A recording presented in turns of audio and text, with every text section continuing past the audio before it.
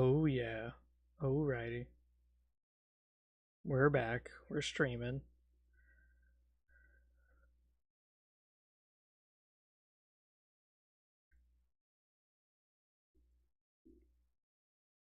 So it seems like a lot of you guys want me to take over the Redguard, which is not a bad idea.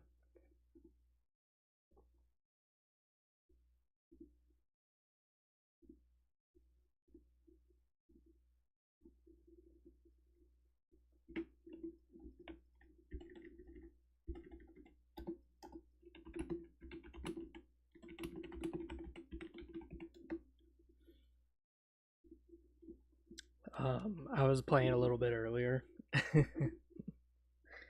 What I was doing was I was playing as a custom character who worshipped Hermaeus Mora and take over Solstheim. It was interesting. But let's go over here.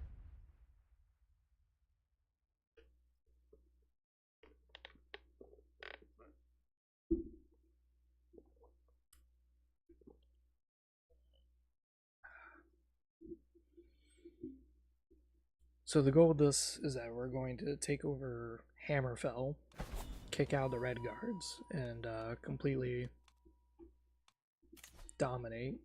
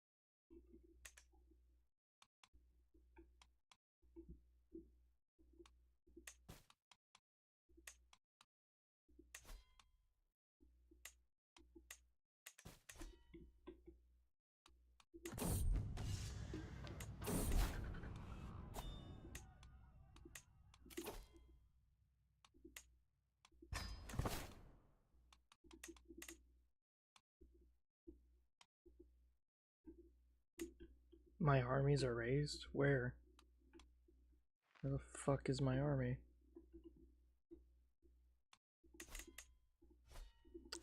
Oh, that's right, we were raiding. Yes, we got the guy's wife. Gain 250. Jesus Christ.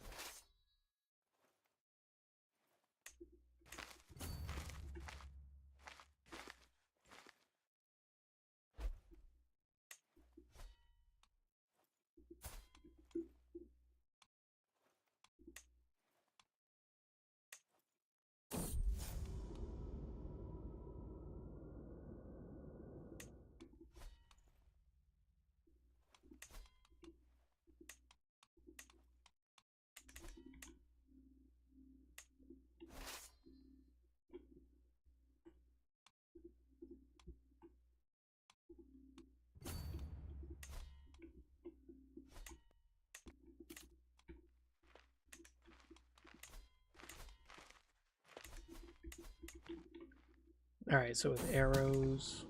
Shit, we can't do it.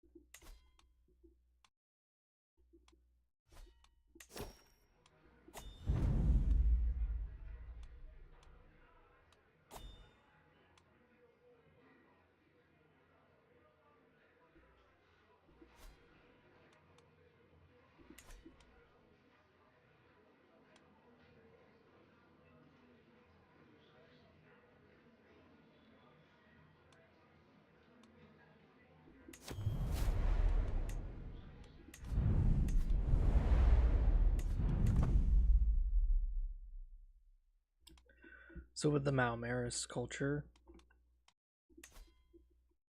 we need to reform it.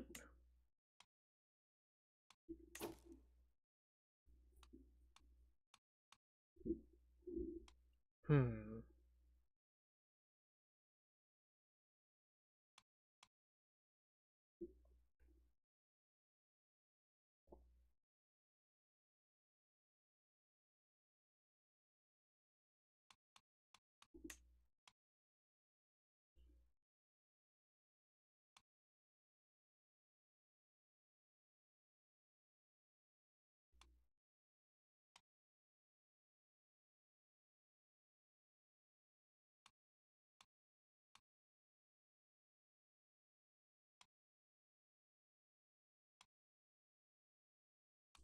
Yeah, I'm thinking warrior priest, but that's 4,000, so we just need to wait a little longer.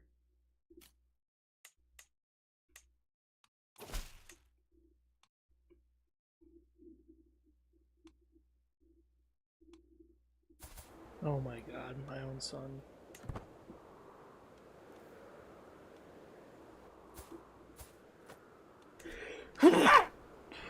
Damn.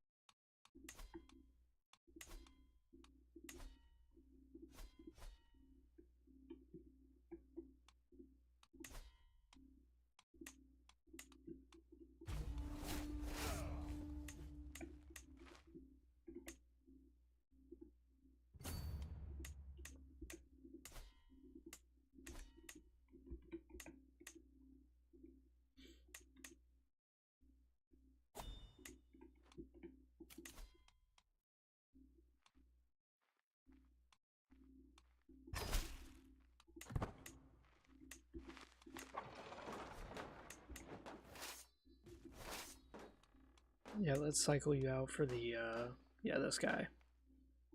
Magistrate Moriana, Ale Lover of Savingrad. The reason why she has a really good trait for sieging. Now, what was the name we were gonna name this? Let's look at what the name would be. We were gonna name the Adamantine Tower Seraph Tower.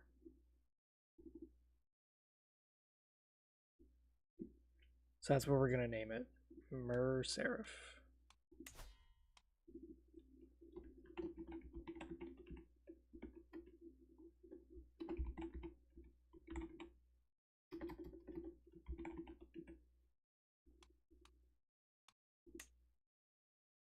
Yeah, that is literally perfect. It looks like a snake holding up the tower. That is just fucking perfect. I believe right now we're converting culture. Yeah, we are. Good. We'll convert culture, convert everything. Beautiful. Yep, cutting down the time. Dynasty perk. Beautiful.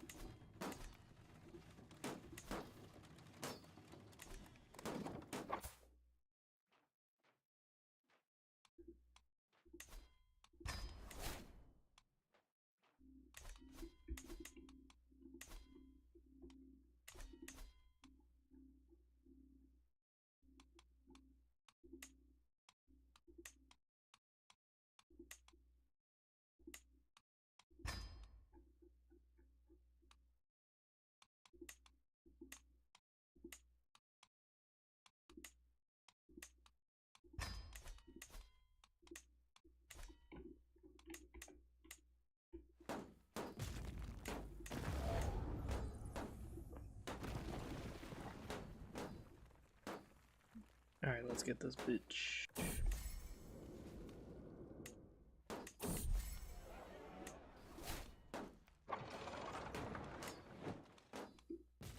I mean, I already have the ebony blade. Why the fuck would I need this?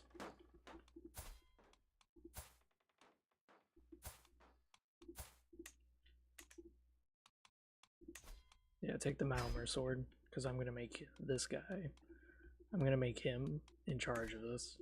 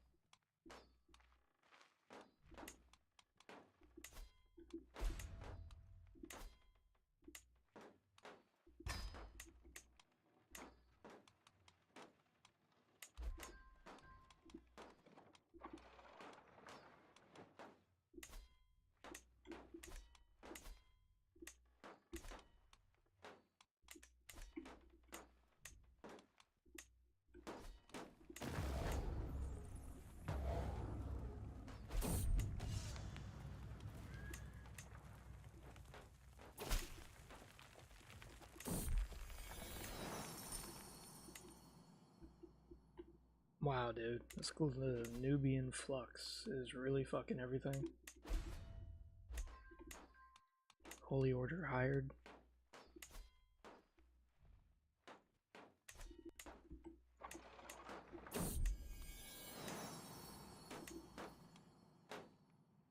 Oh my god, I have both crowns now. Shit. Which one's better? 5%, 5%. This one gives arcane, so yeah, I'll wear this one.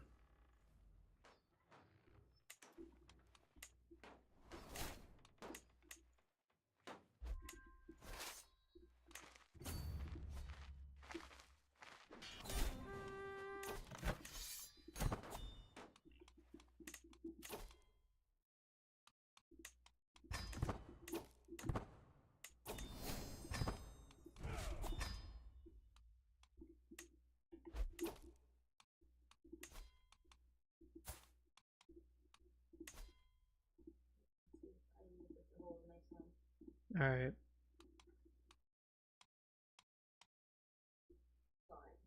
You're fine.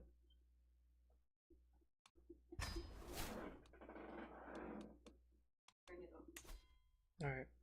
Love you.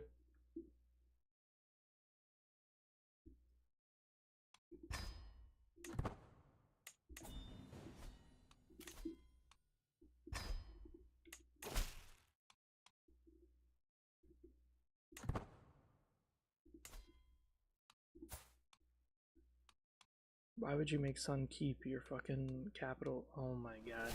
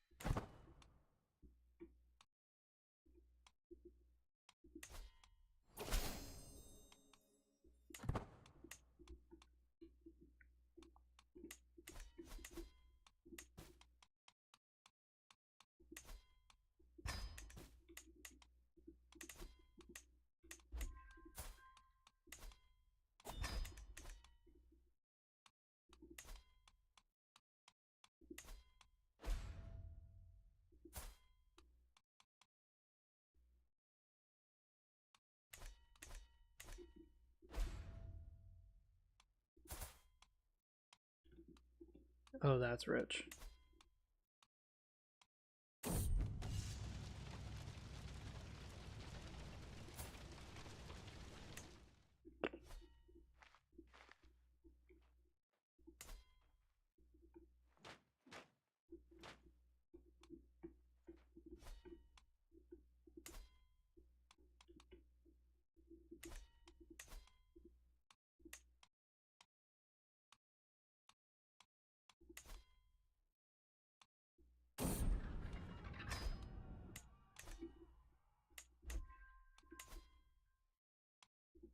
Though I didn't know how far it goes.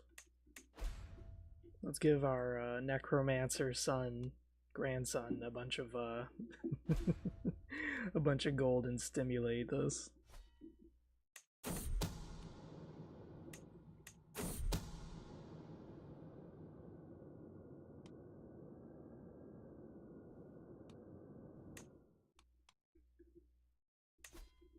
Oh my god, we're just gonna keep trying.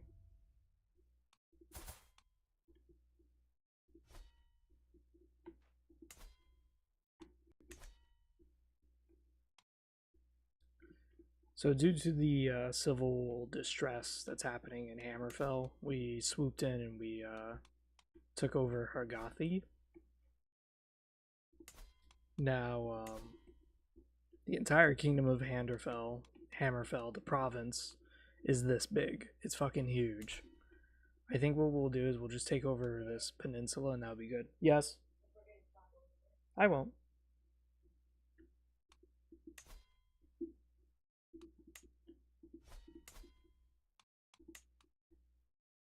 Oh wow, another crown. Jesus Christ.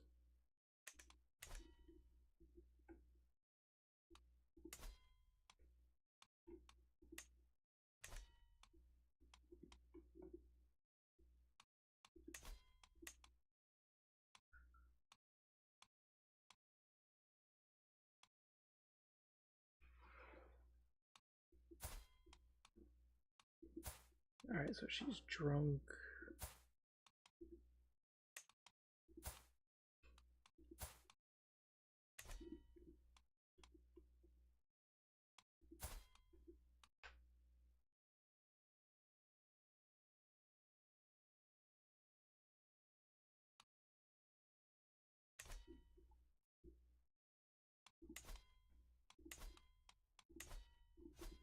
What we're kind of waiting for is just simply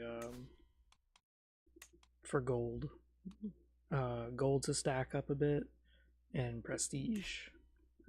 Because now we have 4,000 prestige, we can do the culture thing that I wanted to do, which was down here.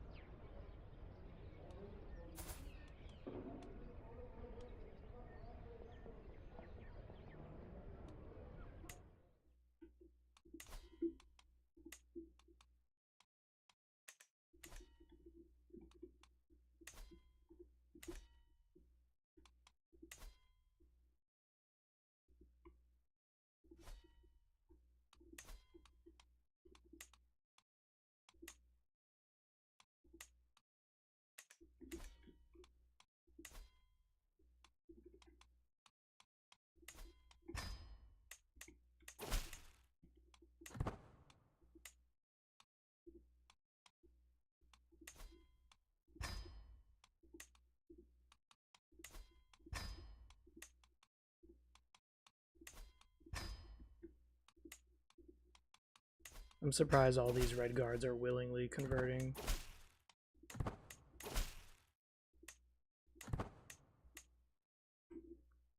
They're like, Seraphala, yeah, that's an awesome religion. Yeah, human sacrifices.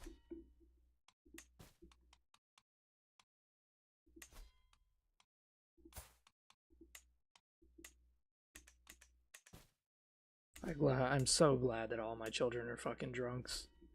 I wonder what that says about me as a mother. After I got banged by like multiple guys.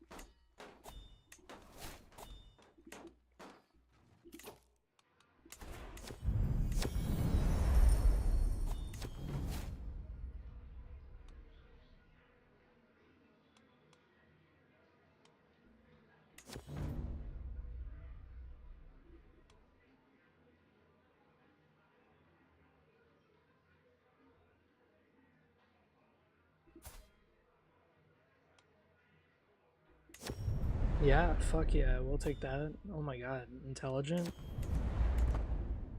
Yeah, I definitely need that in my dynasty. Granddaughter can marry. Cool. Um,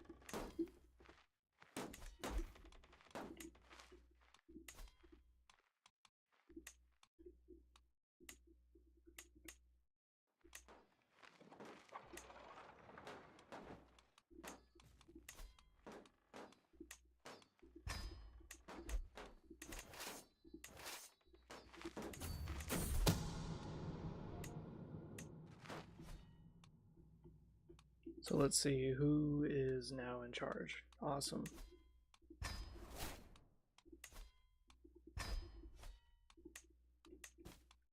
Because we need him to like us in order to consecrate our bloodline. And once we consecrate our bloodline, our dynasty is going to be amazing.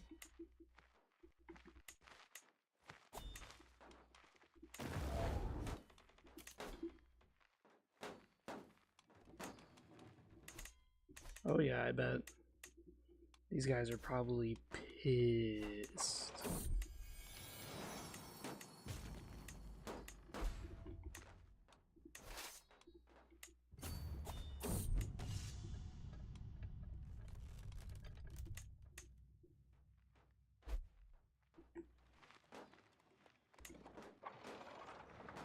A new Trinimac cult.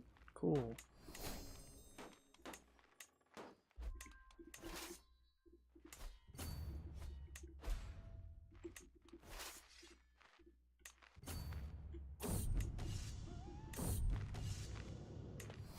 Yes. Amazing gold.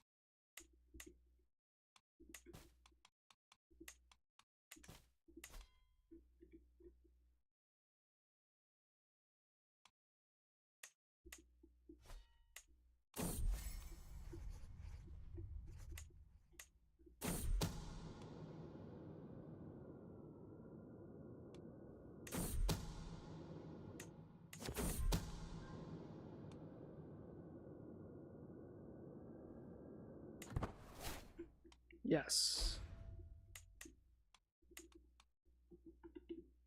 We murdered the guy's daughter. Yes.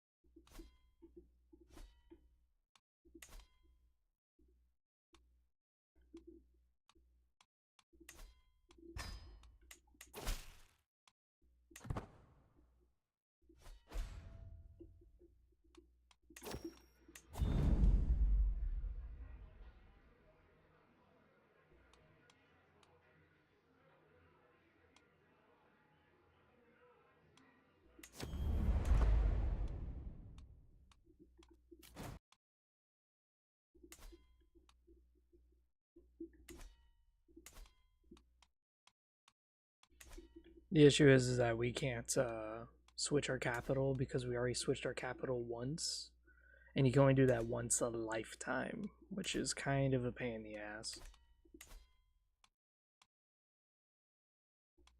So while we do want it to be the tower, which I thought I renamed.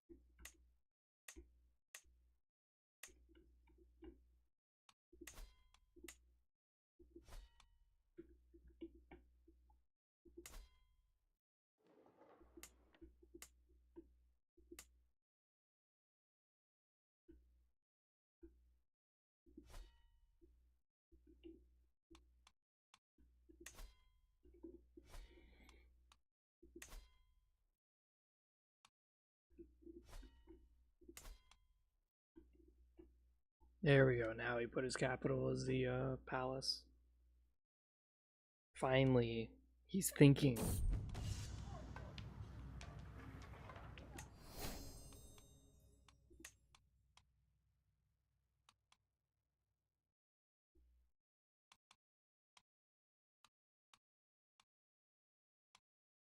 Damn, my grandson's got all these women, and yet he still hasn't gotten a child. Jesus Christ. Come on, dude. Loosen up them balls. I demand great grandbabies.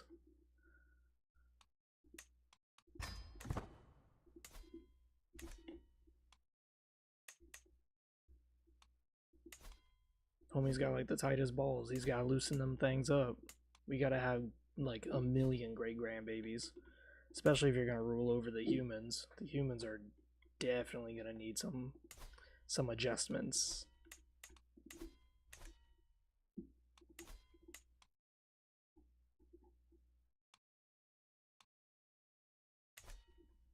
What I was planning on doing is that I'm going to take this one, and I'm going to make him independent.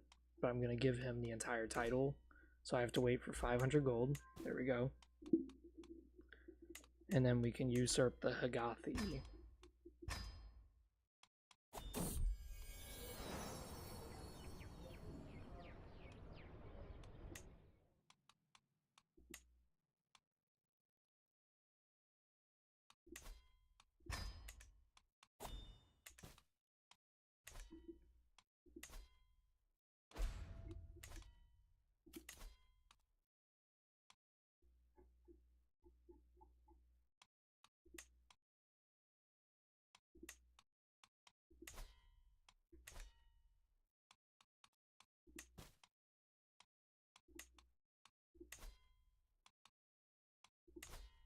There we go, there's the button. Yeah, remove succession law, thank you. And then let me go over here.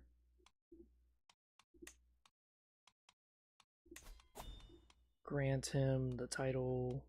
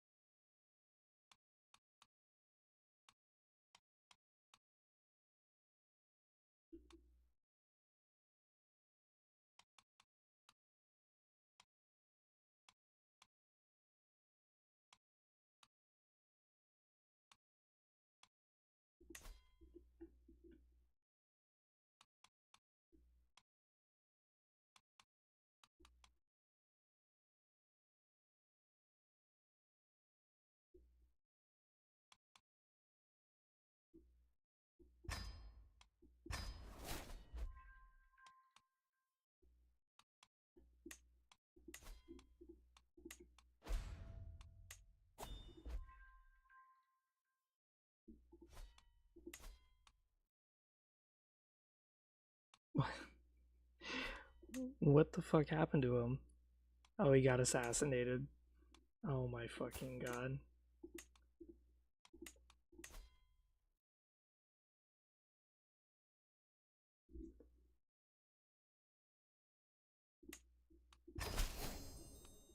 Yeah, I was gonna say, I don't give a fuck how many fucking alliances I have.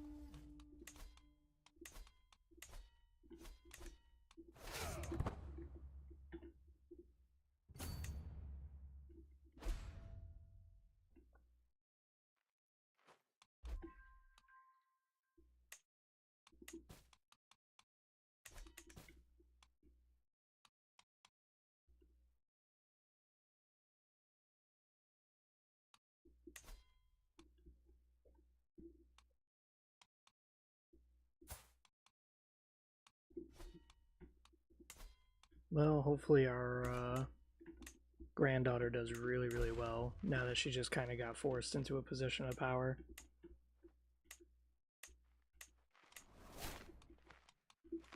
You became my spy master. Whatever.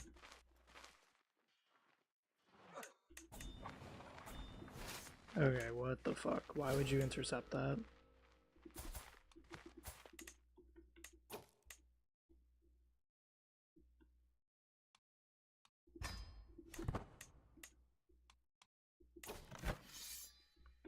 What? Oh, I get it. She saw that I was at war with something, and she's like, "Oh, you're busy, a million of miles away. That means I could do this." And it's like, "Yeah, okay, I'm about to shatter your perceptions there."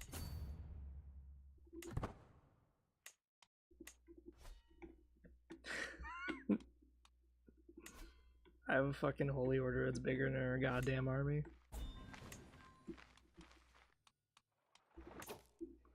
Alright, what's up? Why did I just gain so much?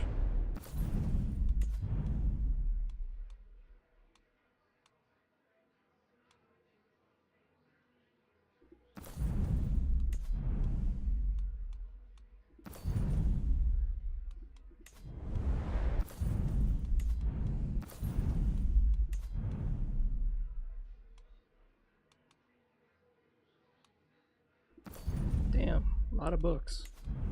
And they all do the same thing.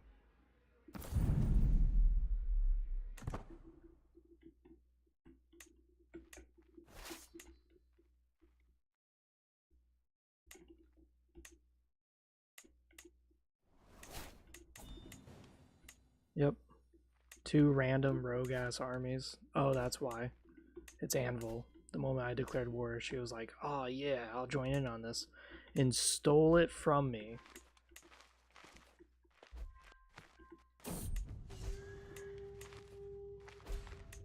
So the goal is still the same. Just now I have a big asshole I gotta kill.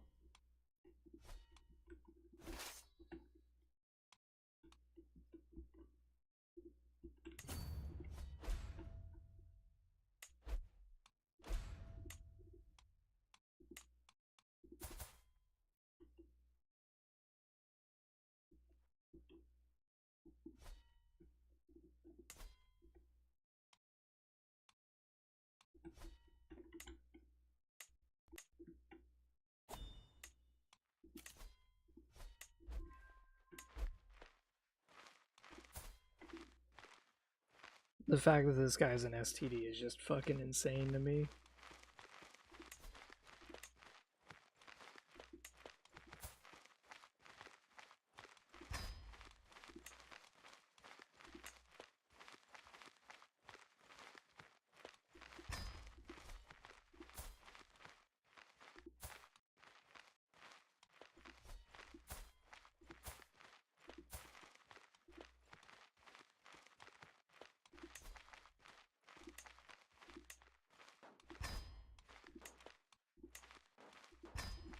There. Now they're not suffering tickle britch anymore.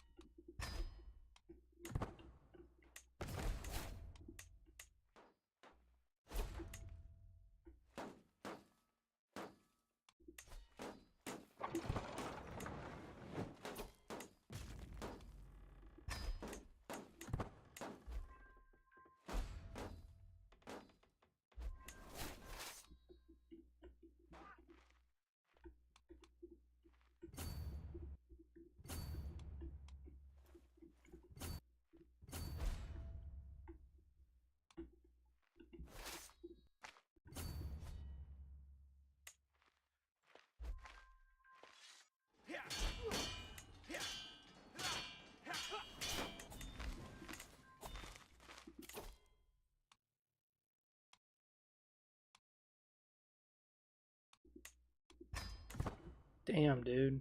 We are like fighting like 6 wars right now, all at the same time.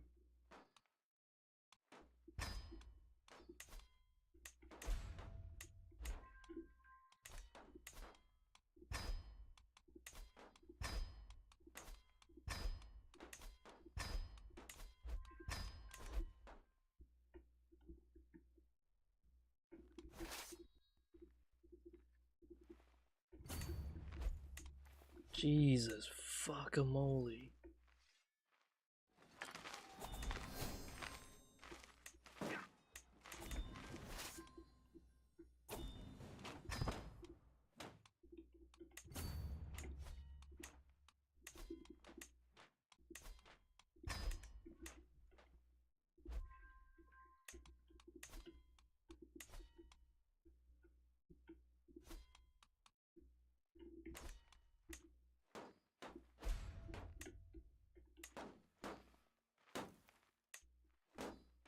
I gotta like keep an eye on like 6 different fucking frontiers of war.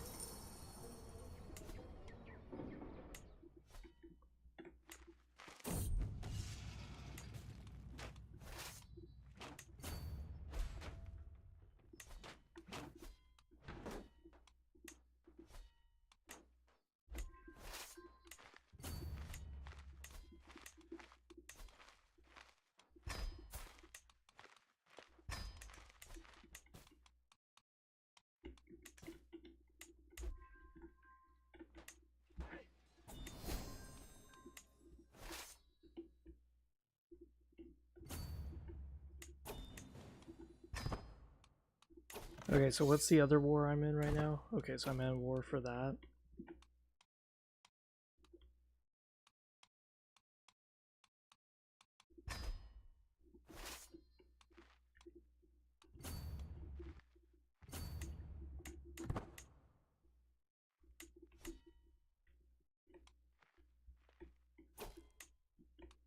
Oh my god, another fucking war. How many peasants did she piss off?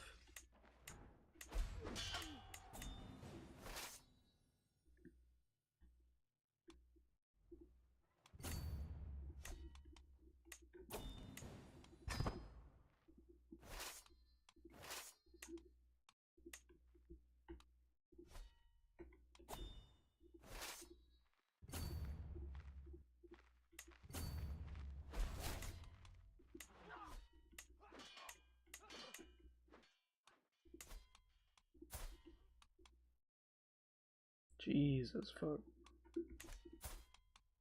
Jesus fucking Christ. Yeah, that warrior priest tradition really fucking helped.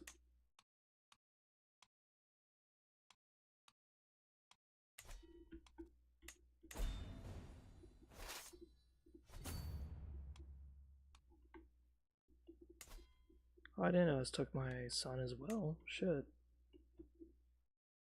Oh, that's fine.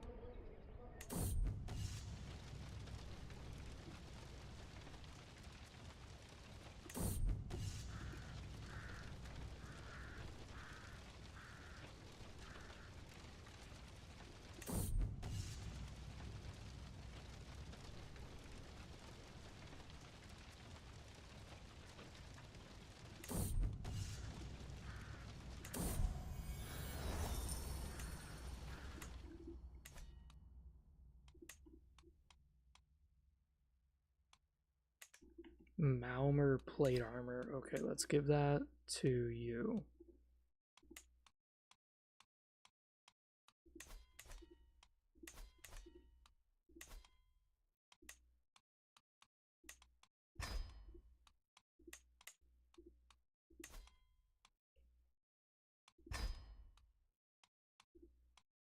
And then we'll send some money your way because you're hurting financially.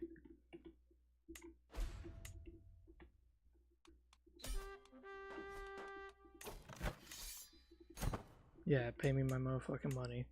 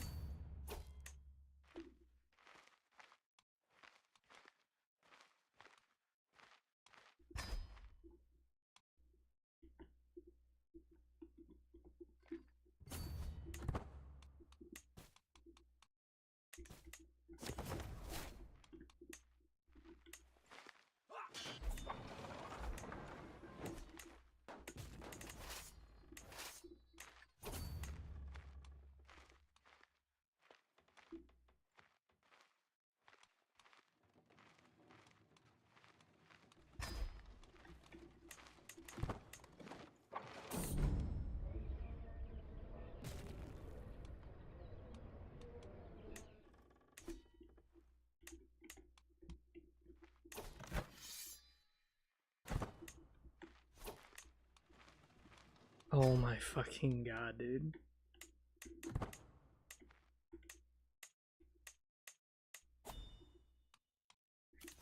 So many rebellions. It is insane.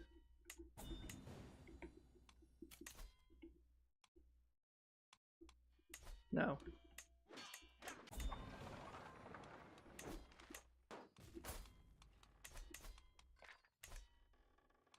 Yeah, execute everybody.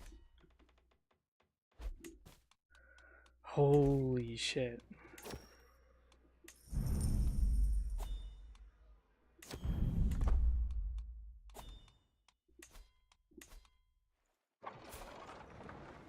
Okay, why does he keep losing?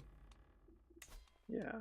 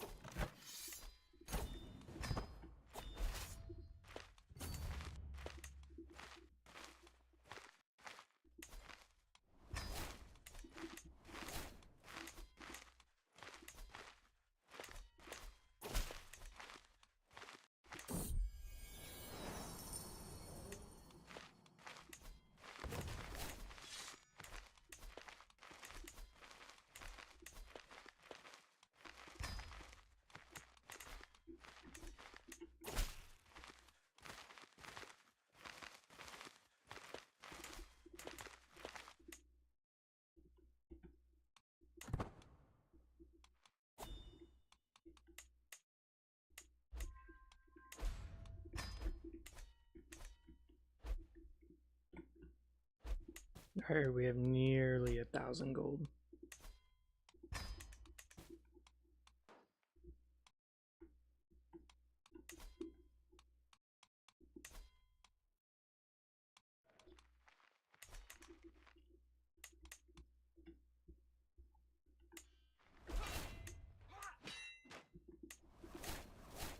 Wow, this immortal guy died? Holy shit.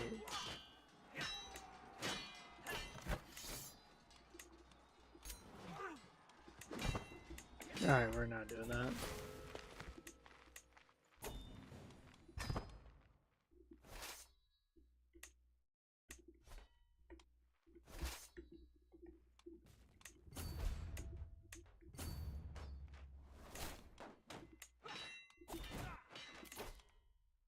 I think the reason why we lost the war against Anvil is only because the moment I declared war on Anvil, every bitch motherfucker declared war on us, and also everybody was like, oh, help me in war, help me in war, help me in war. So it's like, okay.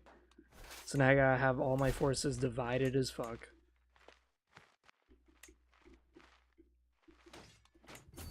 Just so that way I can, like, fight everybody's stupid fucking war. And this has been, like, back-to-back assaults, which is insane to me. It's kind of a lot. It's like, how do you do that?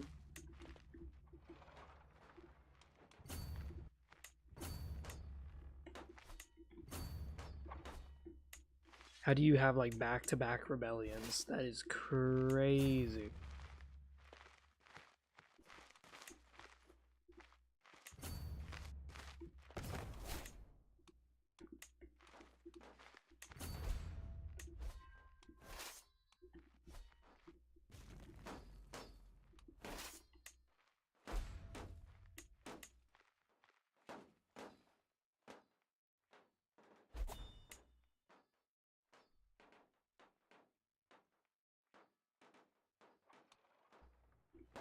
Oh, that's what my granddaughter chose, was...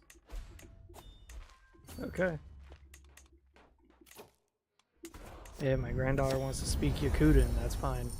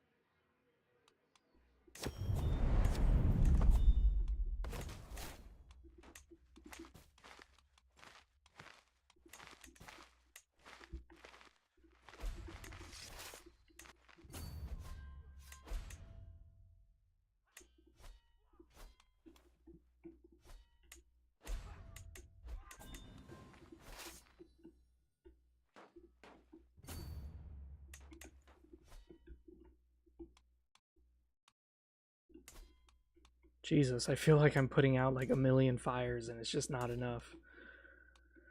Oh my god.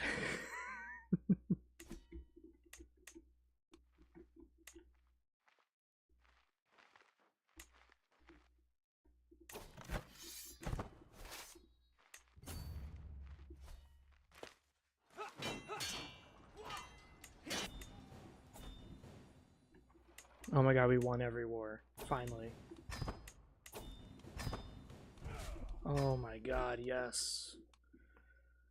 Wow, what a fucking battle, Jesus. Yeah, talk about a fuckfest, right? 6 different wars, 3 of them were the exact same. It was like, yeah, rebels. Hey, guess what? Rebels again. Hey, guess what? More fucking rebels. It's like, why? Why is there so many fucking rebels? Fuck the rebels. That was really pushing me to my limits there. Like, I totally forgot too we actually lost to Anvil. It seems like that jackass king died. That's cool. So is Anvil... No, they're an autocracy. Okay. Okay, they're fighting over trivial shit all the way up there. Okay.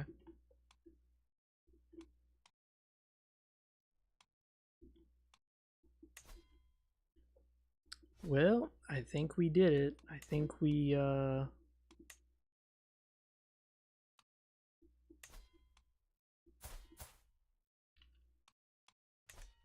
that's fine, honestly.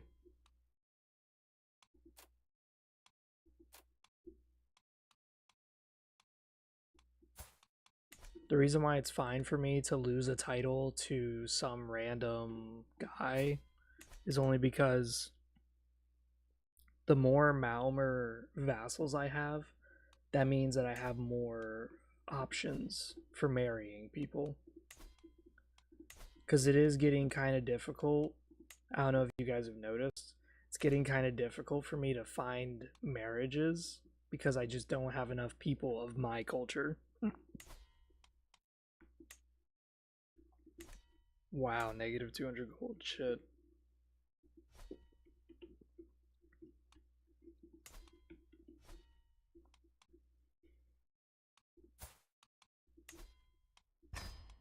I don't think I know any magic. Yeah, I don't.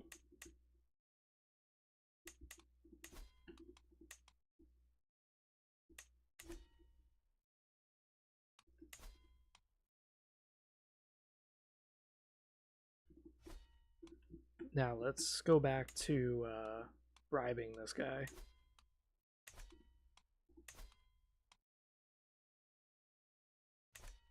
Okay, so we can't just keep on stacking gold. Okay.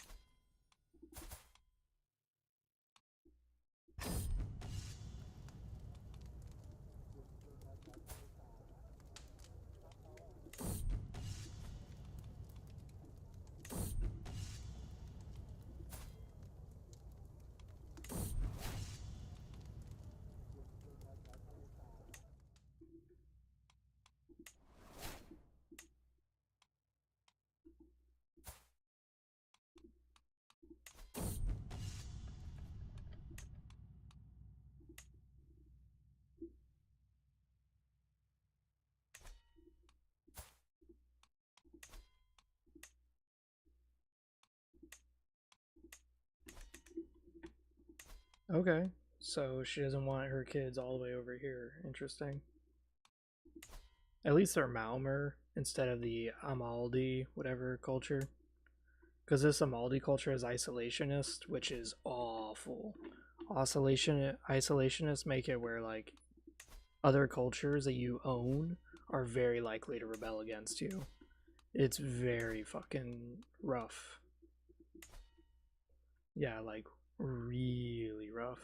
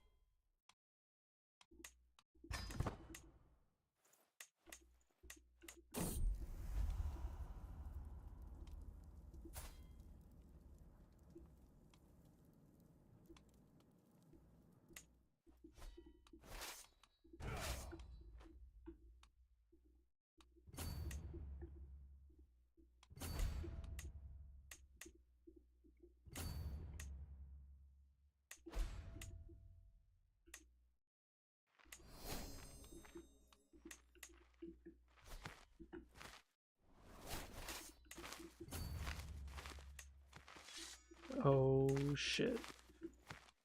This is risky.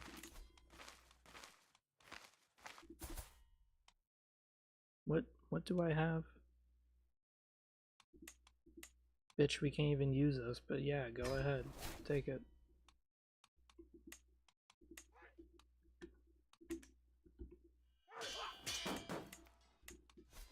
Oh my god, we won.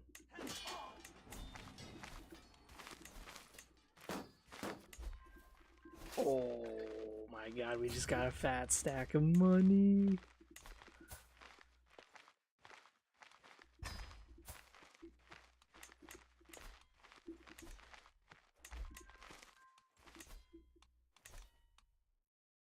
You're a bastard.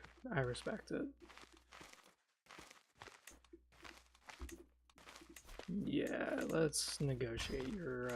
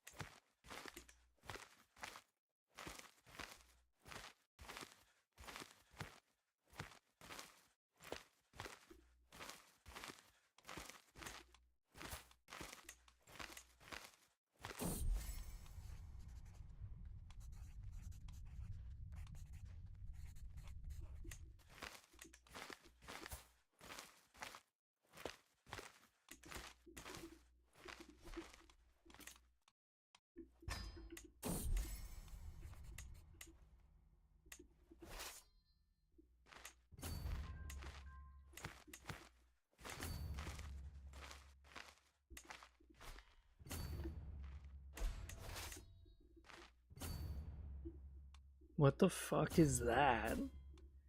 Why is he green?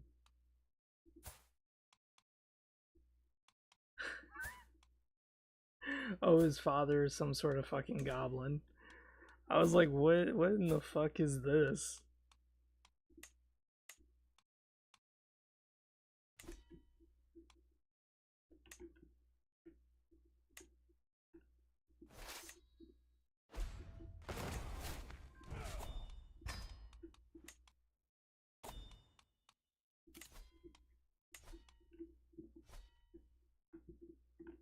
Alright, we abandoned piracy. Beautiful.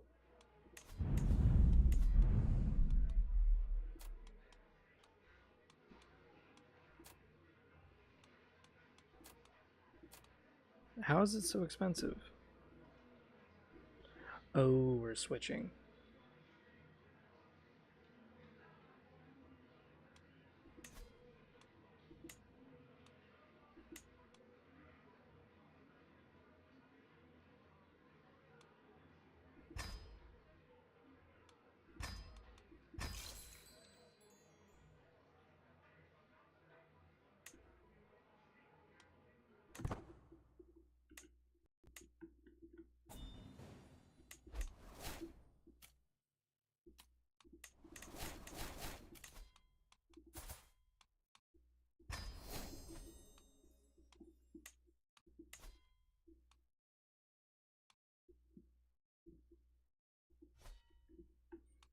What I'm hoping eventually is I'm hoping that these guys create a separate cadet branch of our dynasty, because it makes it more interesting to have a separate dynasty. Holy shit, he's getting big.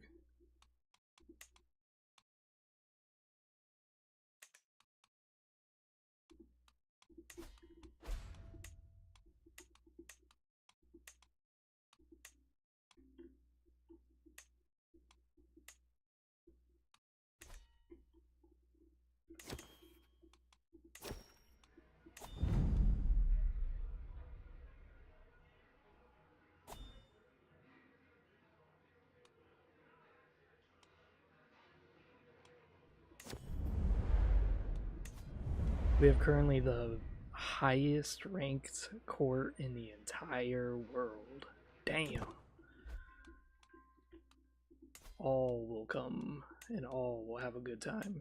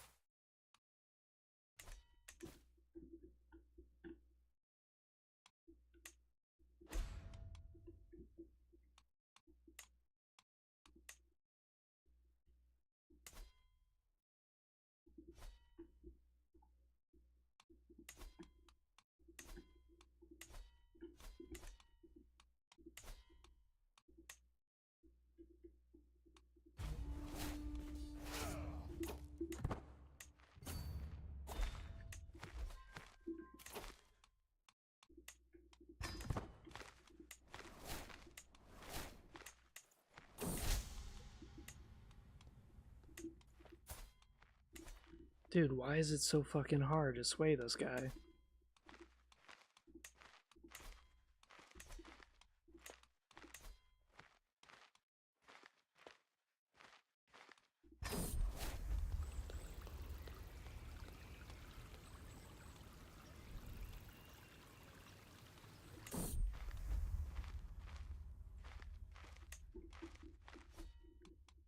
Dude, this guy's like resistant as fuck. Is he gay or something? Jesus Christ.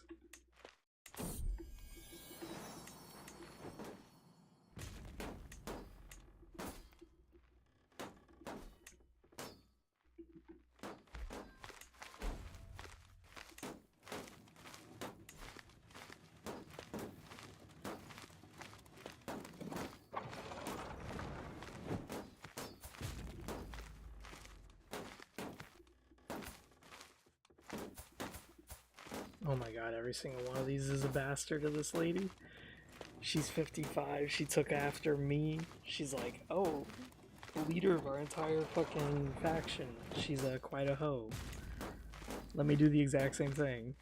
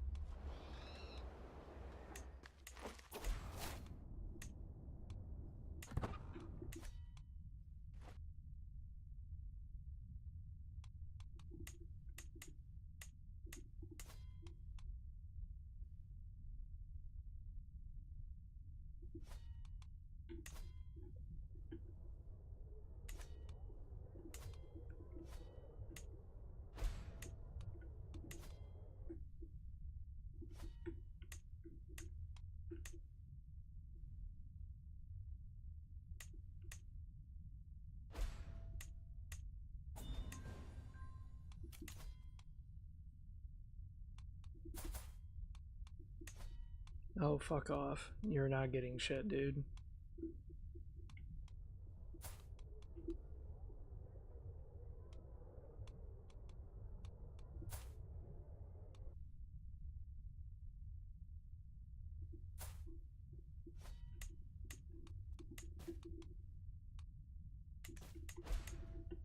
It's like all my grandchildren are like assholes and shit. It's crazy.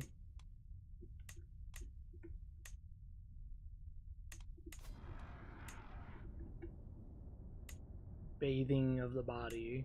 Oh boy, how morbid. My own son, the one who I fell in love with, who I took his pee-pee. I gave birth to him, I may as well bury him.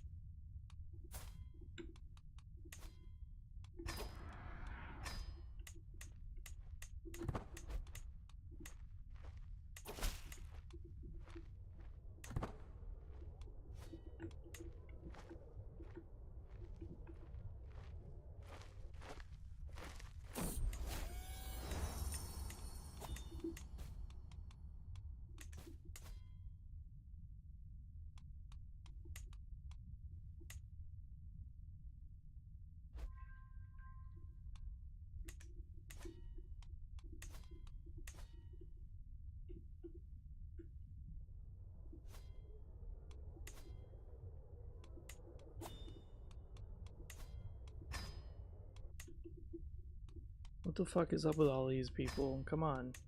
Get with the program.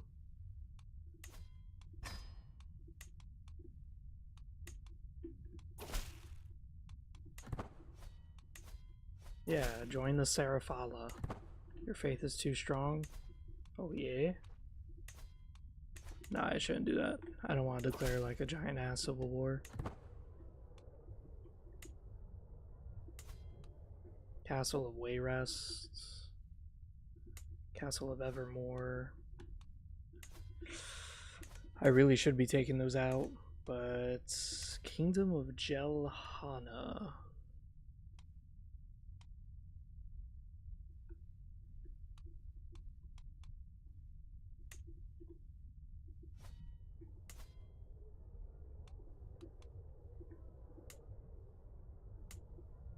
Yeah, currently I made a Dwemereth.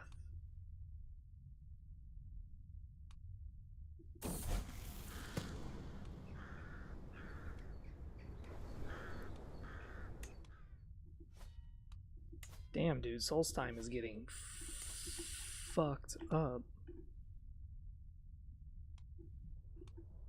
But, I mean, the Skull are doing pretty good. Oh, he's a worshiper of Mehrunes Dagon. I just caught that. That's funny.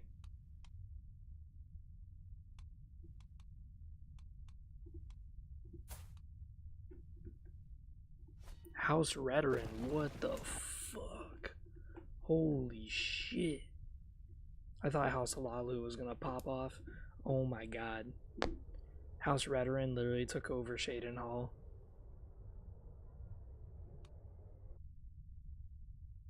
Where is it? Oh no, they didn't. Not yet. Is that bad that I play Oblivion so much that I just instinctively know where Shaden Hall is and Coral? Oh my god, dude. What in the fuck has happened here?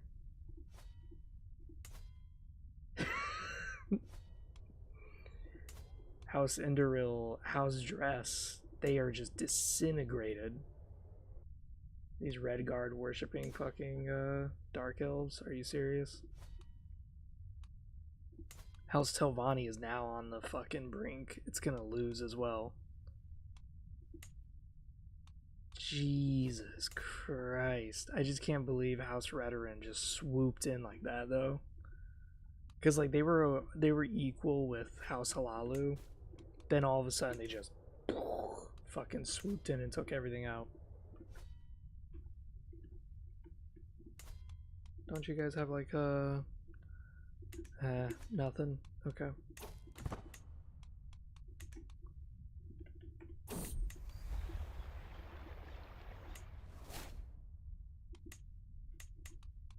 We're almost there.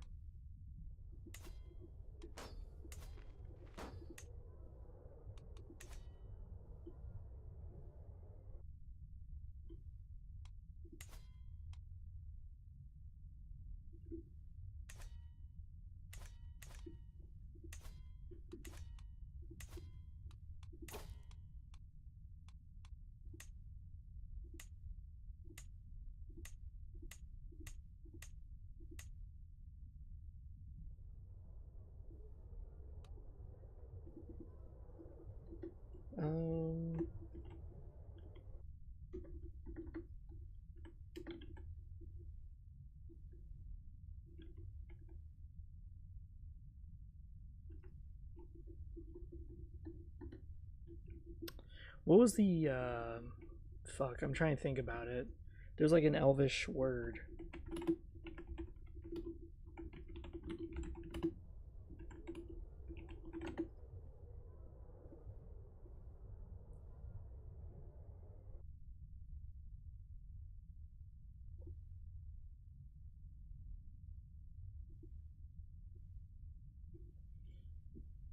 Cause like there's a lot of like elvish words.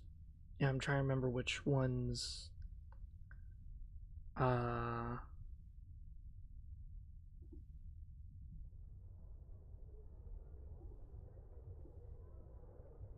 like because there's a bunch of Ayleid ruins in Oblivion, and they each have very unique names, and those names actually do mean stuff. I think if I recall correctly, they do. I forgot my Google Chrome will like crash if I am playing this.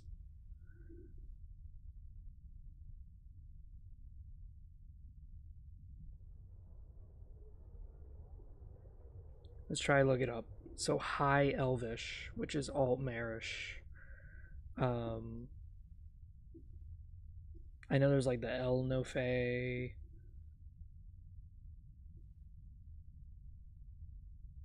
Alaxon.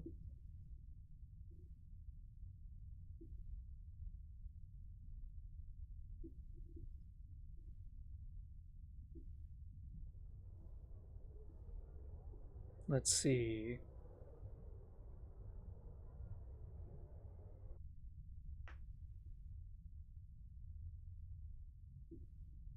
I'm trying to see if there's like a word that we can use that perfectly describes it. Mauiva. Yive. Nah. Oh, Fala. Fala means cold in Ayleid. Oh. So here we are where the Mer Serafala, which is interesting. I wonder if I accidentally got something right.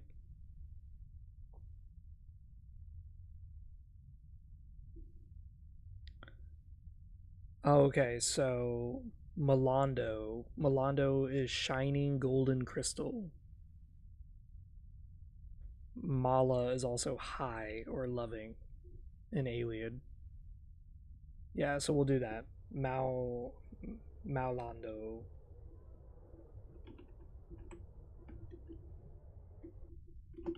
Maulando.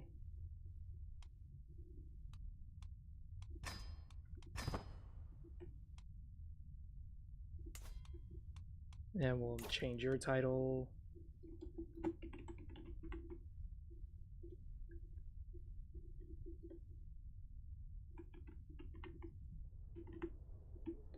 We'll name it Mao Landon. I wonder if me saying Mao over and over again is gonna cause like problems on the YouTube where they're thinking that I'm talking about like China or some shit.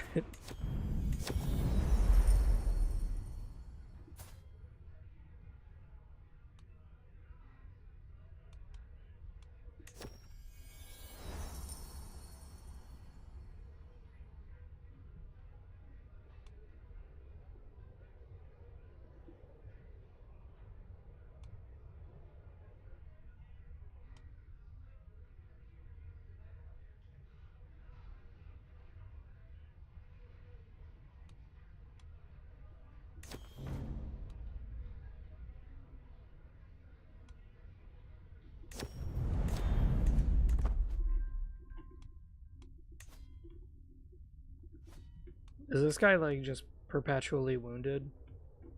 Because every time I look at him, he's wounded. It's like, why? Why are you wounded every fucking second?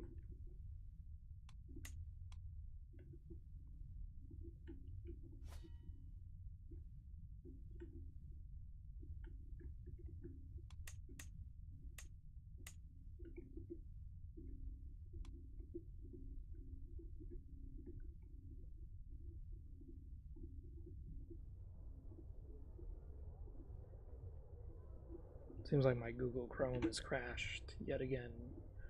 Time to whip out Daddy Task Manager.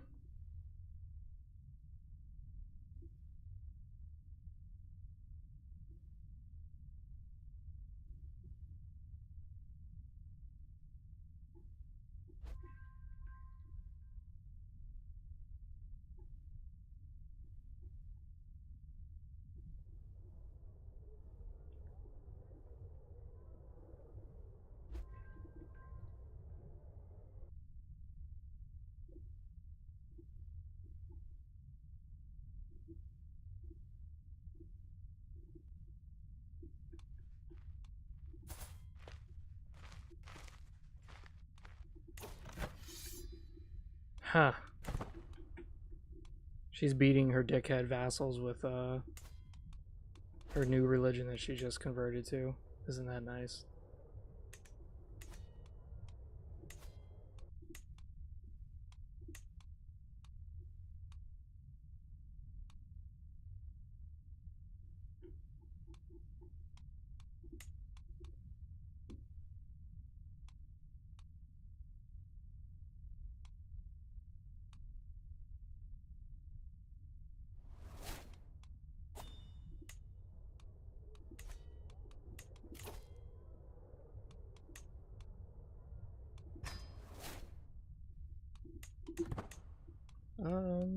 Do we want to learn magic? Not really. I'd rather just increase our income. Because we could die at any point. Who knows when? You know, we're 142. And we still show no signs of aging.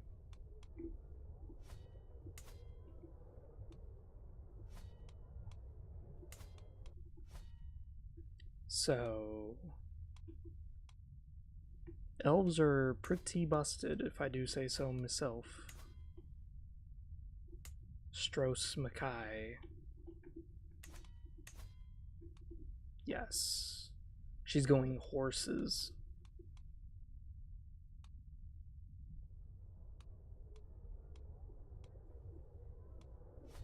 I do feel like changing my person's outfit.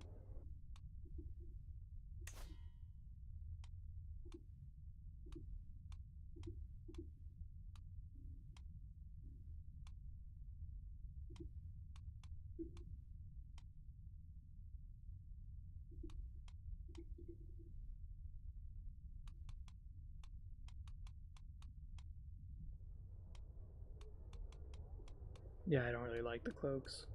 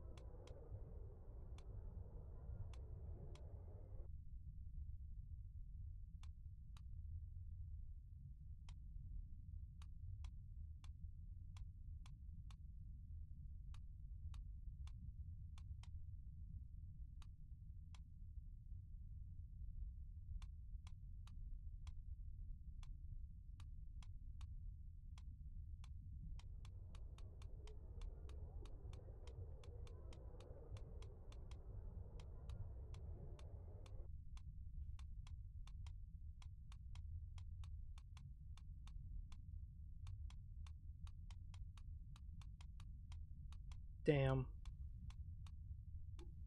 I'm trying to find like something that's good, but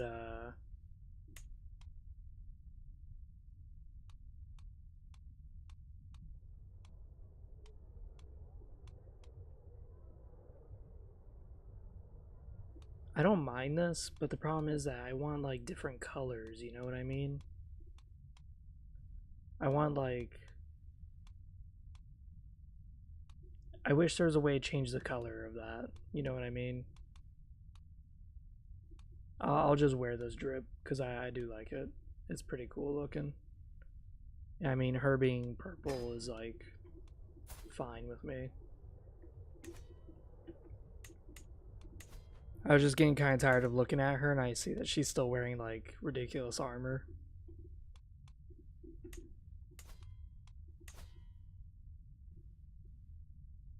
Damn, dude.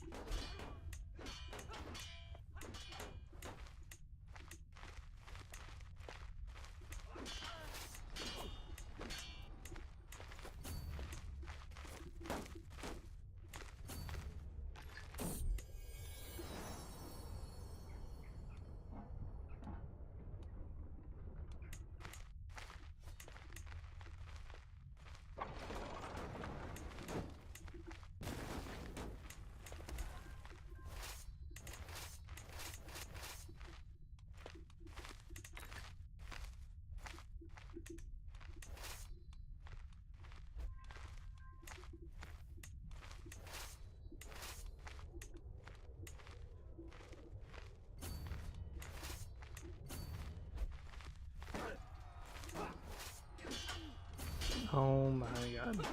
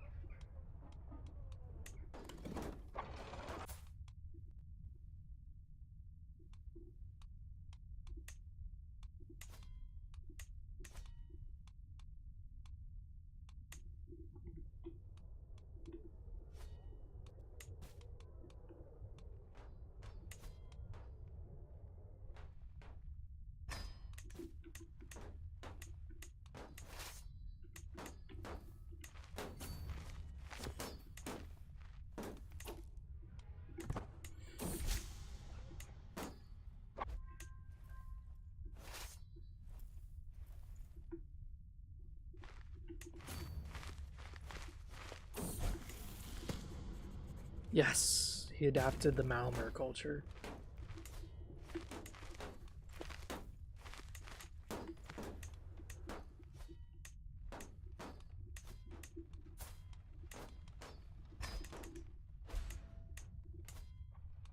I still can't get over this green looking motherfucker. Look at this stupid shit. Oh my god, this stupid shit is fucking big as fuck though. His dad was like some sort of fucking weird ass. I don't know. I don't even want to know. Dude was freaky, that's all I gotta say.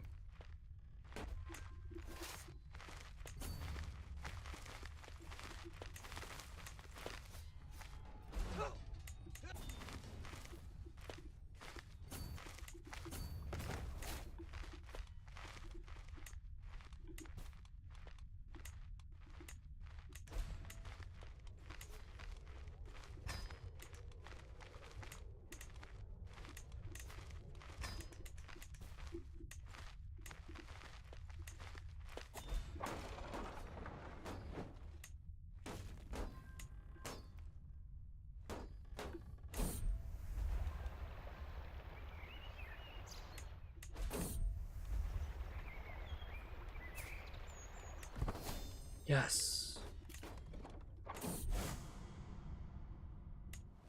I seduced him just so I could consecrate my goddamn bloodline.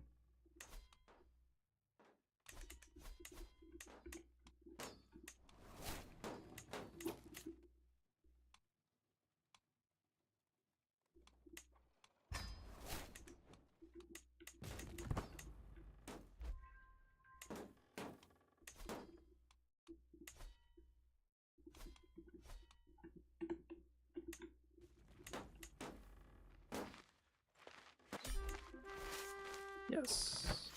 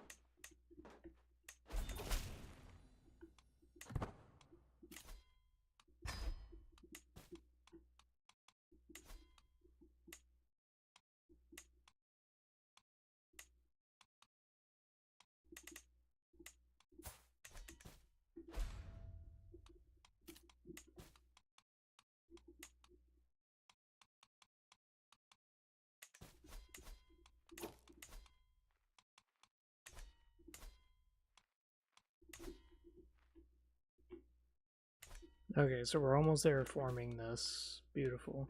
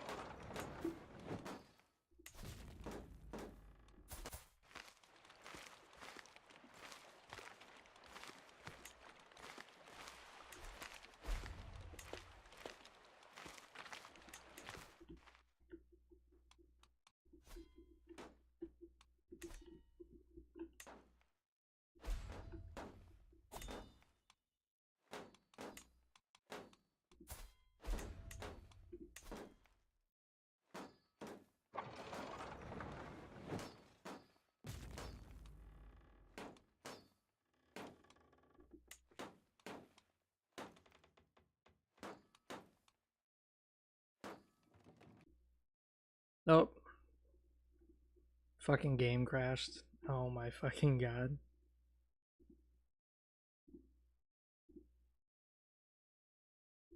Alright. Let's load that bitch back up. Because I'm trying to form the high rock high kingdom of high rock.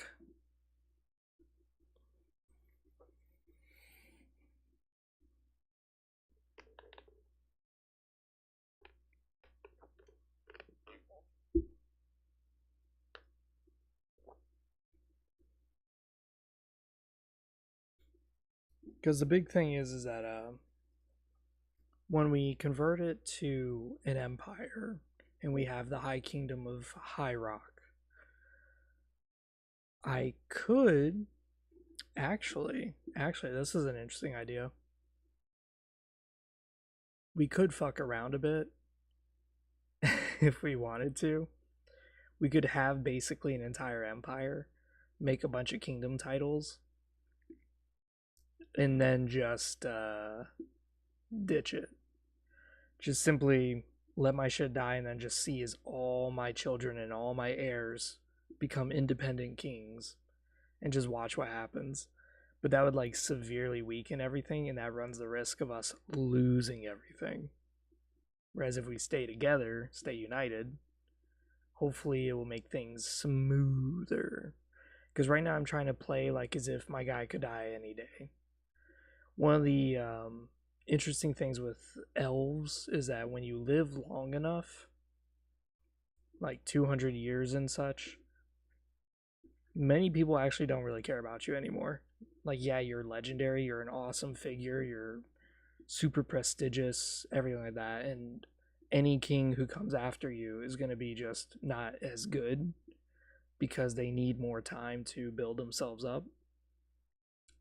But the difference is that as you could see, like my grandchildren don't really care about me. My great great grandchildren, they don't care about me either. To them, I'm just some dude who's just a fucking asshole who's hoarding all this power for myself. So I find that very interesting. And you know, we could always make it worse by just becoming immortal. Because vampirism's accepted, so we could theoretically become a vampire, but that'd be a little too much.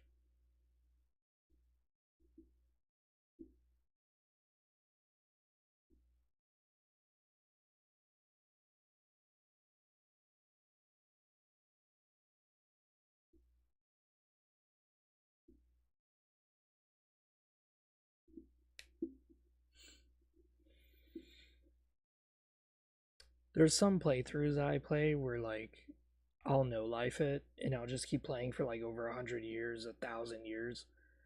Most people who play CK3 usually play for like a few generations, so maybe 100 years at best, and then they just quit and start another playthrough. I definitely feel that with some things because you have like these goals, and once you achieve the goals, everything's easy because the AI just falls apart.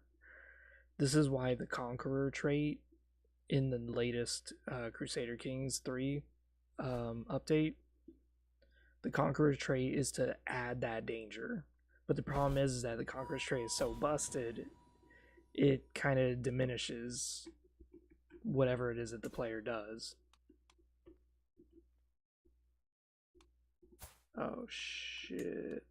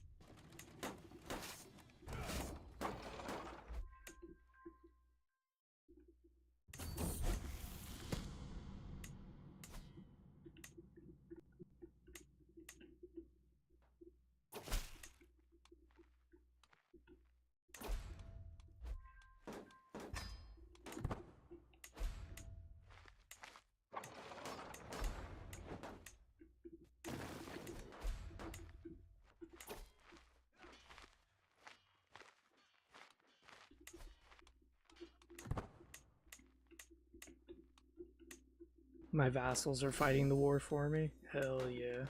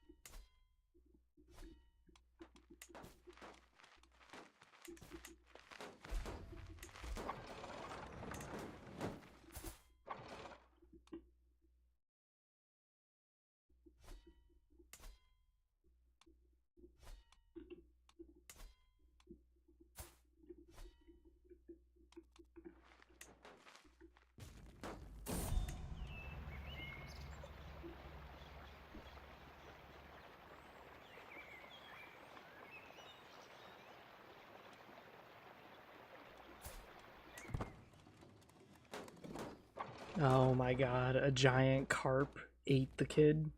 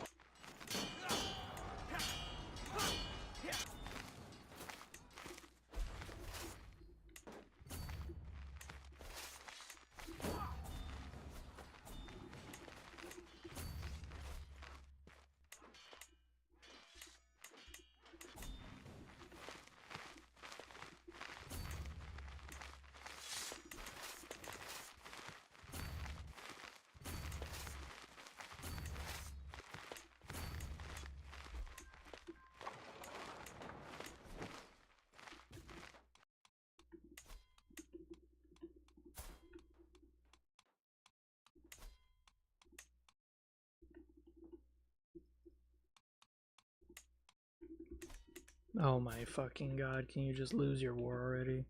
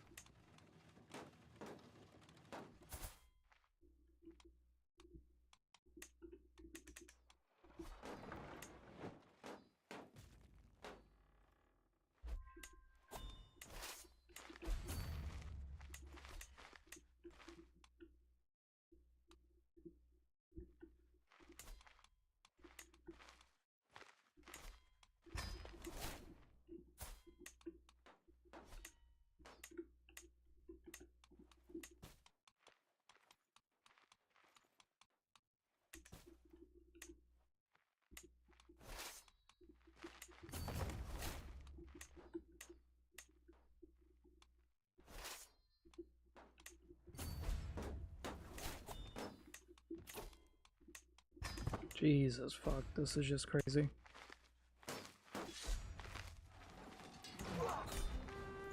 God damn, finally.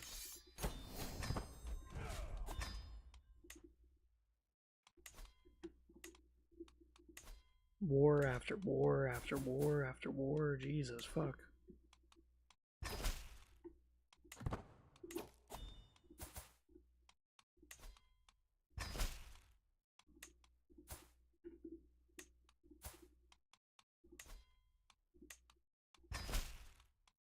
Oh, you're gonna be a bit. Alright, let's start revoking all your shit.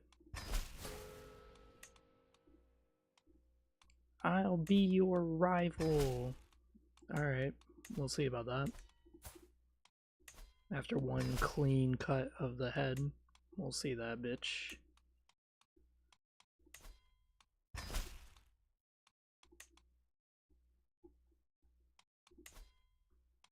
Sell you. Kill you. Kill you. Kill you. Sell. Sell. Sell.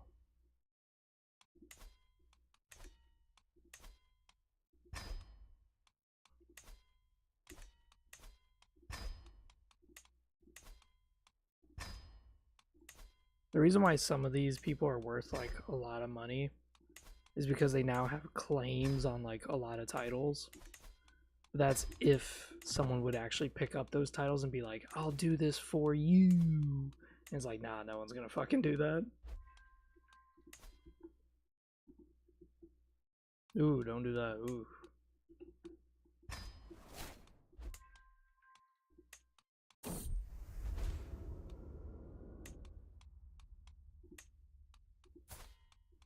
Oh, my bastard son returns. Who knows, he might become a bastard founder.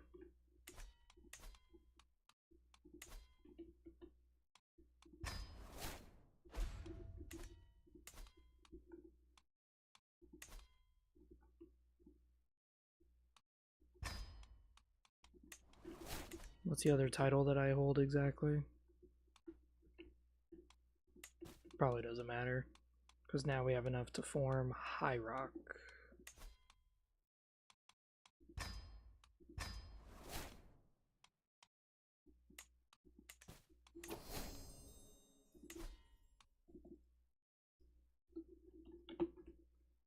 Alt Maois.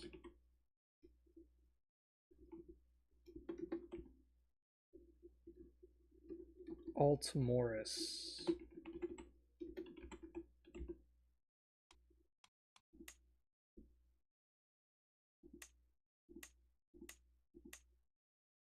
I like a lot of these titles. Like, they just look so good. I think I'll take this one the best, yeah.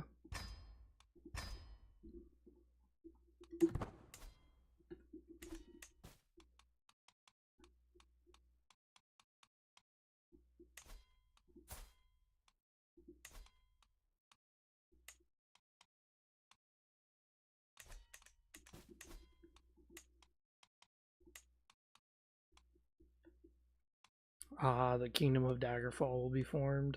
Nice.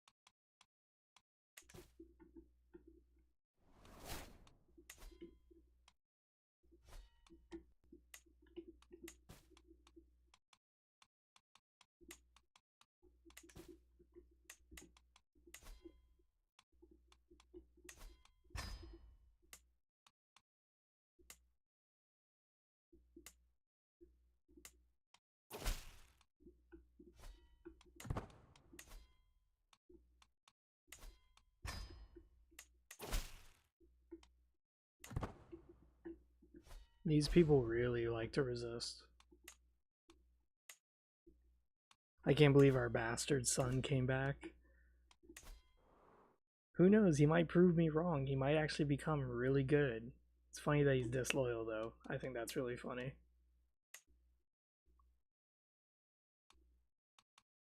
He became a blade master on his travels.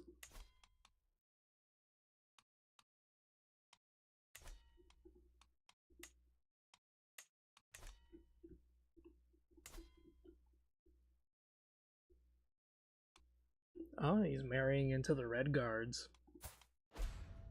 And she somehow is considered a Maomer.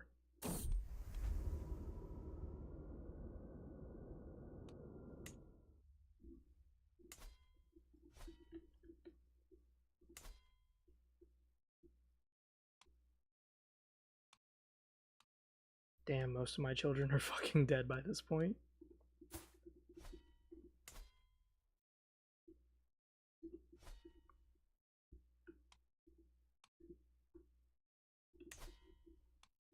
We could easily do this. Take over all of Alinor.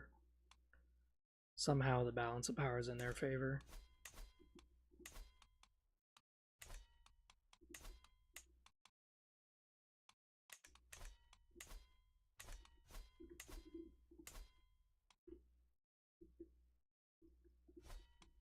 $900 footmen, 1,000 horses. Holy shit! Yeah, no wonder they may actually be stronger than us.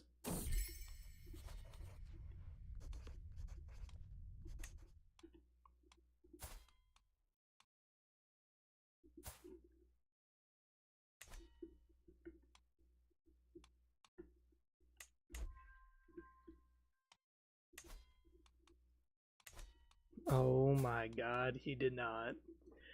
Ew, ew, he married an orc. Ugh. Why would you do that?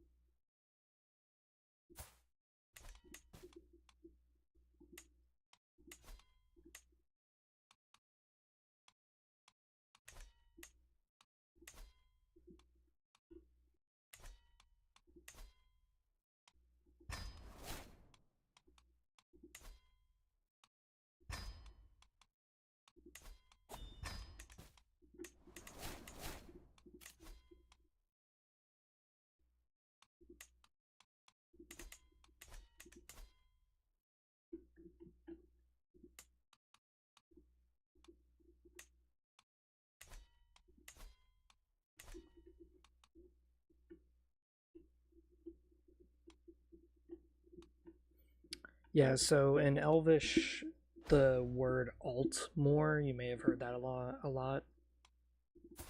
Alt means high. That's why it's called high elves. And Mer is supposed to be elf, which is interesting.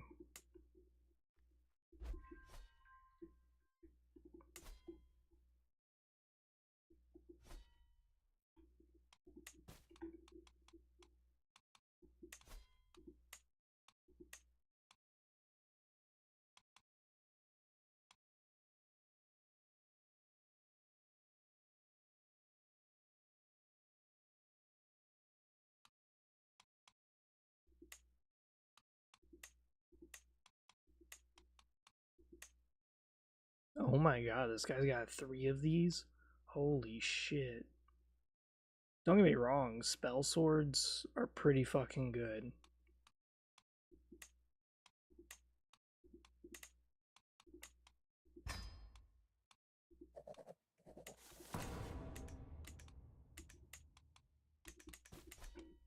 Like, we need to research spell swords, which is, where is it? It's somewhere around here.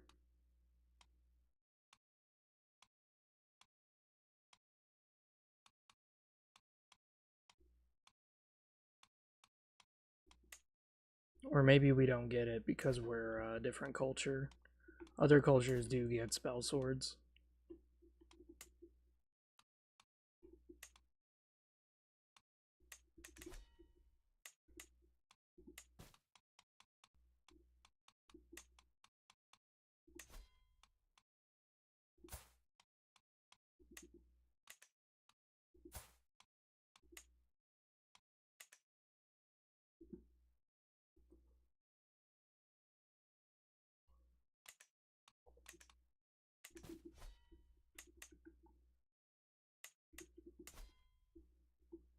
Oh yeah, the cities look elven now. I didn't even notice that.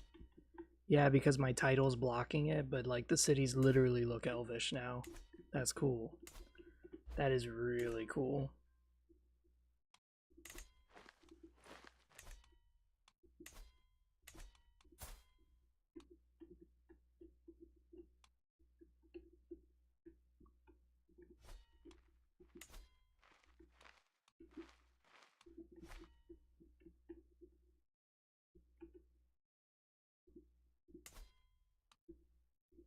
In my playthrough right now, playing as Solstheim with Hermaeus Moira as my deity,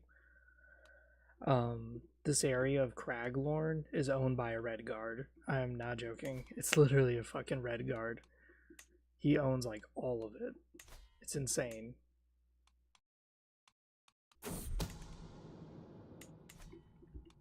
I am designing something. We're making you work for it, eh? Yeah, I know. Tell me about it, Fuddy.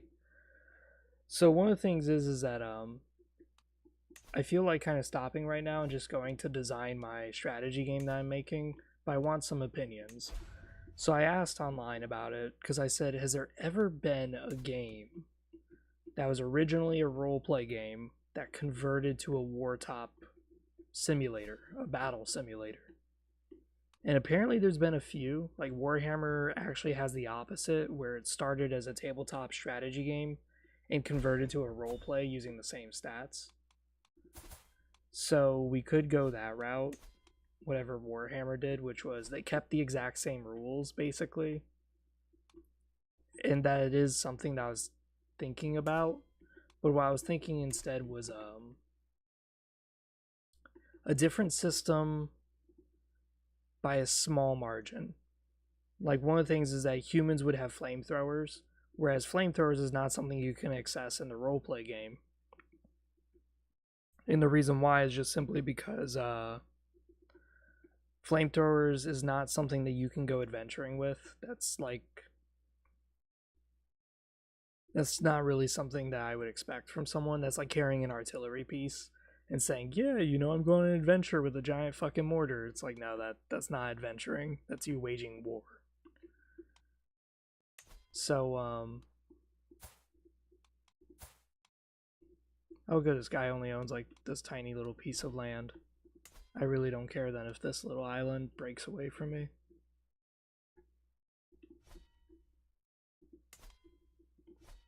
This is supposedly where like the first vampire rose from.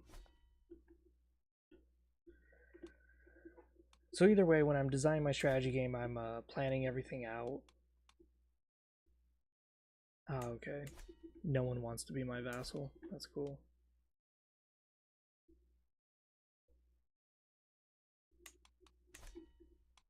You know, let's raid Evermore. Fuck it. We're gonna raid this kid. Wants to reviews my vassalage? That's fine. He won't pay me in tribute, but he will pay me in hostages. That's for fucking sure.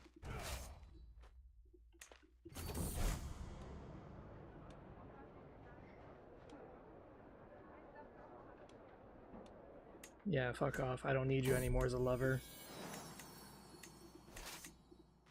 My woman has had so much sex. When does the inbreeding program begin? Have you not been watching this? I have had so many fuckmates. It is ridiculous. I actually romanced my son here at one point, but then we had to break it off because he got a tickle britch or whatever it is. Yeah, tickle britch. So because he had an STD, I was like, nah, dude, we gotta break up.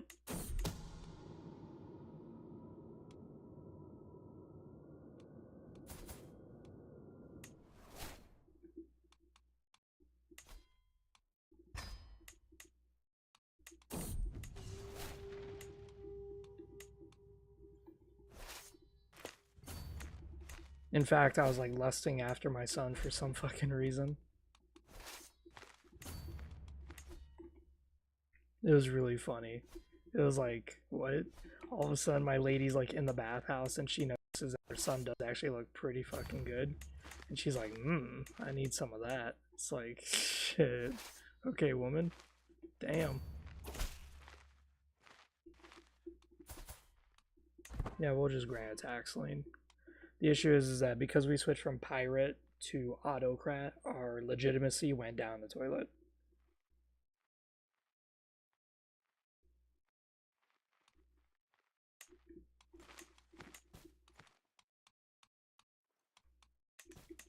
I guess I could go down that route too. One of the issues I'm having is like, ideally I want it where player characters are like agents, but if I do that, it kind of breaks the game because then it's like, okay, so in war, I could take on 12 skeletons all by myself, no problem, because they're a shitty infantry unit. But in roleplay, I can't take on anything. If it's more than 3 guys, it's a danger zone. So I'm like, okay, how am I going to deal with that? I'm thinking of doing it like a stat system. Oh my god. We got the fucking sword. Oh my god. My prowess. I'm finally aging. I'm finally like around 40 years old at 150. I haven't had any kids in a long time, so I'm wondering, like, what's the deal, man?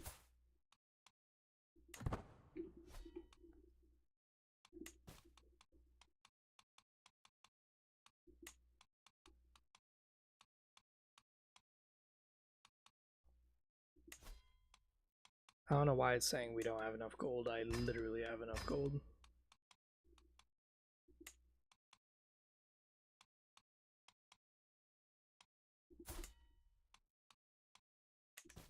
Wait, who was that? It said my grandson, but he looked like a real proper asshole. I loved it. Alright, grant to you. You look like an asshole. You look perfect for the role. Yes, you do.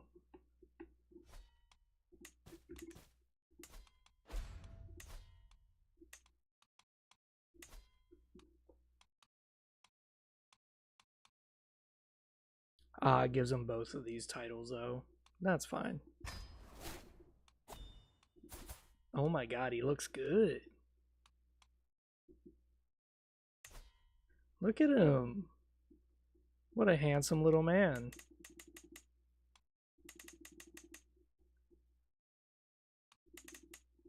His face is like partially scaly like a Maomer, which is perfect.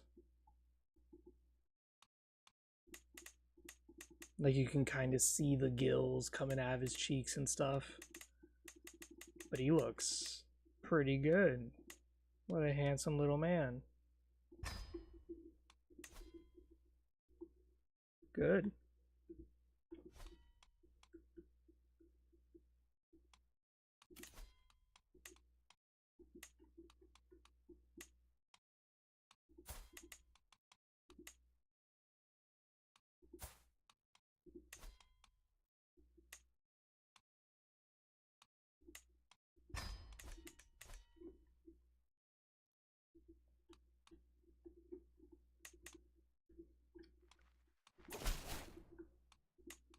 Right now my goal is to start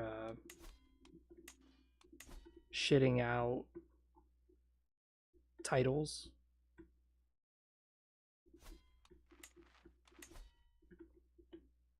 And by making a bunch of titles, what I'm hoping to do is that by having so many titles, I can start delegating things and be like, okay, you're the king of Daggerfall, you're the king of Camlorn, you're the king of blah blah blah. That way, yes, I'll make less money because I won't have as many vassals paying me tribute. But on the flip side, things will be a little bit more stable. Because then what happens is I have my little vassals underneath my kingdom. And if they declare war on me because they don't like me, at least it's just them. Now, the kings could join, and the kings can definitely become powerful, but that's fine with me as long as they're my bloodline. Because as long as they stay my bloodline, I get way more renown.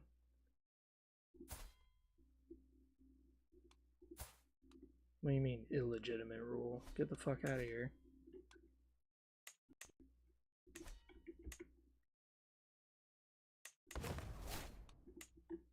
But there was also something else I was considering with my strategy game, which is how will terrain affect things? Because I do want terrain to be important, and I do want things to actually work out, where players have to play tactically and have to consider abilities of their troops.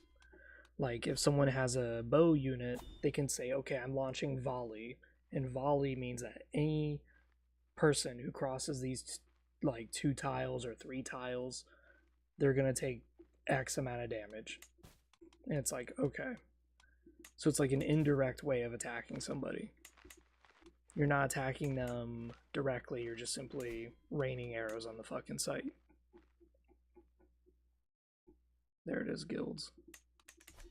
I don't own the city, it's owned by the what's this called? The Holy Order. She's a fornicator, so she's been going around banging people like crazy, and she has like 7 kids just like I do. 7 might be the holy number. Eee. Well, he came out looking almost exactly like a Maomer.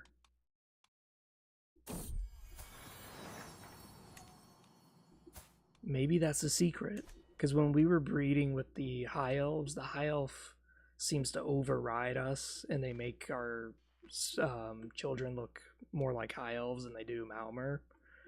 But breeding with orcs, they look the exact same.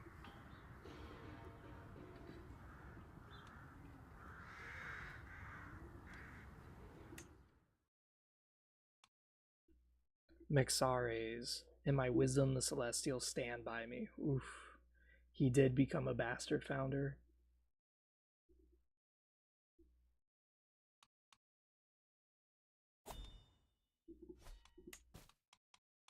The reason why we didn't raise our son was because we were cheating on our husband for like the 5th time with some like dude. And this child came out. I did not educate him. That's the reason why his education's so shit. And he left. to go do other things. But all of a sudden, he returned. And when he returned, he took over this land. Somehow, he fucking persevered. He decided to just go all out and do it. He's like, I'm gonna do this. I'm gonna become the best bladesmith. My mother has to recognize me. His whole life story is just him fighting for his mother's acknowledgement and love. That's pretty fucking interesting. Yes. Oh my god, it took over fucking Hammerfell so fast.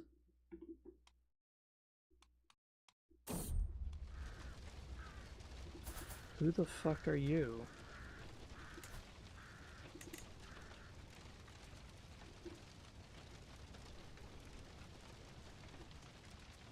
Yeah, get the fuck out of here. I'm not declaring war on one of my relatives who I just established.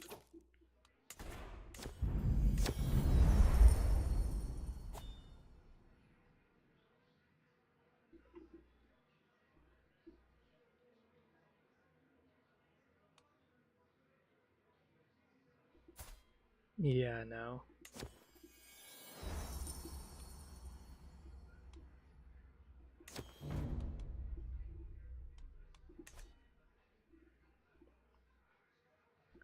Ah, my court physician has been experimenting on dead bodies.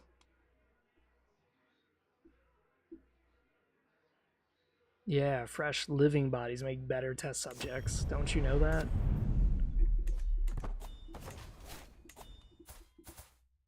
Haven't I dealt with this woman before? I feel like I've seen her around a few times.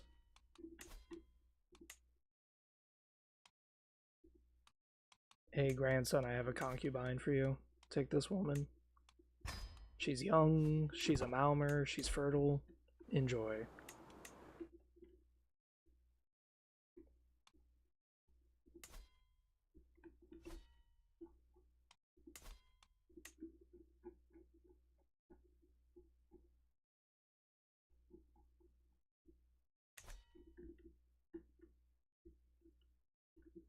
I kind of want to raid High Elves again, but at the same time, I'm like, do I really want to risk any damages? He's attacking the Wood Elves. The High Elves are conquering the Wood Elves, as all things should be.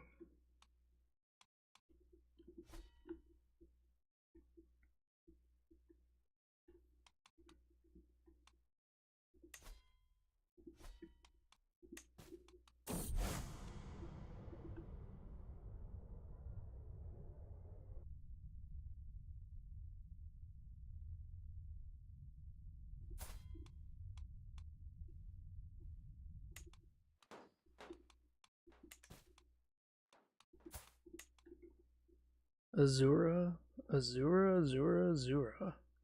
Oh my god. He became the proud owner of Azura's Star. I've never seen this item before in the game. I know it existed. There's a lot of items in this game that fucking exist. But even the developers don't know how to get most of the items because they're so random and there's so many. There's even the Amulet of Kings, I believe, is in this game. It's crazy how much shit they put in here.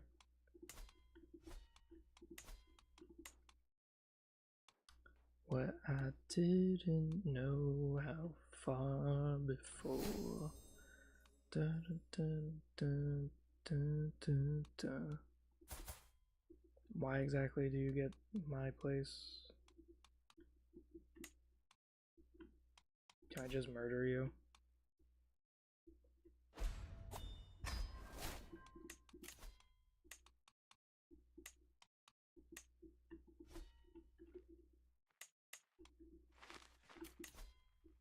Alright. Wow, that is expensive. Taxation, yes. No, we're gonna do just a regular one.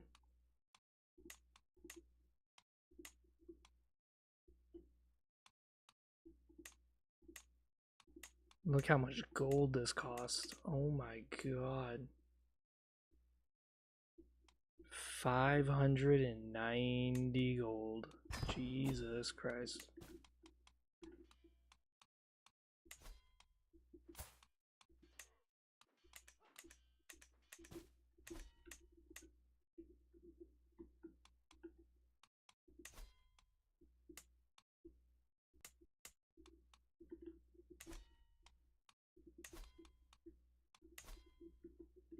Yeah, we're gonna have to raid the high elves because I have like no money. I was debating it and I was like, you know what? We got no funds. We are penniless. Oh my god. He is getting so big. What the fuck is that? 1,000 footmen, 1,000 horses. Holy shit.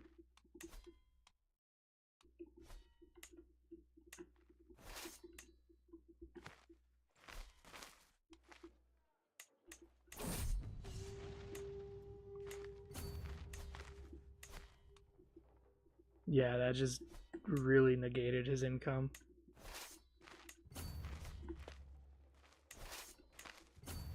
These are the richest cities I've ever raided.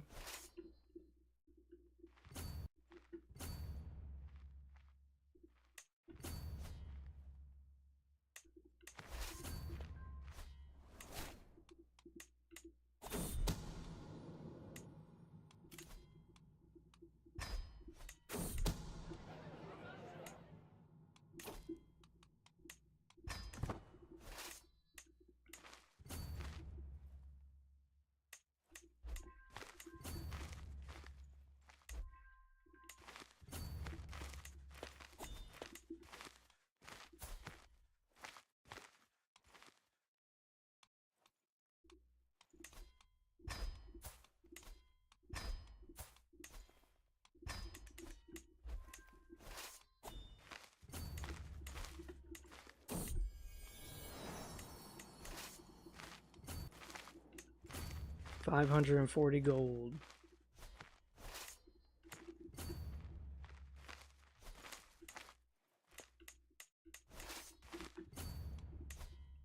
Oh my god, we're like... Whew. The thing is that when you raid, you decrease the income of that region for a very, very harsh penalty.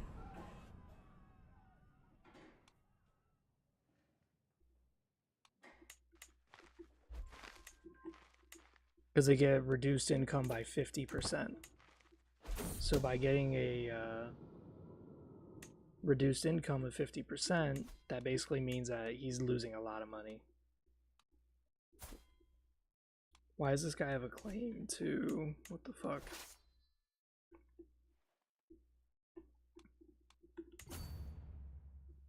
We can hold a grand total loot of 2,000. Jesus Christ.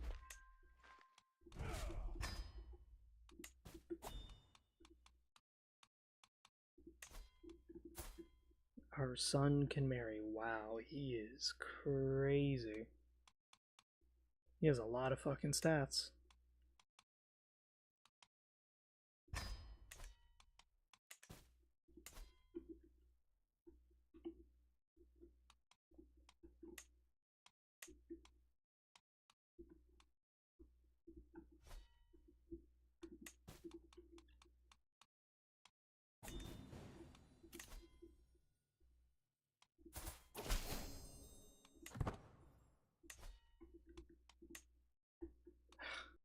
Fucking grandchildren. No respect for their elders these days. I swear to God.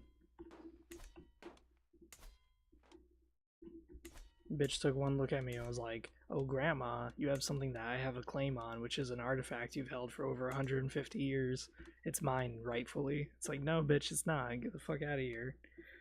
This shit ain't anybody's but mine.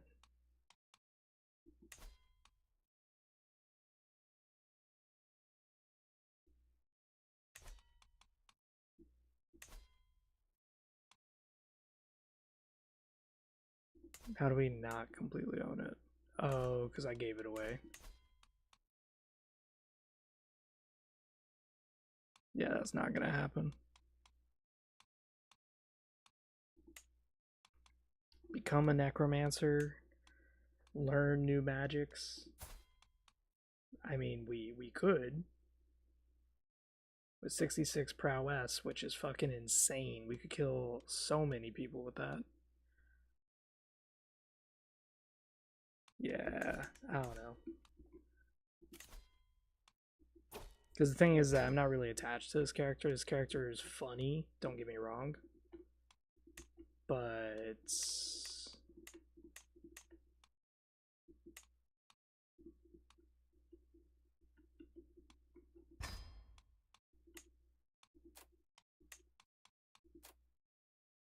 1,094 gold.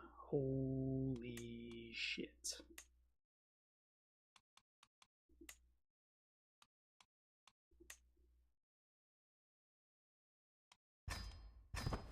$1,174 gold later. So what it is, we're gonna go around our country and just meet all the rulers and kind of help things out. There's some boons and benefits to this. No, I'm not doing this.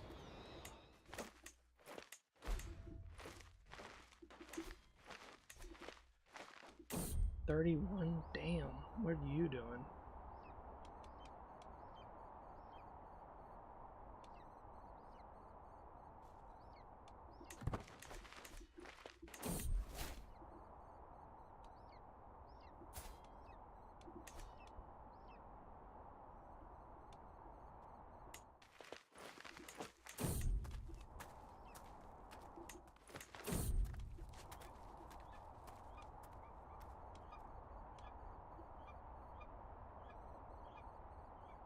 A sky shard, yeah.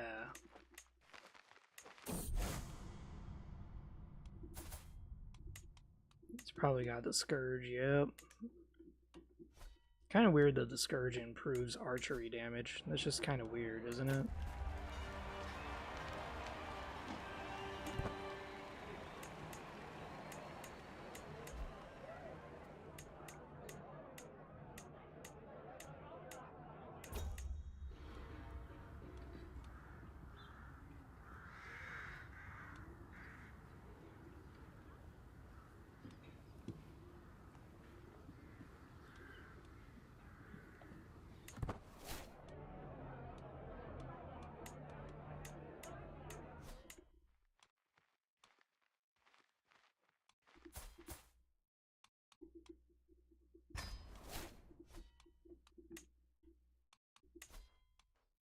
Well, aren't you cute?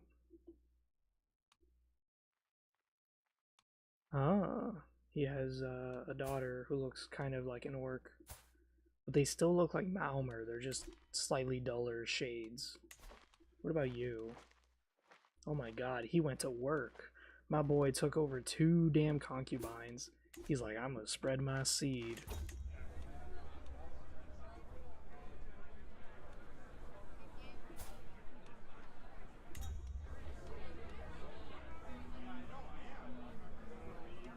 Prize ring, yes.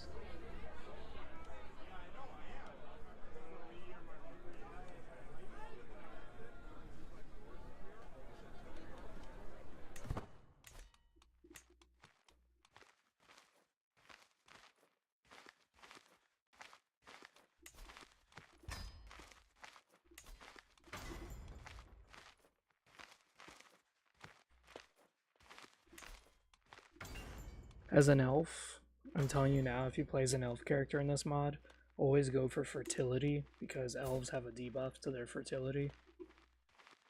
So obviously if you can negate that, you can start having some babies. Oh fuck, I'm negative gold. It's time to make tribute, motherfucker. Tribute basically means that you get more renown. Seeing as how I have a fuck ton of renown, it's pretty nice.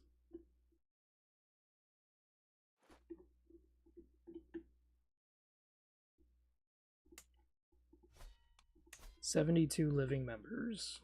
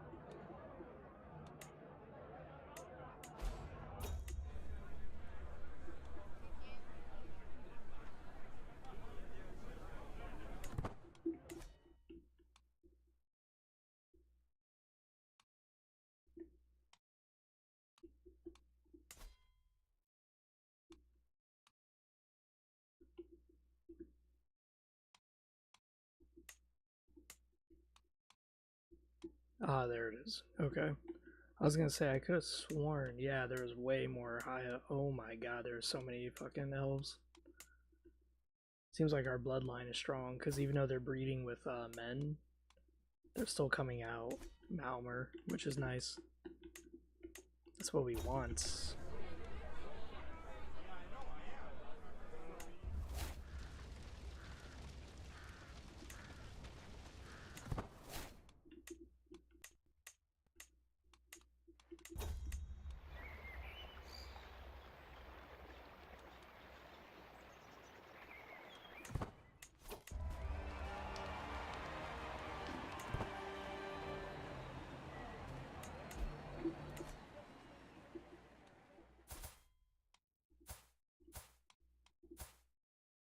Damn, dude, she really fucking hates me.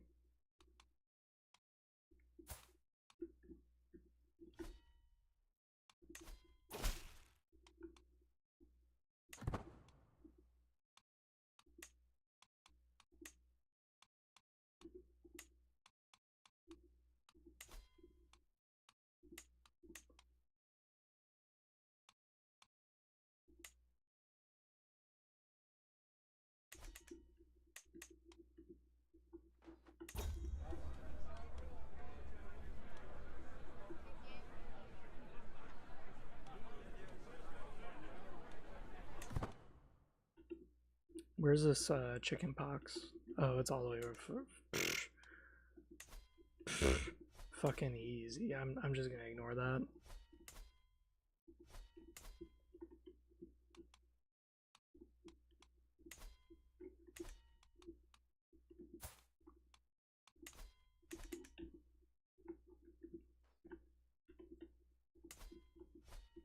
So what I'm gonna do is I'm going to finish this tour around my country, and I'm just gonna end the game here. And I'm not ending the stream. I'm just ending the game, so we can start talking about designing my game that I'm trying to design.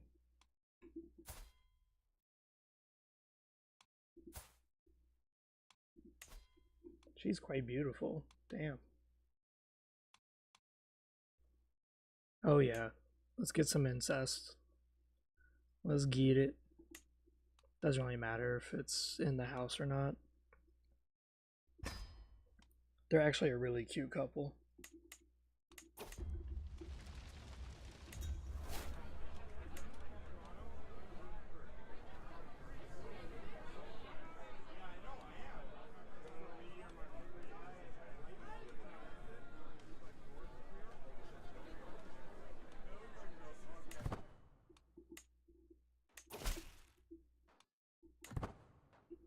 This is actually a really cute couple.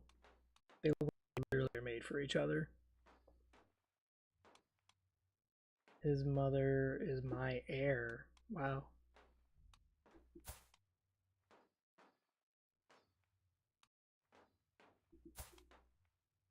My favorite thing about this guy is that he just looks like a high and mighty asshole. Like, he really does.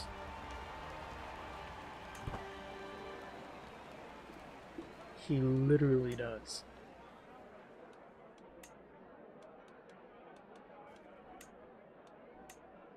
There should be, no, never mind. There's not. I forgot. You can only designate heir with, like, your closest children. Like here, I could designate him as my heir if I wanted to. If I really wanted to, I could make him my heir, even though he's not my dynasty anymore. He's his own thing.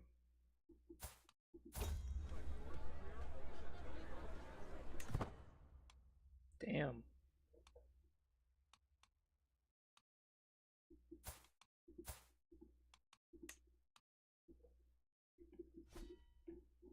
Let me go take a piss.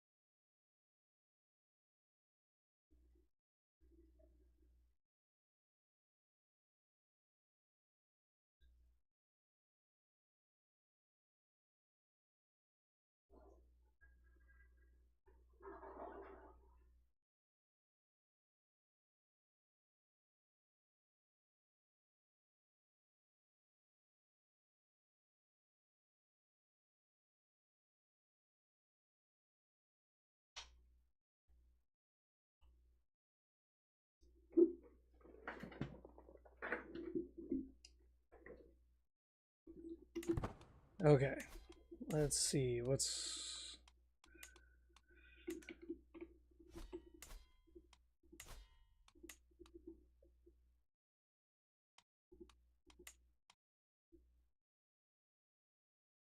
So they get that, but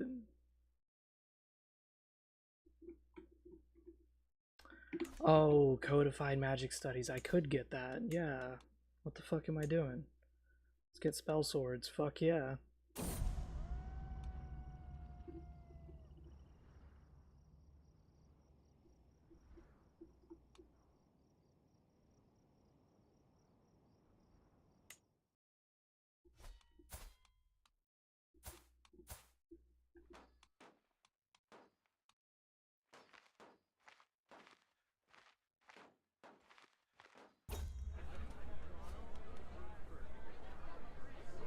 I kicked the dog. Woof woof woof woof. Oh my god, fucking dog. Kick the dog. Yeah, kick it.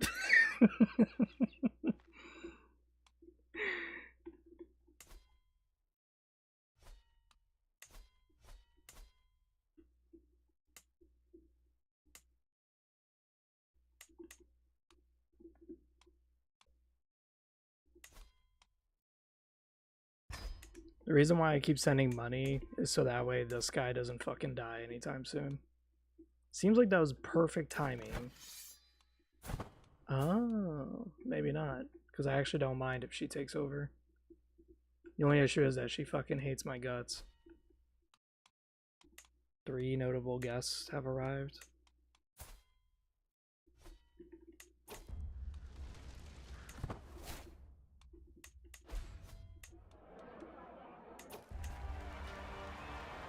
I've never done a maxed out tour. I think I have the achievement for it though, so I must have did it at some point. But I've never done like the maximum amount of gold on a fucking tour. Protected title. Dude, I was never gonna take your title. Shit, that's a good fucking deal for me. You just wasted a hook. So what we're gonna do next is make a killing at no quarter. We're gonna max these 2 out. And then afterwards we're gonna worry about this. Because what I'm thinking is I'm going to switch my military. Oh, what the fuck?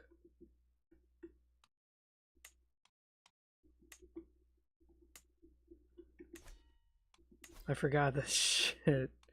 That shit existed.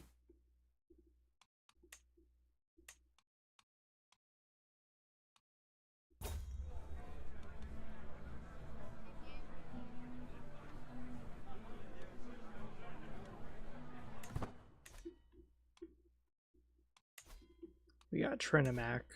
Yay.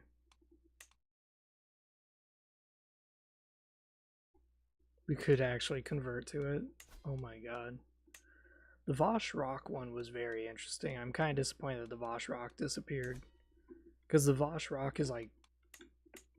So you know how there's people who get discriminated against, right? And that's the Trinimac cult. The Trinimac cult and the Trinimac orcs, along with just orcs in general, get discriminated in Elder Scrolls. They're kind of like Jewish in a sense. They're like Jewish Vikings, if that makes sense. They're badass warriors, but they're not considered human. They're not considered sentient. They're considered goblins, basically. Just humanoid walking things that do have a language, but they're not sophisticated. And they're persecuted for that, and they're also persecuted for their religion because they worship Daedra. And in this case, Trinimac is considered a weird one just because he's both. He's a Daedra and somehow not at the same time. Yes, I'll become a witch.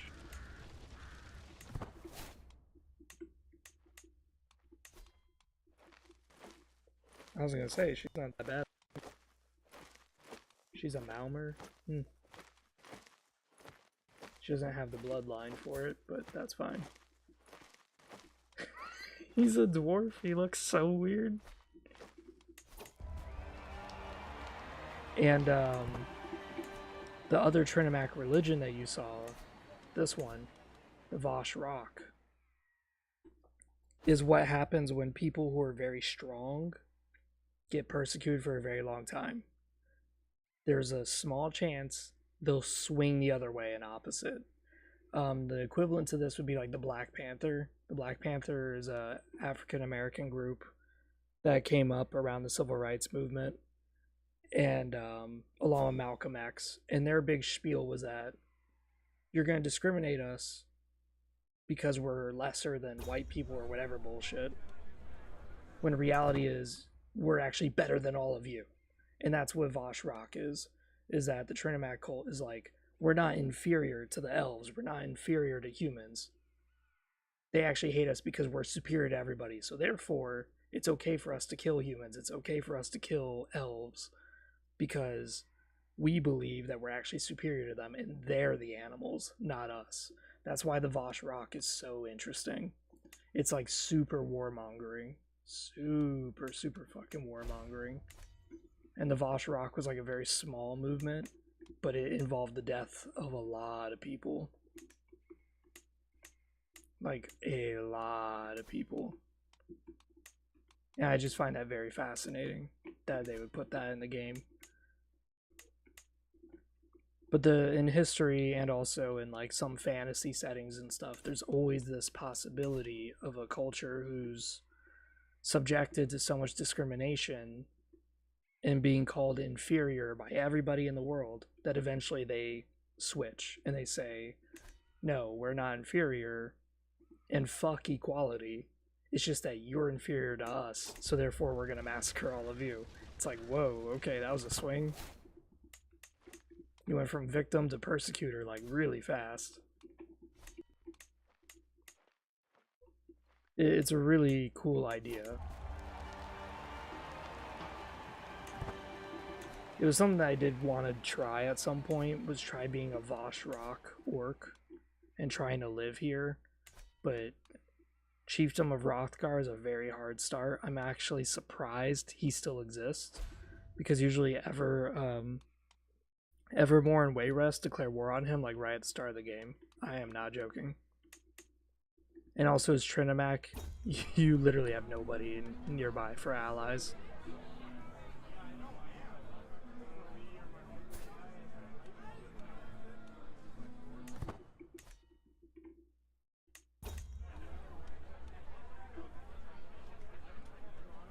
Oh, this fucking blade again.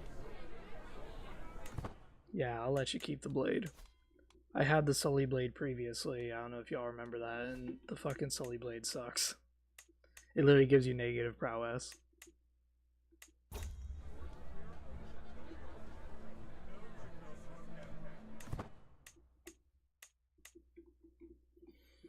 But there's always this interesting thing with Trinimac. Because, like, is he a Daedric god? Not necessarily. But what is a Daedric god? And that's kind of the big question.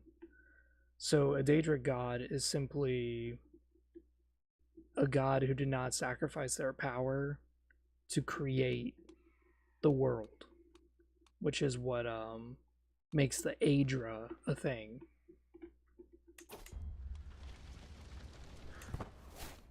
So technically that puts Trinimac in that spot. Yay, I successfully break the lock.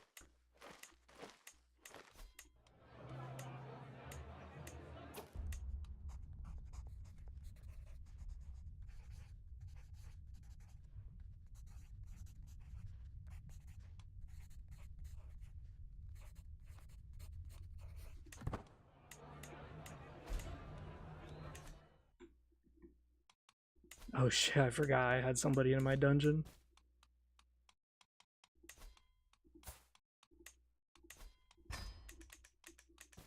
Damn, we're gonna get a lot of prestige.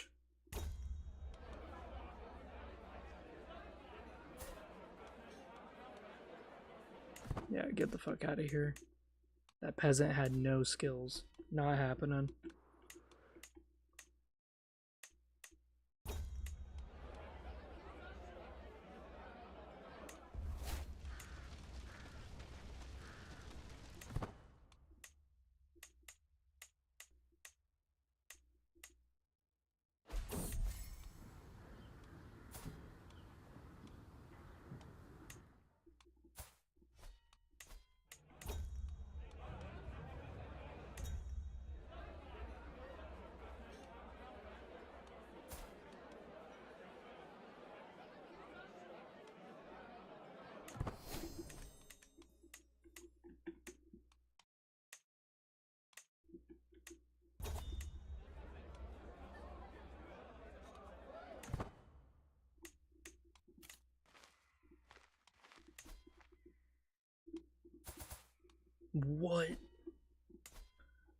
Yakuta is owned by a giant fucking elven. Wow. I don't know where the fuck these guys came from, but wow. That is cool as shit.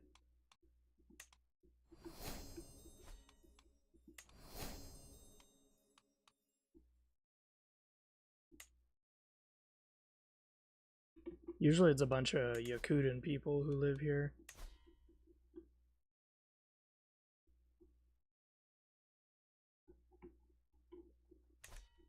This is where the math melody come from.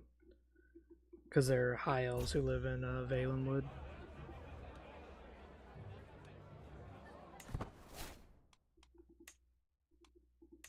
Damn, dude. Cult of Boethia, though. Does he have the Meridia's Beacon? Yep, he does. Wow. We never even looked. Oh my god. A high elf who believes in fucking goblin shamanism? What in the fuck am I looking at? What is this game?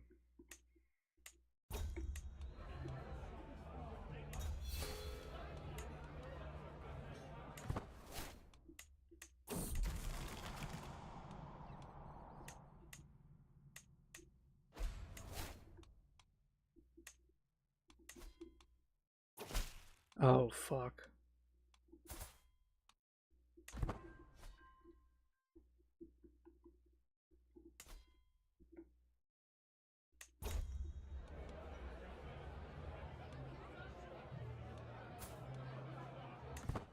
Dude, he choked twice? He expects me to save him twice? Hell no. Fucking die, asshole.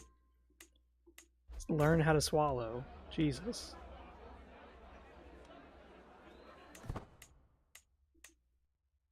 The last part of the tour is very stressful, it seems.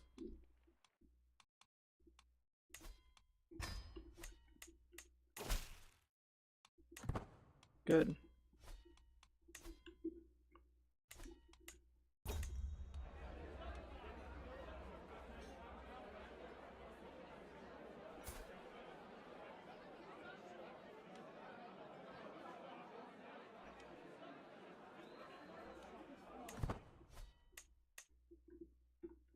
Yeah, I don't owe a fucking gift. Like, are you kidding me, dude? That's not gonna happen.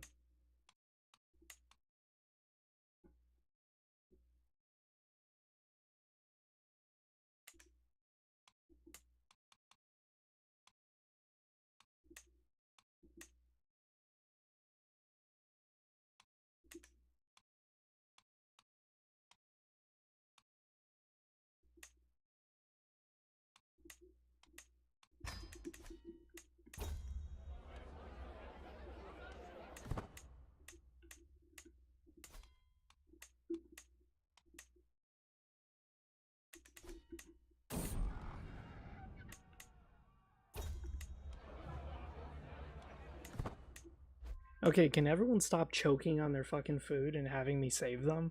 Like, you're stressing my guy the fuck out. I don't want to save everybody. Just fucking die if you're gonna choke. No, we are not using the portal. Yeah, I'll beat the harpies.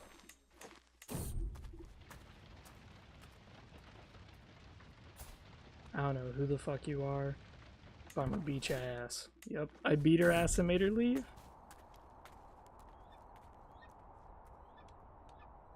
We must keep moving. Yeah, have her treat it.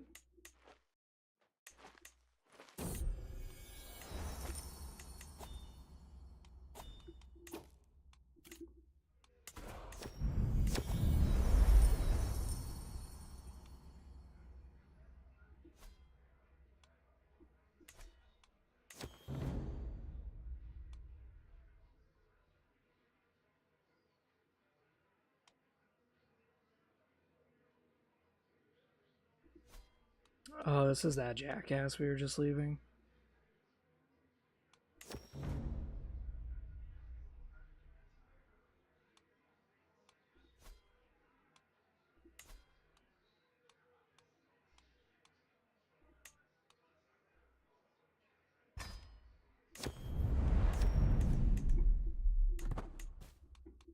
Okay. So let's go and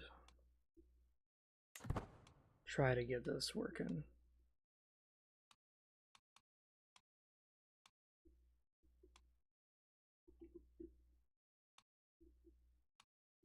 Yeah, we'll get rid of practice pirates, and the reason why for practice pirates is because practice pirates is kind of useless when we can already raid.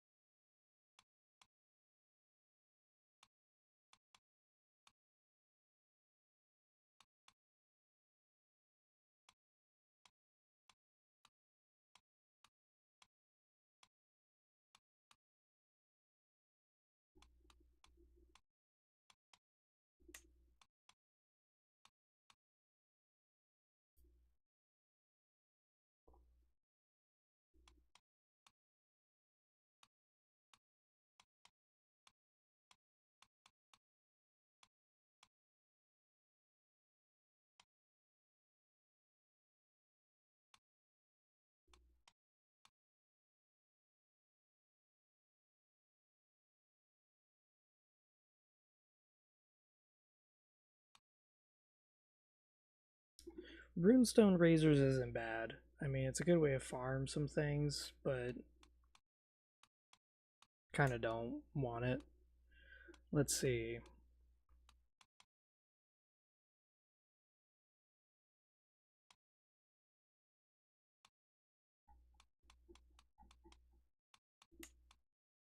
Damn, everything else kind of increased.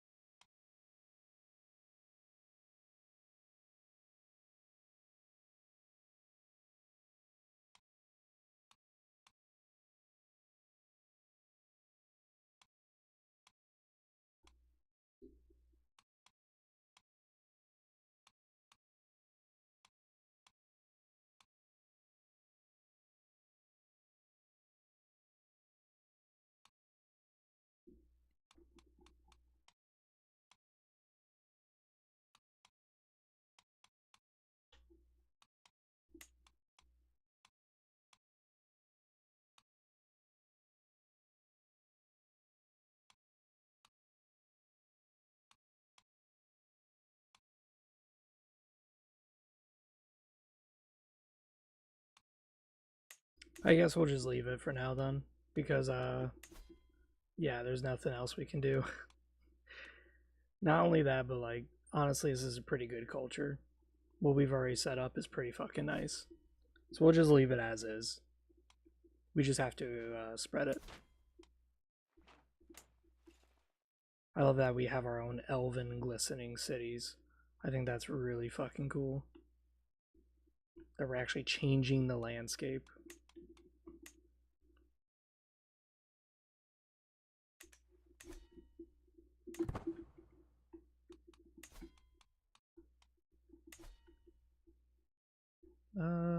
Yeah, let's increase the development here.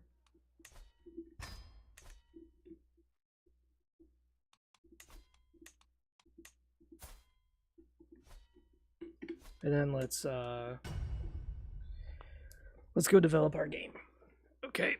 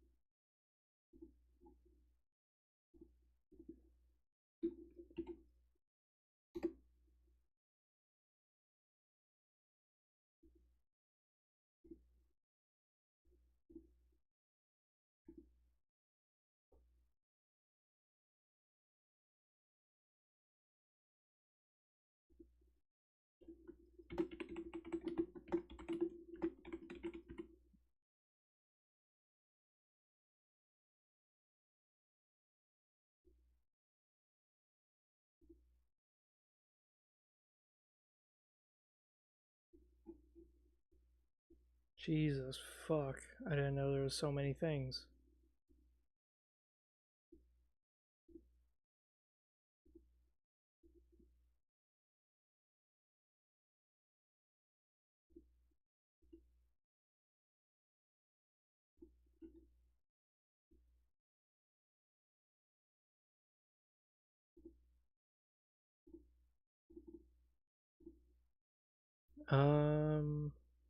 Alright. So for some reason it's not showing it, I'll fix it.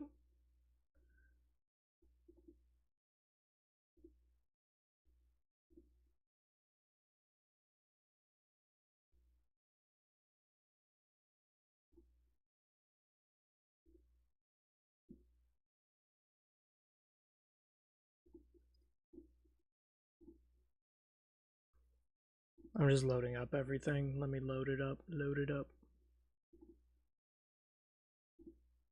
Okay. So it's gonna come up as like a bit of a lag or like a small blip. Just ignore it, because the stream's gonna be fine. Because what it is, you gotta reset OBS to get it to like capture the browser. So watch, it's gonna be a little laggy. Boom, and just like that. Just like that. And what the fuck happened? There we go.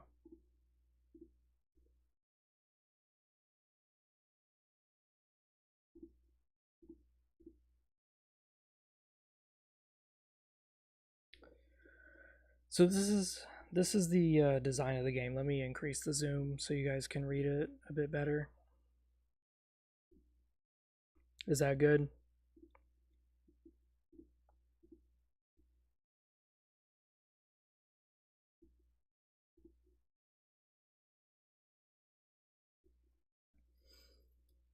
So the way battles is gonna work is at the very beginning of the game you roll a dice for your units and they move. After this, you have to kind of keep in track is formations. So I have a new roll 20 kind of made.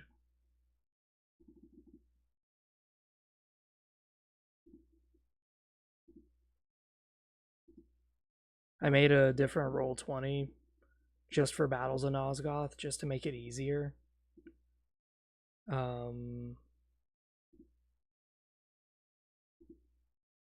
Is there like tokens I can do instead? That's fine, we'll just do this.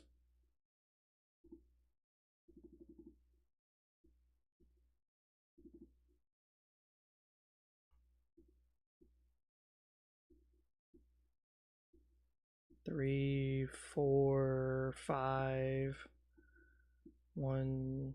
Well, that's six. I can't fucking count. 1, 2, 3, 4, 5. Okay. So this is the way it's gonna work. This is your heavy infantry, right? Let's say you have a light infantry unit. I don't really know what would be a good one. I guess we'll just do this. Light infantry, your squad can be set out like this.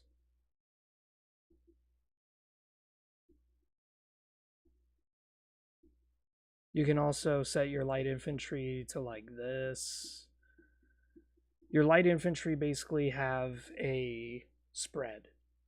And that's the point, is that light infantry can wrap around heavy infantry and give them a really hard time. But the turnoff for this is that light infantry has low armor, very low armor. They can use higher tier weapons. Here we are. So you got scouts, you got light infantry, you got heavy infantry, magic users, mutants and demon monsters, and undead. So scouts cannot have armor higher than leather. They ignore terrain debuffs, but benefits from buffs, which is nice. Can have weapons of any type.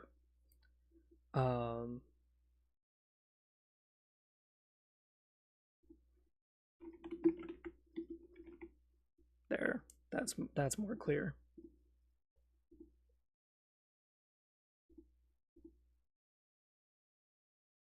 So with light infantry, you're stuck with iron armor. So that means iron armor is really shit.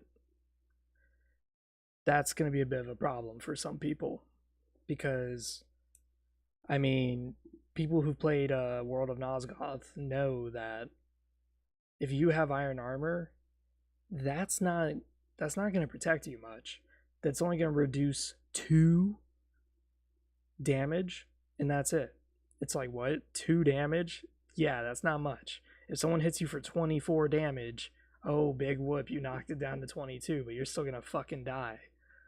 So that's the catch, is that light infantry, I wish there was a way to make this into one big group besides doing this. So heavy infantry has to be in a formation. And for some reason they don't want to adhere to a fucking tile. So while heavy infantry has to stay like this, they have to stay in a formation. Light infantry doesn't. So light infantry can do this.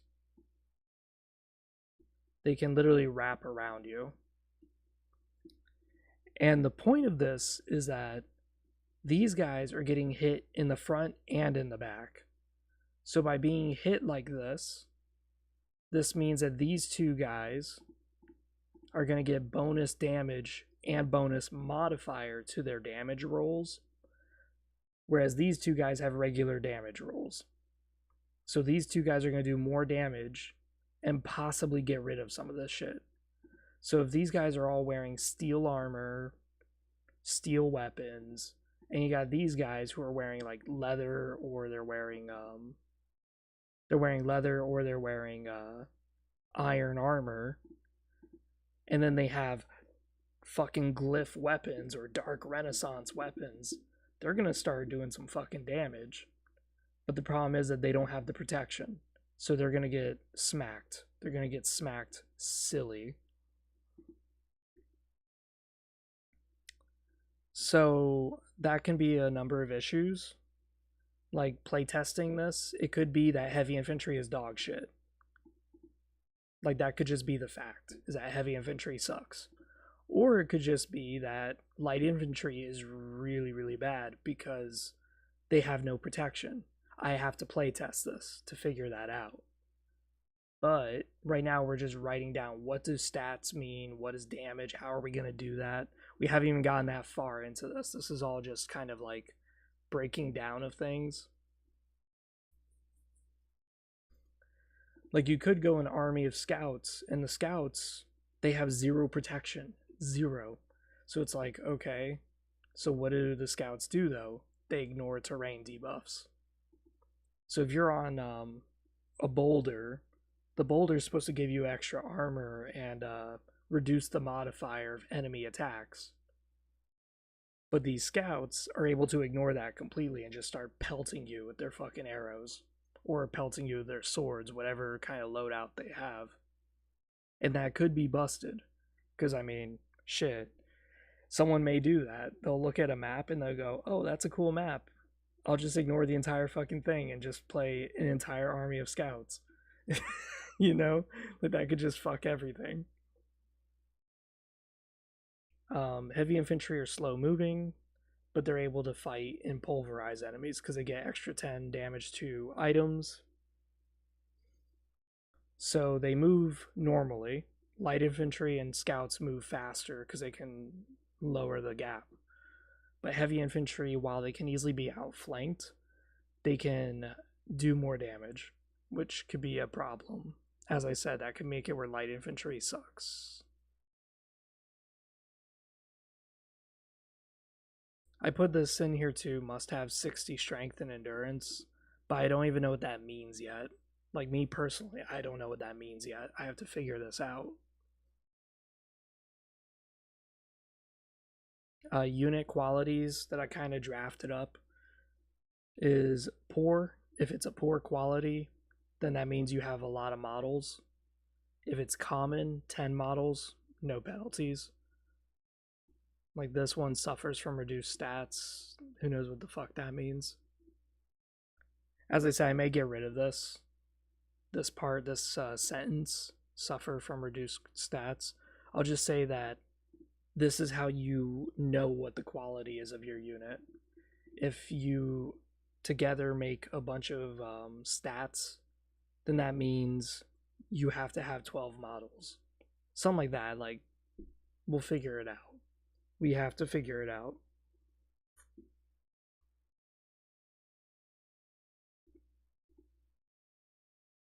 Like, elites tend to be monsters.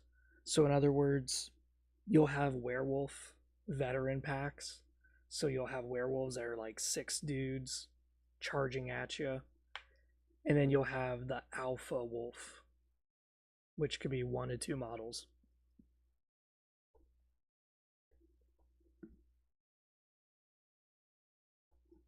I put weapon abilities. I'm not going to worry about that yet.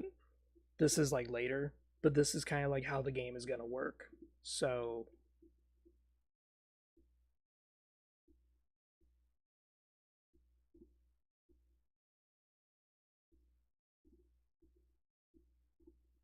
this is kind of how the game would work, right? You sit there and you go, okay, I'm rolling for movement 6. That's great. So that means these guys could just close the gap. Now that they're in melee, you cannot have this kind of formation, so you have to now put your units in. And you could decide to do this, because again, they have to be like at least 2 tiles away from each other. So you could do this if you wanted to.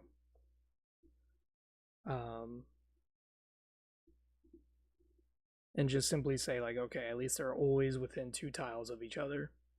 If you wanted to, you could do that, you know. And then you can simply go, okay, so I'm engaging these light infantry guys right now. So this is my front. And I can activate a spell or ability and just be like, okay, I'm going to activate shield wall or whatever. Not shield wall, but we'll just say there's an ability called harden. Harden activates. Now all my guys get plus 20 armor. That's it. And then I can do my attack rolls and say, okay, there's 1, 2, 3, 4, 5, 6, 7, 8, 9, 10. So that's going to be 10d6.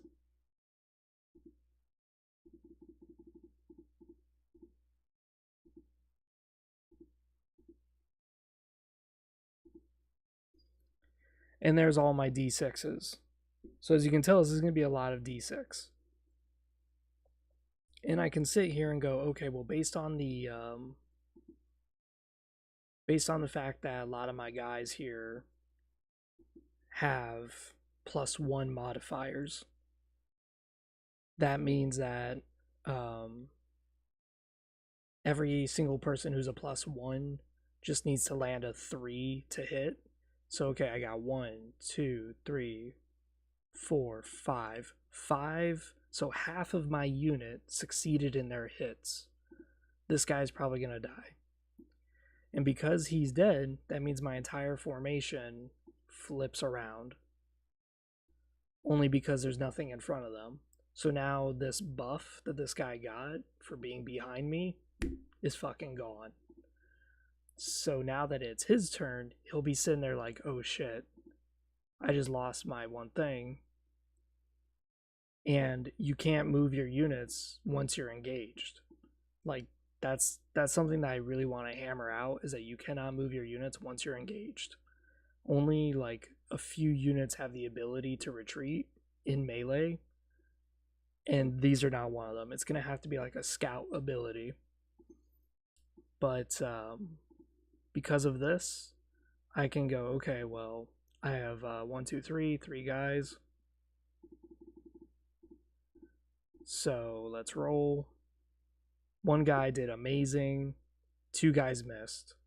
Okay. So we may have done enough damage to knock one of these guys out, but that's about it. And that's how the combat would kind of work. Unless you did something else like, oh, because they're wielding axes, I'm going to activate cleave or some shit like that. It's like, oh, okay, so cleave means that you ignore half their armor.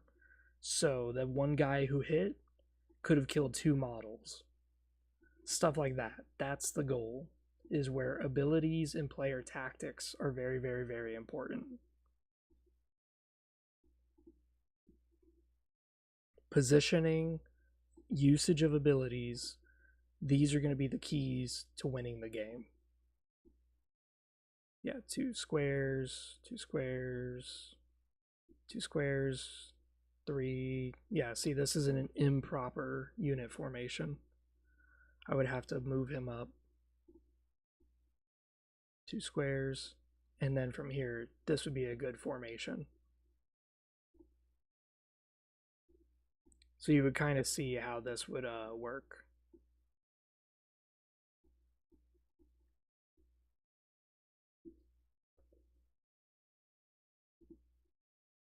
So first things first, I think before we worry about turn phases and unit qualities, I think we should decide what do stats mean.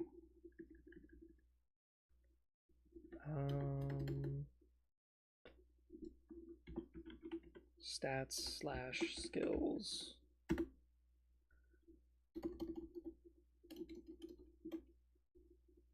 What was it again? 14 aerial. Okay.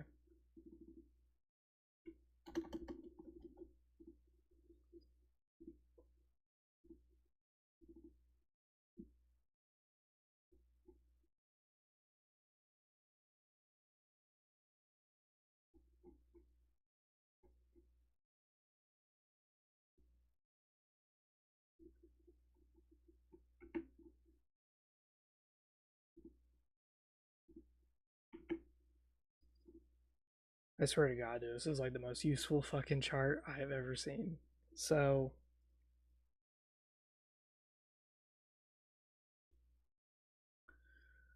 what we're gonna do,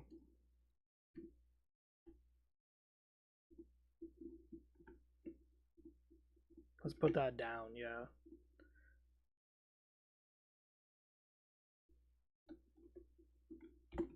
Strength, perception, endurance, intelligence, and lastly, charisma.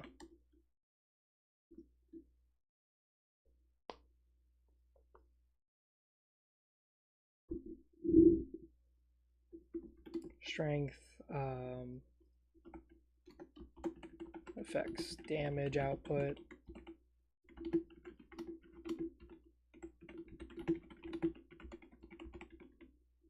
What I'm thinking by saying this is strength can be used for some abilities, is that certain abilities that you can put on your units. So in other words, you'll have a unit, right? It's a skilled unit. A skilled unit gets a certain amount of abilities based on if they're a mage, heavy, light, or scout. If they're, let's say, a mage, because they have a certain number of strength, they can cast certain abilities that you can choose from a giant list I'm going to make of abilities. And you can say, okay, I'm going to have them cast this spell. So whenever I'm in the battle, I could spend a rune and have them activate this ability and cast it. That's the way I'm thinking that this is going to work. I'm not sure, though. The only reason why is because this is kind of like way back, but when I used to play Warhammer tabletop with my friend, certain units had certain abilities and they were just passives. Like most of the time in tabletop, most of your abilities were passive, but there were some abilities that you could activate. Like someone hits you really, really hard and kills 2 of your models, and now you have to do a morale check. You could say, no, no, no, I'm activating my discipline trait. So therefore, they don't need to make a morale check this turn. But next time they do get injured and they have to do a morale check, I'll suffer like a -1 or something like that. War books tend to be very big, and there's a reason why, which is that there's a lot that can factor into a war simulator. So there could be a lot of rules into this, whereas World of Nosgoth is very rules light. There's not much rules that you have to worry about. But whereas the battles for Nosgoth, there's a lot more rules because there's a lot more things going on. You're not controlling one unit, you're controlling many units. Perception, effects, damage, outputs.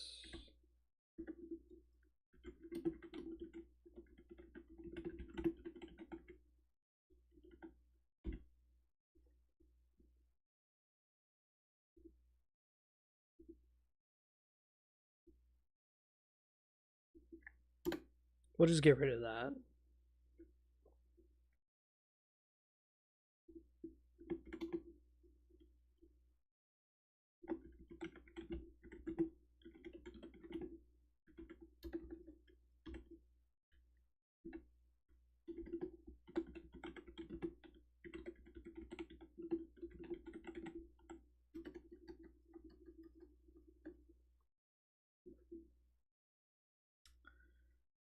Um,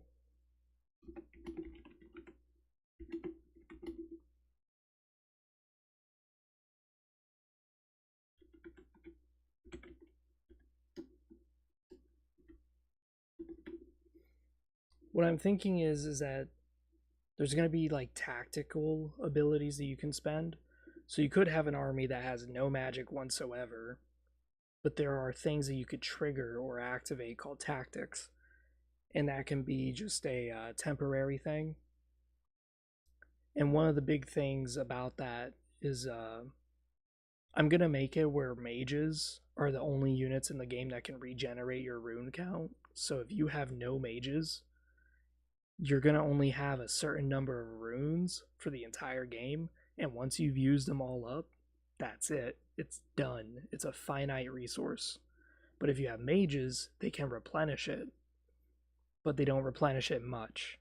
They only replenish it like one piece per magic infantry. The reason for this is so that way players don't just go around spamming abilities, and also it balances things out. Like this guy has a mage unit that could summon a literal black hole, or this guy has a mage unit that could summon 3 skeleton infantry and just swarm you. Well, good thing for you is that that's probably going to be it for like the next 5 turns, because he's not going to be able to cast shit after this. Not even regular abilities or tactics. So that's going to be the big trade-off. And intelligence is just going to affect the degree of these abilities, like how strong are they. The reason why is because I'm theorizing, like, what if someone plays Melkahim and they just have nothing but mages? Okay, you're looking at maybe like 6 magic infantry, and they all summon skeletons, they all summon something. It's like, okay, cool.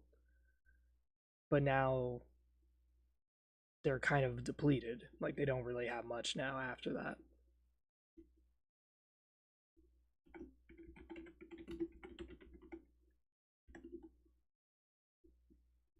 And we're gonna have to add a morale meter somehow, so this could make it where Razielums are pretty damn tanky because they just don't break. Whereas Melkahim, they break very easily because they have very low charisma. And that could be very fascinating. That could be very interesting. Affects morale.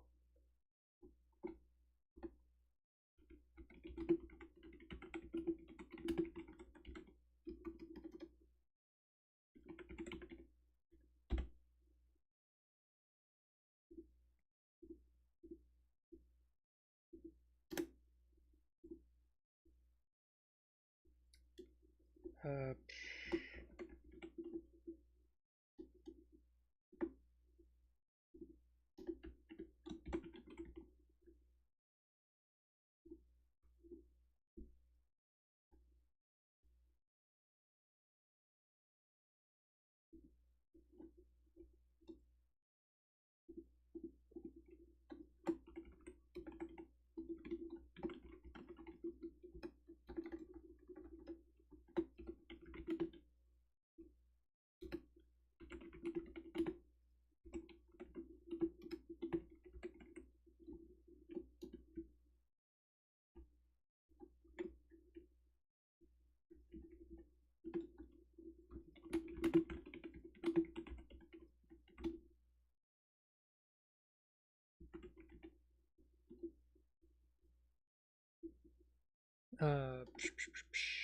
Melee proficiency.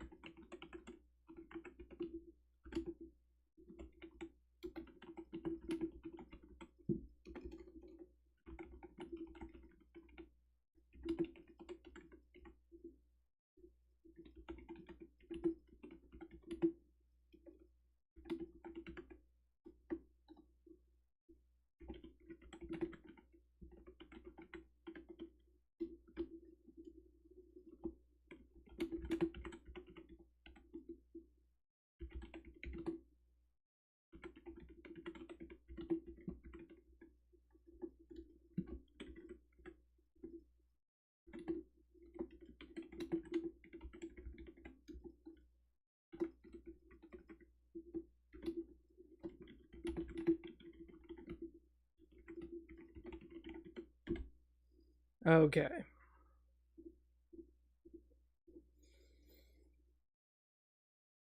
Like, the issue I'm going to have is that there's going to be some disconnect between playing this and playing World of Nosgoth. And I'm wondering how I'm going to do this. So, what I should do is I should make it where the unit qualities have a restriction. Like, if your unit has a total skill or stat that is equal to this, they are not poor quality, they are common. So, in other words, if I have 12 models and I add all their strength together, their strength should not equal past 60. So let's whip out the calculator. So if everyone's got 5 strength times 12, that's 45, 60, that's 60. So it shouldn't be past 60. The moment it is past 60, we're looking at something that's average or above average, right? Or does that not make sense? Because to me, that seems average. And poor quality should be below average, right? So I think that what we should do is that if you're going to have something that's poor quality, you should suffer a negative to your stats. So for having those 2 extra models, that's minus 10 to all stats. But I don't think that's enough. Because the issue is that if someone's got 50 strength and they're smacking me around and I've got 60, it's not really much of a change from poor to common because poor has extra models. So because they have extra models, that makes them do more damage. So I think minus 20 would be better. But we have to... we shouldn't worry about this yet because we still need to figure out how are we going to do damage and shit like that.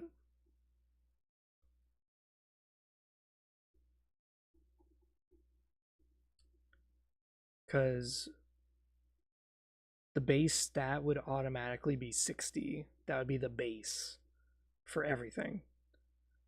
And if you're playing something like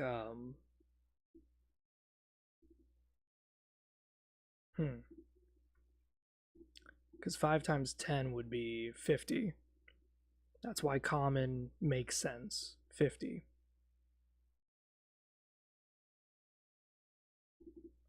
That's actually a good idea. We can do this. If you have a poor unit, you only get half of the stats. So instead of 5, you would get 2 because it's rounded down. So let's say I'm playing Terrellum and I have 6 strength. That would be 3 times 12, 36.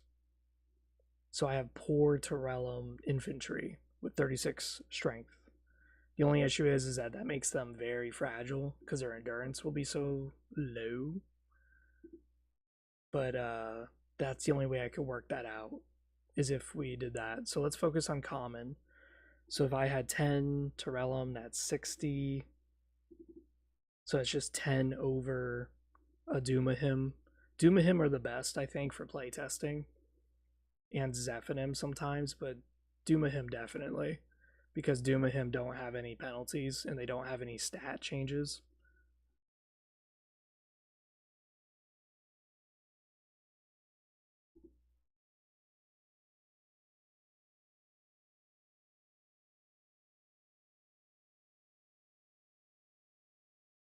So what we thinking, guys? What we thinking?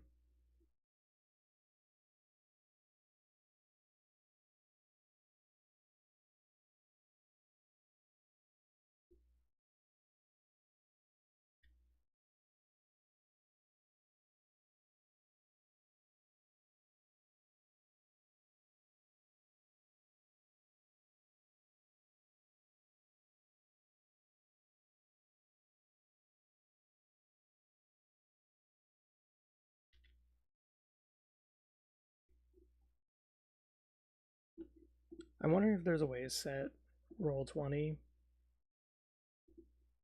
to stop saying feet, because it says feet. Yeah, it says one cell is 5 feet. I wonder if there's a way to change that.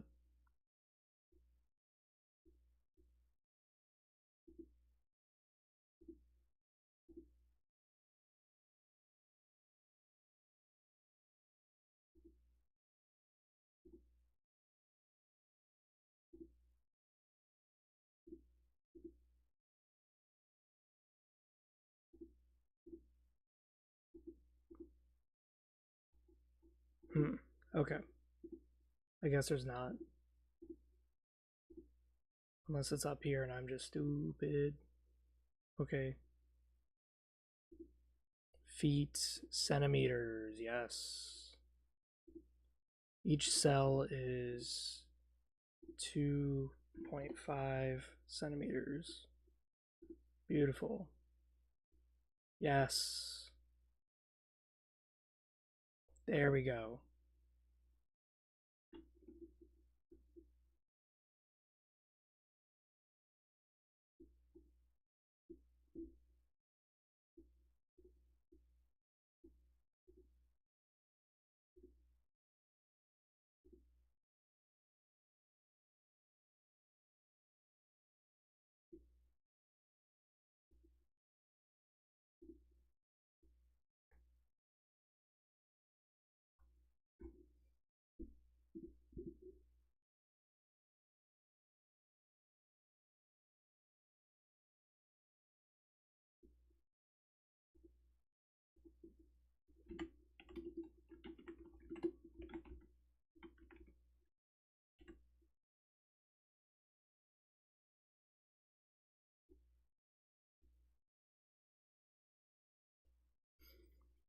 So what I'm thinking is that perception is going to be very useful for utilizing terrain.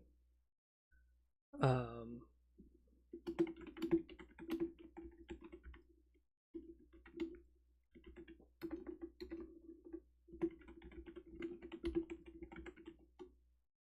that's what I'm thinking of.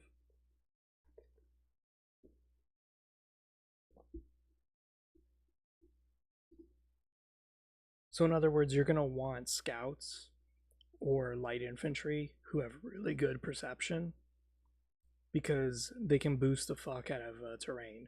Or you could be weird and go a Rahabim heavy infantry build where your guys just sit on top of a hill and they boost the fuck out of the hill's armor effects because you have such a high perception and you're tankier than technically anything in the game. You could do that. I think that would be really funny just to watch. Because it's not a bad idea. It's just it's silly. That's the thing. But skills, I'm thinking skills will just strictly be for abilities and damages, and that's about it. Like we're keeping this very very simple, and the only reason why is because I'm not sure how else to do this. Because my main concern is how do I import characters into the battle? That's my biggest chief concern. Because if a character who's one unit is fighting a common infantry, and this is like a max level character, level 8, okay, well, a level 8 character is not going to have 60 strength, and he's not going to survive a 60 strength attack from all these guys. The idea could be that we have to make it where player characters are part of a unit, and therefore generals are always part of a unit. Like I could say this guy is the king, the head honcho of the unit. But then that kind of gets rid of the idea of like some player character being like a super badass who's like, oh, I charge into battle and then my army follows me kind of ordeal, like a Grimgor Ironhide. It kind of gets rid of that immersion, but this may be the only way to do it. So therefore, the unit that they're a part of, this one, gets like super boosted stats because you are in it, and that may be the only way to do it.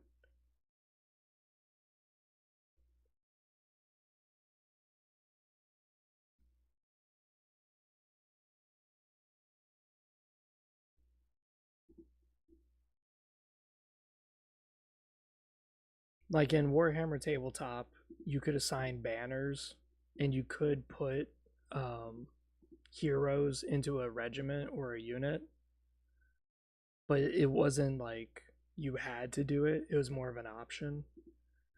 And I'm kind of bouncing on the fence with that just because I would like the idea of one dude just comes in beating ass.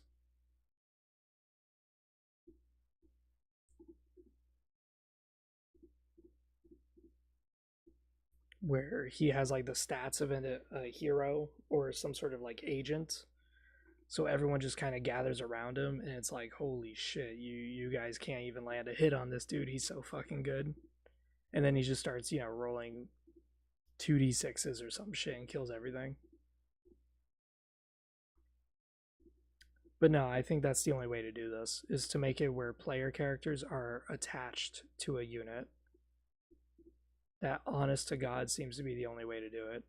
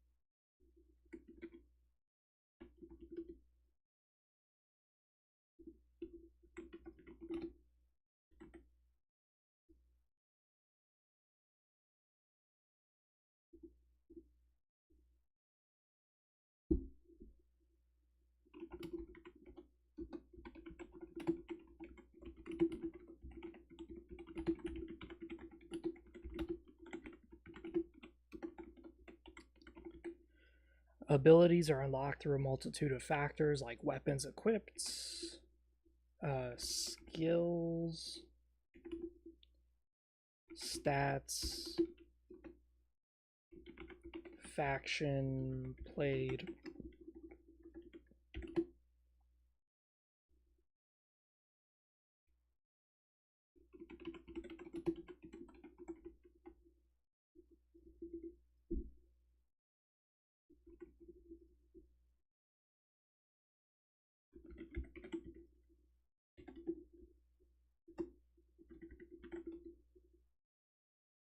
Higher intelligence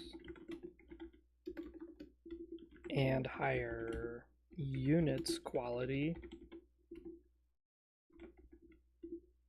will lead to a unit possessing more ability cards at their disposal. Abilities can have a multitude of effects, like summoning a army of skeletons to simply enhancing one's armor.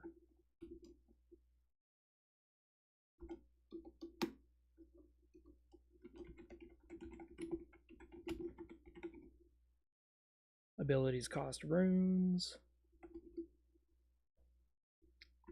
Runes regenerates only if a magic user, what's it called? Magic user, yeah.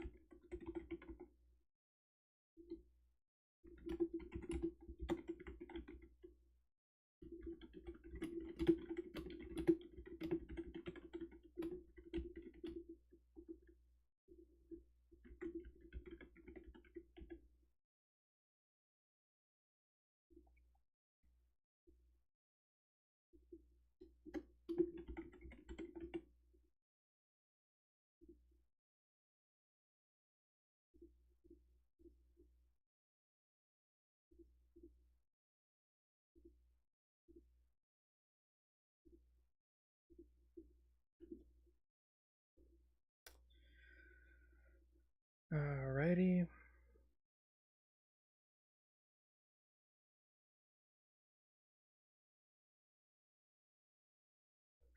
I feel like this should probably go in its own quarry.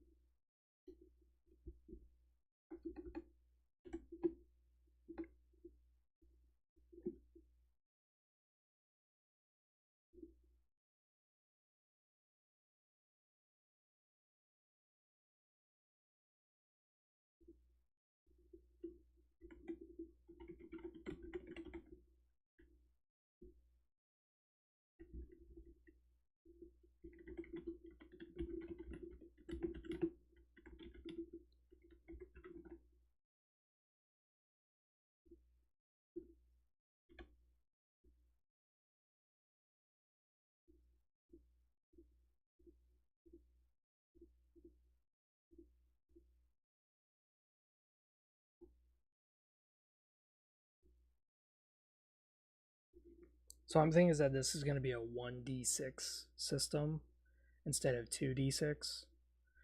The only time it's going to be 2d6 is if you have extra attacks. But if you have extra attacks, that's going to get very, very messy very, very quickly.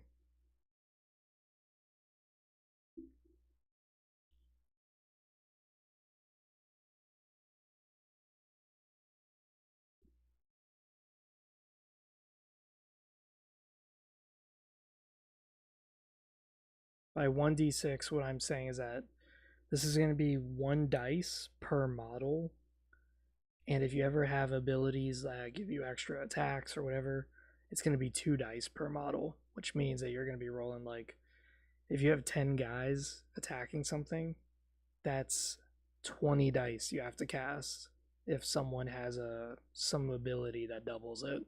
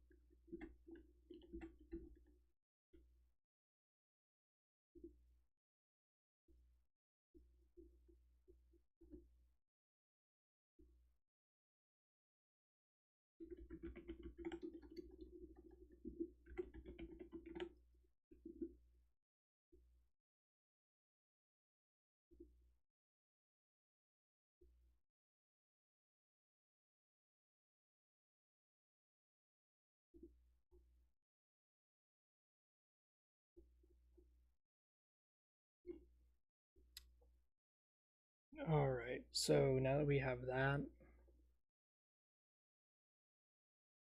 you're gonna see a lot of crossover stuff. And the reason why is not because I'm lacking innovation, it's that I'm innovating within a tiny scope. I'm trying to create something that fits both styles, and the only way to fit both styles is to make them as symmetrical as possible.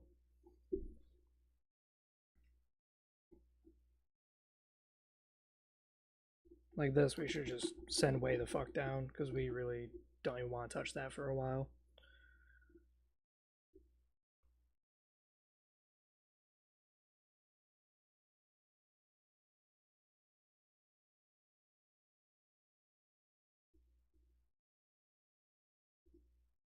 So we should get rid of this. Okay. Determining number of dice to roll.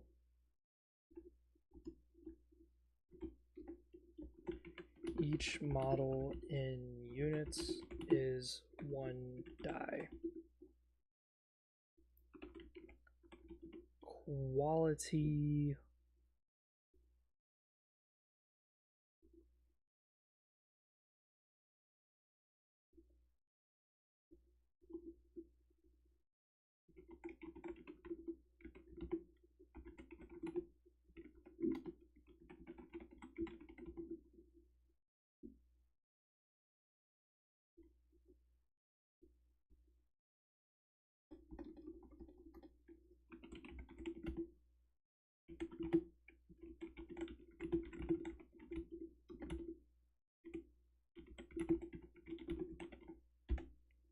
So what we'll do is that if you're an elite,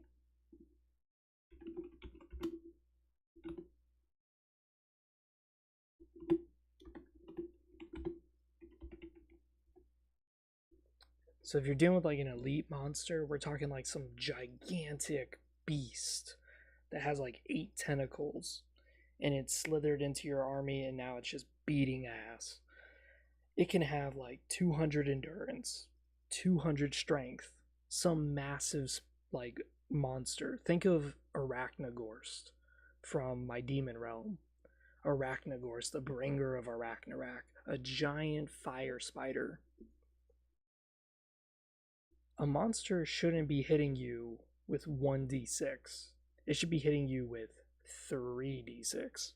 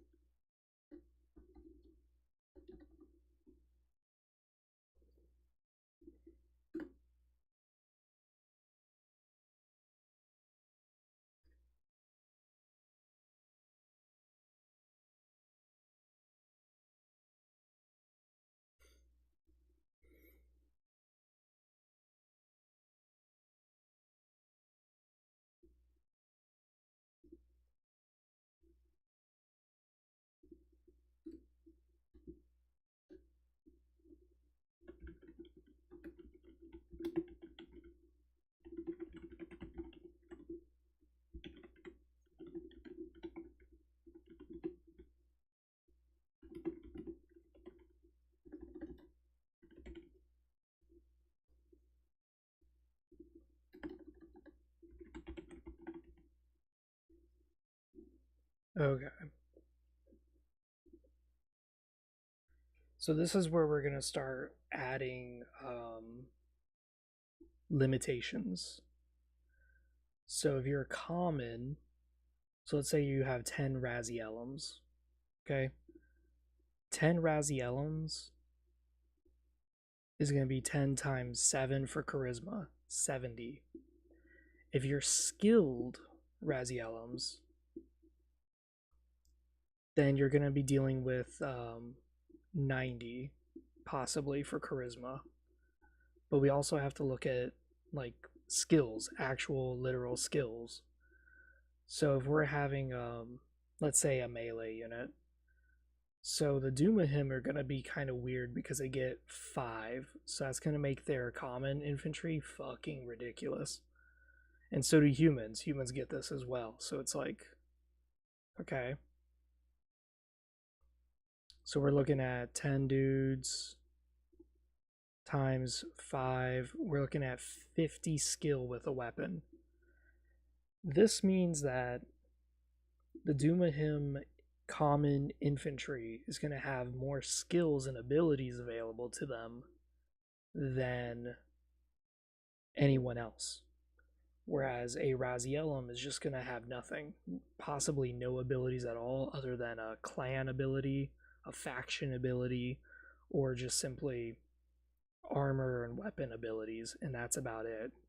But there's probably no way they're going to have good abilities like skill abilities and shit because their skill is only going to be 10. This is going to get kind of crazy, kind of fast.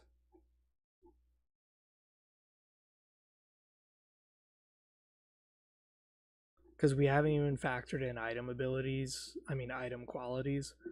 So I think what's going to happen is that wars are going to be very short because people are going to be doing so much damage to each other. They're going to be killing, like, they're just going to wipe out the whole fucking unit really, really fast.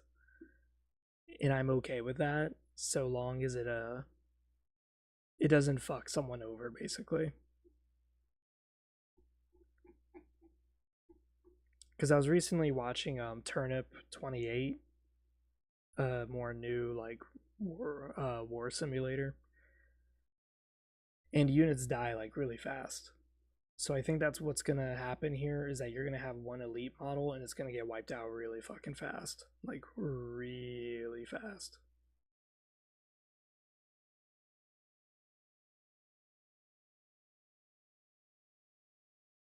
But that kind of adds to the immersion, doesn't it? The idea that you can easily be killed at a moment's notice with no problem.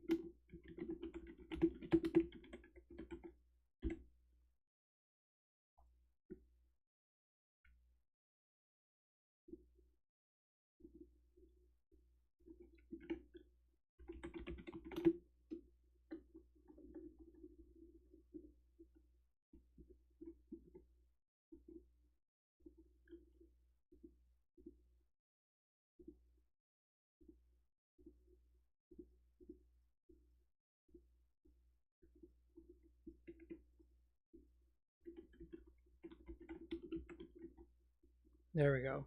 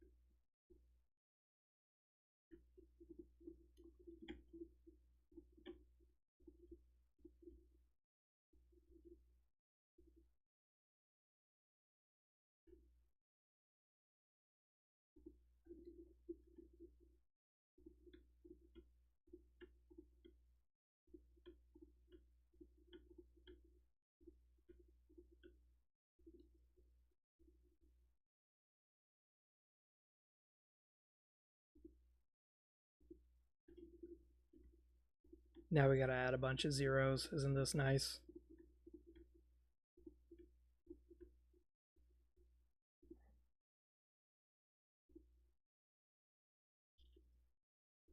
Okay, so we gotta think this out.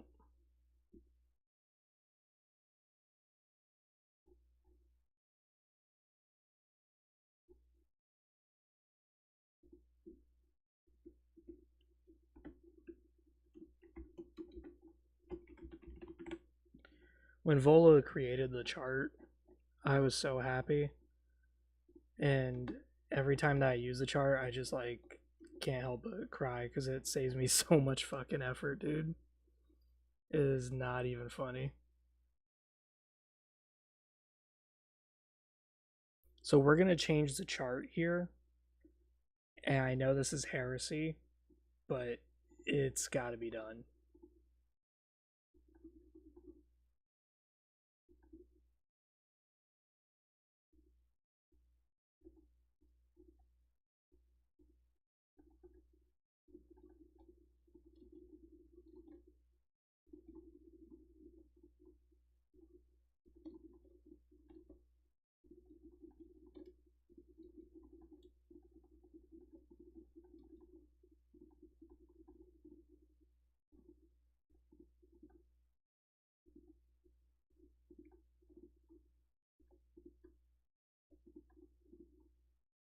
Because what I'm going for is like a simple game that's easy to pick up, difficult to master, as always, because I like that.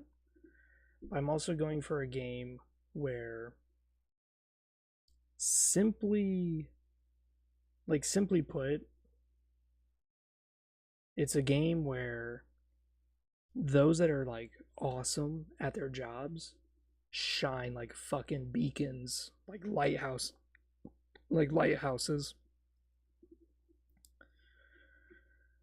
And those who have no skills, no stats, it really hurts. And you could feel it. Because you're not playing a game about having stats and shit like that. No, you're playing a game where not having this sucks and you have to somehow survive. So these are all based on 1d6. So I want to say crit failing is impossible unless you're negative.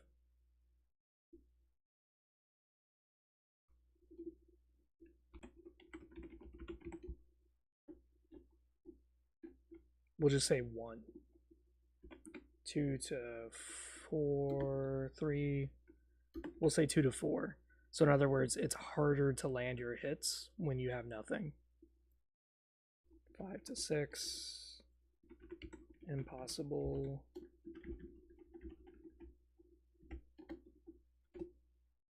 And we'll make it where you can only succeed 6.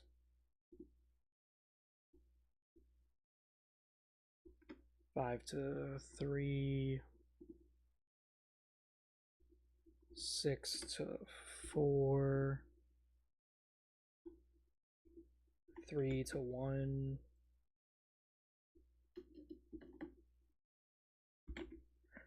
I'm sorry, the way my brain works is I usually go the greatest, highest number first to the lowest. That's just the way I kind of think.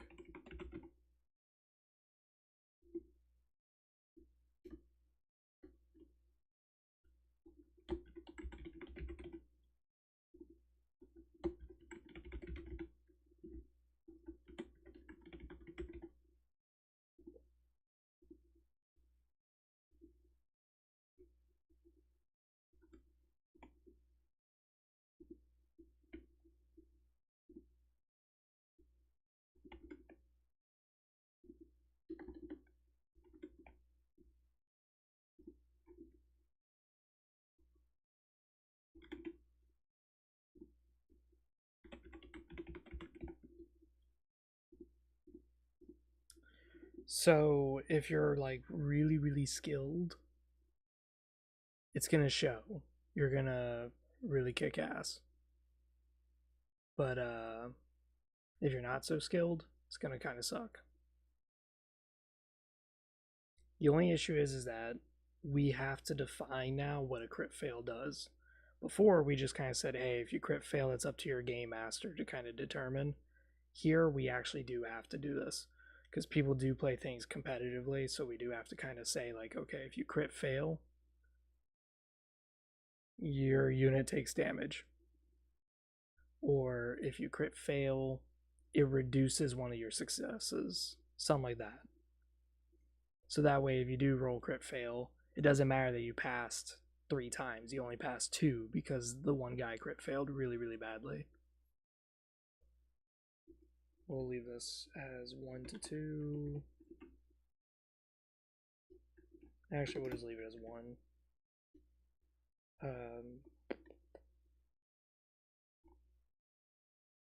Because see, here's my issue is I think I may have raised the bar a little too high. Because we're working with a 1d6, so there's not a whole lot of maneuverability around a 1d6. And if I have a common unit who doesn't have a advantage to some extent, they're gonna really suck. Like, really suck. Really badly. Because what you're gonna have is you're gonna have a human who's playing, let's say, the Avernus Seers. They have just common infantry. They don't get the weapon buff that the Lost get, or the Feral Humans get, or anyone gets. So now you got these shitty fucking infantry dudes who are trying to hold the line and they have negative skill. They're just never going to land a hit. So how are we going to balance this?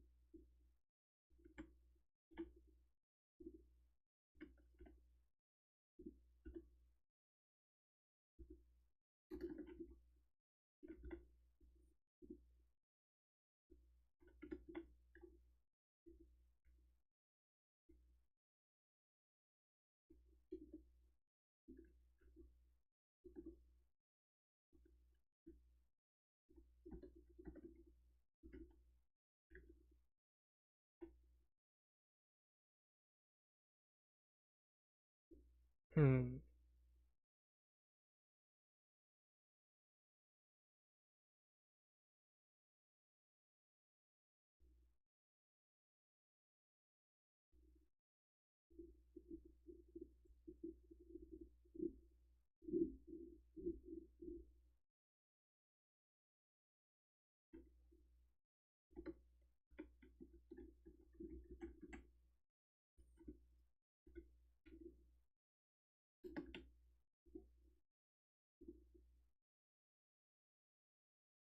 We're going to have to play test this. We're really going to have to.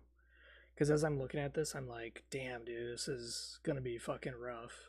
Like, if you have 0 somehow, and you're fighting a guy who's on like a slope or a hill, that's gonna make it just fucking impossible. Let me look here.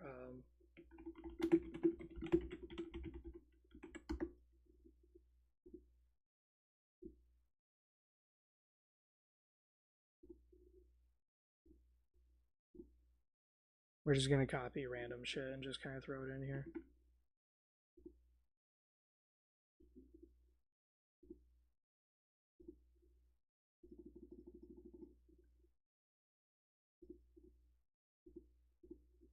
All right, I guess it's not working. That's great.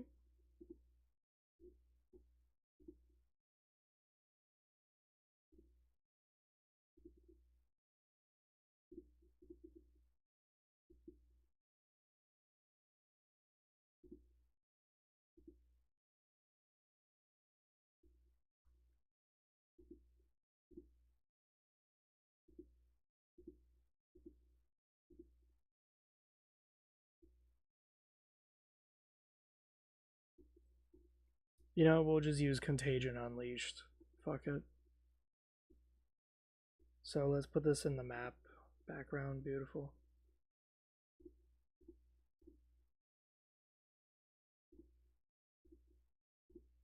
Right?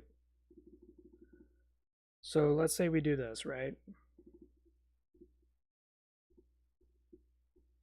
These guys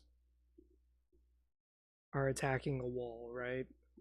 And these guys are defending it.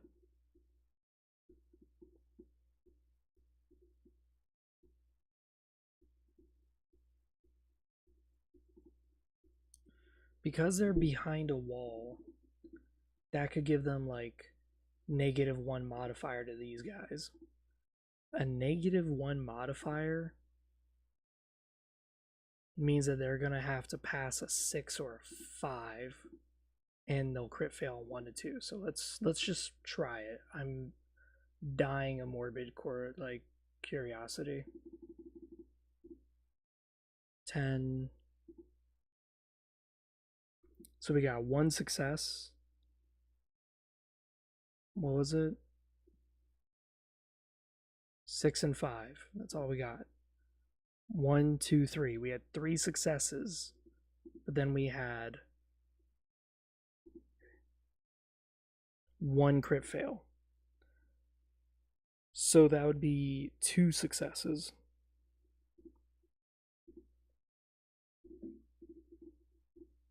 I mean, you're still getting damage out, right? You're still getting shit done. So you could do that. I don't think that's necessarily bad, because then that means that you have to kind of force players to play tactically and use the terrain to their advantage. And then it's not in any way, shape, or form a bad thing, because what you're doing is you're manipulating the terrain to your advantage. Because someone can have like a super elite unit that has like +3 modifier.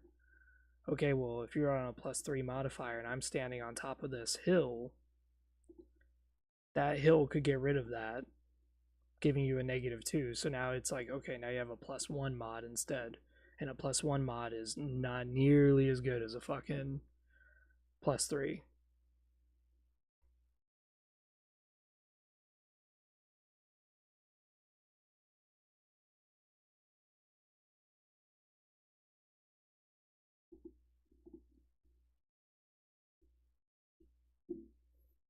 So that's why I'm thinking here, if we're going to do a battle simulator, is that that's how we're going to have to do it. So we should describe it here. What do modifiers mean?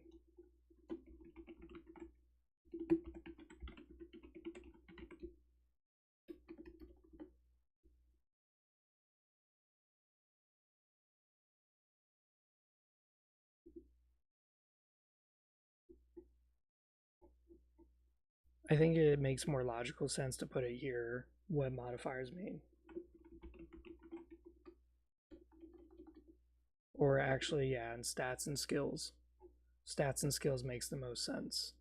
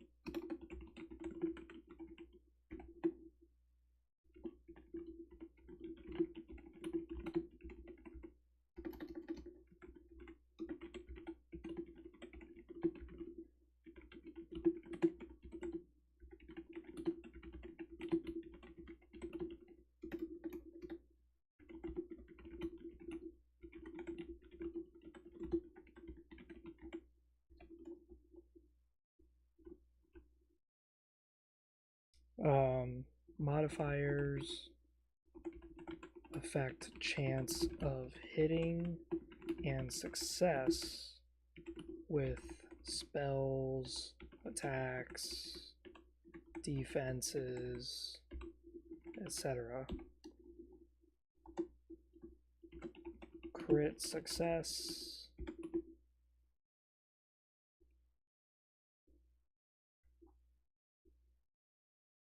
This is the experiment page. What that means by an experiment page is that when I do my battles for Nosgoth, my codex for war, I'm going to copy and paste this shit into the codex. But if everything seems jumbled or out of place, then I'll copy and paste them in segments and put them in a more chronological order that makes more sense. So don't worry about the scattering of the order of shit. Don't worry about that.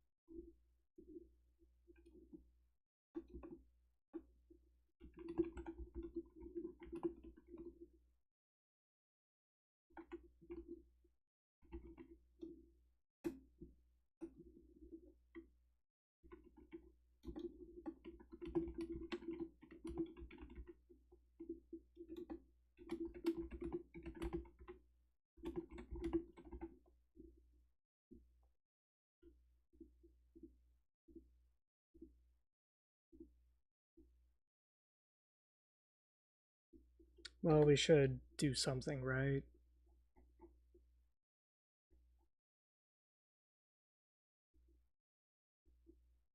I'll say this. If you crit succeed, you get a second attack. If the second attack is a crit as well, you gain 10 plus damage.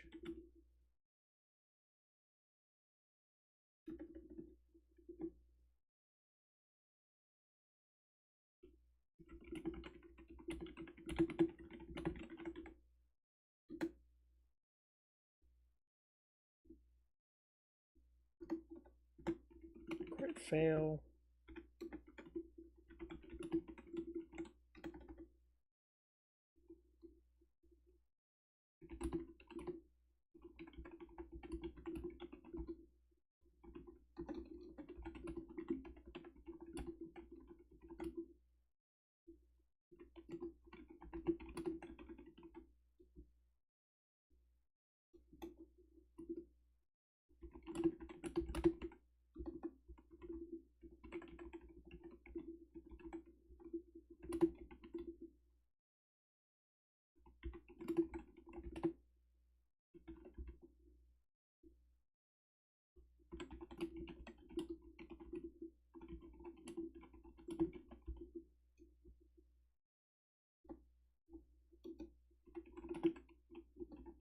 If you rolled more crit fails than fails, or not fails, than successes, then you take damage based on however many you did. So there is a chance that I strike you with 10 guys, and 5 of those guys crit failed. So now it's 5 times I'm getting attacked by my own guys. If you roll more crit fails than successes, then you deal self-inflicted damage by half. Not half. By a... Should we say by half? Because I feel like that's kind of a lot of damage. Especially with glass cannon people who can, like, get fucked up really quickly. I'll just say by a quarter.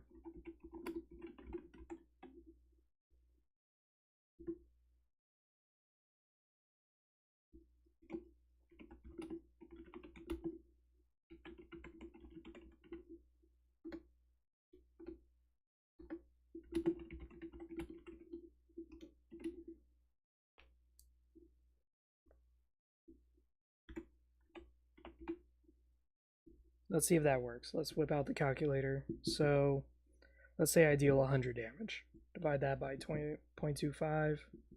No.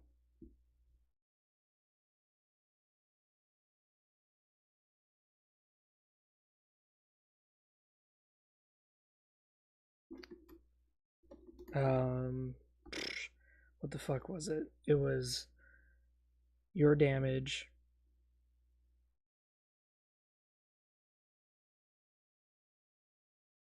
We could do your damage divided by number of models. Because if it's by number of models, that means that if you have 12 models and it's whatever divided by that. So let's try that. 100 divided by 12, let's say. That's 8 damage. Okay, so let's say you have 10 guys. So you do 100 divided by 10, and that's 10 damage you take.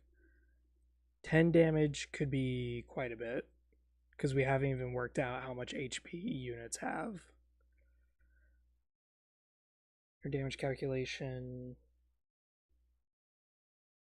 So if you do 100 damage, you times that by 0.25, and you're just going to get 25 damage dealt to your one unit. That could possibly kill it. So we got to work this out. What would be a better way of doing it? I think so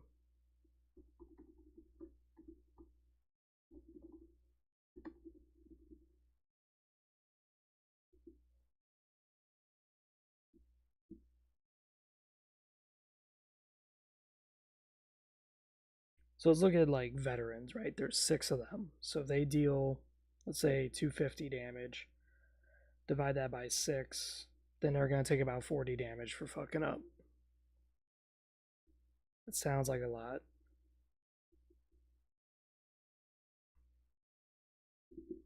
Yeah, we got to work on the damages. Because what it is that we need to start adding and play testing and start figuring out what is the average HP value of units.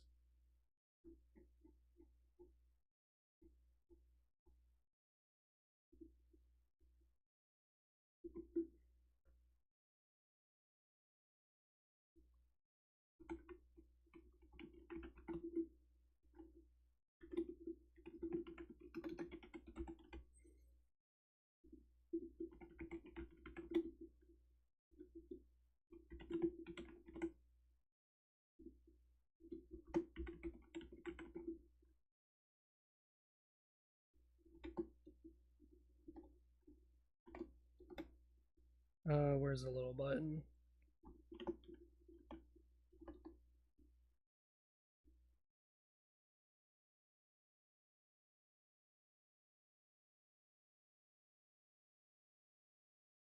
So if everyone goes from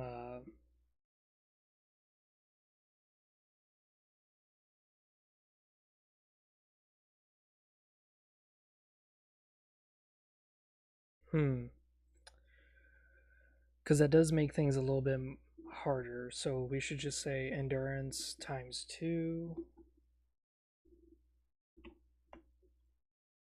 equals HP value. So that way if you have 50 endurance, that's 100 HP. If you have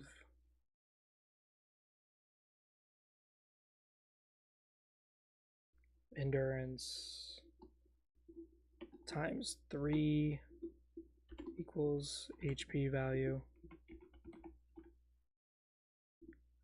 Veteran is going to be endurance times 4 equals HP value. So if we have 6 guys and they have 50 HP, 50 endurance times 6, that's 300 times 4 is 1,200 HP. Wow.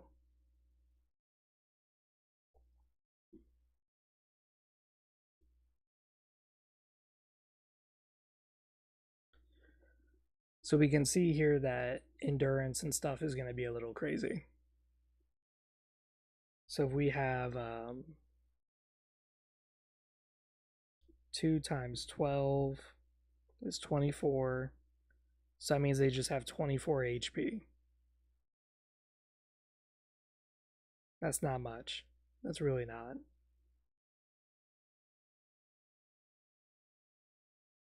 Because if it's 8 times. Hold on. I'm trying to work this all out. So 12 times 24 is.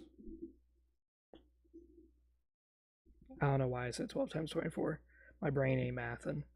So if you have 12 models, they all have 5H endurance each. That gives them a grand total of 26. 26 times 2 would be 52 HP. Given how much damage these guys do, I don't know if we should times it by 2 or not. I'm going to say times it by 2 just because in the game that's how it's done. And it just stays times 2 and then boom, you got times 3 and times 4.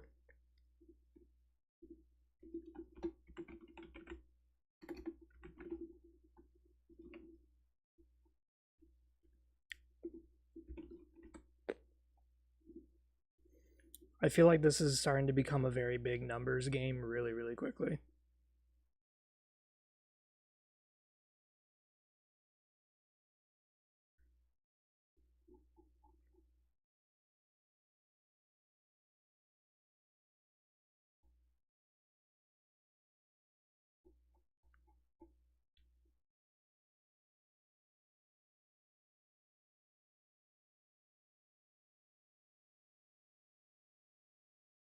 We're gonna have to try this out. We're gonna have to like really battle test this shit out. Cause I'm looking at this and I'm just like, what the fuck? This is gonna get crazy.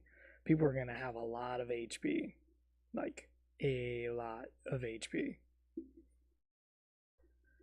Because if we're doing endurance times 2, then that means that hold on a second. Let's whip out the calculator on the computer so you guys can see this because this is gonna be crazy. So 2 times 2 is going to be just 4 HP per dude. But you times that by 12, and that means they're going to have 48 HP throughout the entire unit. Huh. If I did 2 times 12 times 2, yeah, 48. If I have 50 endurance times 2, that's 100.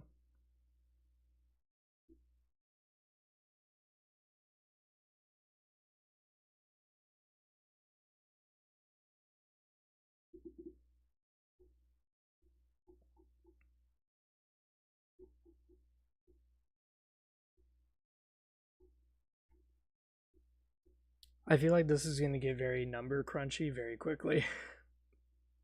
How much damage you're going to be doing and how long until one of your units start dying.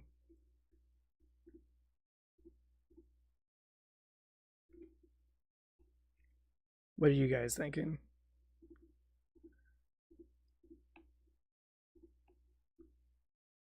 Because we could also do.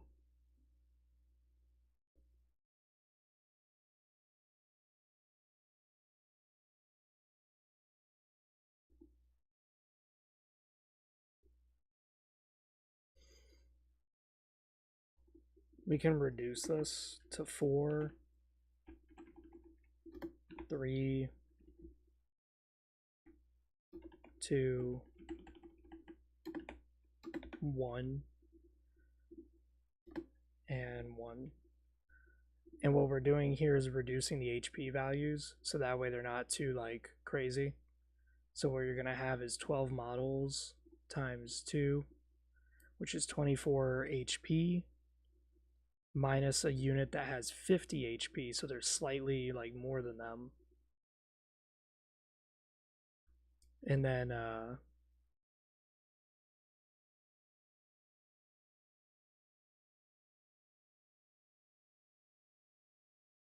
the issue we're having is that every successful hit is going to cause a lot of damage. because we need to figure out how do units attack, how do they work. So let's go back to our combat page. Which one was that? Combat damage. Okay.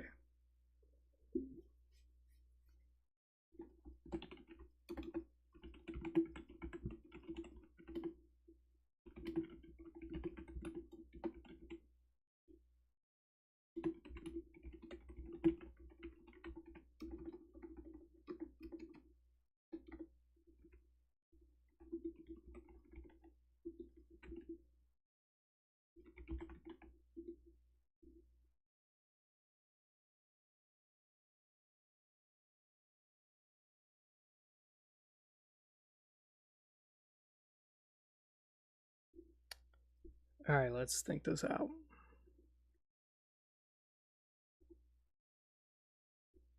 So if I've got 50 strength divided by 2, that's going to be 25.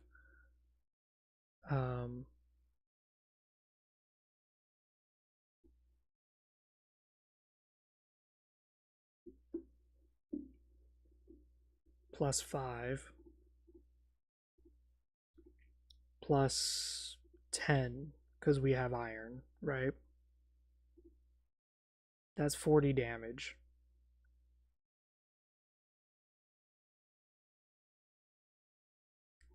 That already is more than enough damage to wipe out a poor infantry unit.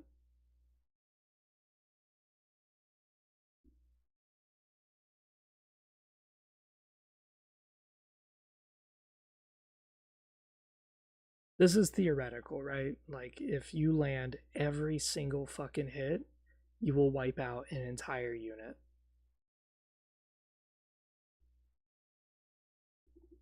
Unless we say damage does not transfer. So, in other words, if I have one guy who successfully attacks and he cuts down a peasant easily, that damage just goes away, it just goes to the void. But then that becomes a lot of micromanaging where you have to rely on like keeping track of what individual models have for damage. And I kind of don't like that because Warhammer does that and it's really tedious and it gets really annoying really fast. This is part of the reason why they can't have gigantic battles. But on the flip side, if we allow this to work, if we allow it to happen, well, we could do it by success.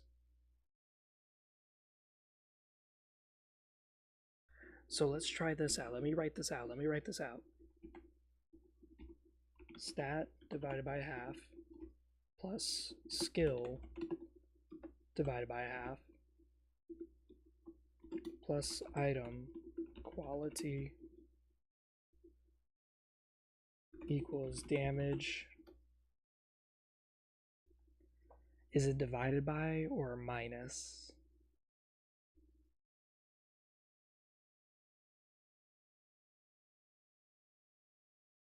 Divided by number of successes. Let me try that out.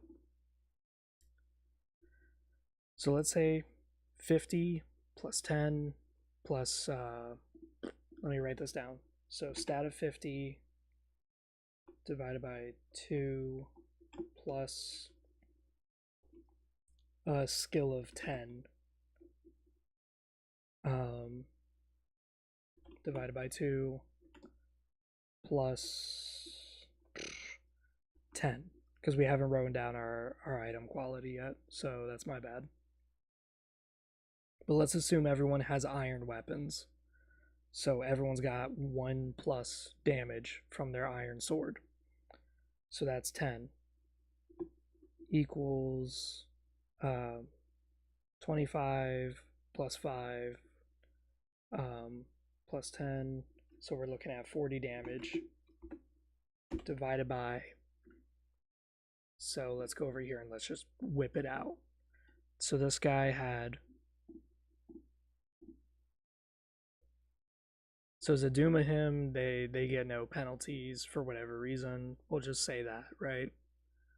So it's just a 0 mod. So we got 3 successes. 1, 2, 3. And we have one crit fail, so that reduces it to 2. So 40 divided by 2 is 20 damage. No, it's not going to work. Because then it makes it where having one guy succeed is going to do all the fucking damage. No, it's not going to work.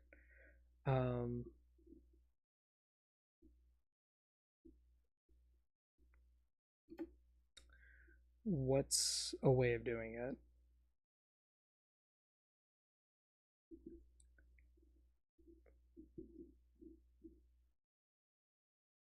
Because if we do this by per model, that's going to get very difficult for people. Because, like, people can't calculate. Because people are going to sit there and go, wait a minute, this monster has like 60 strength. It's like, yeah, that's actually 6.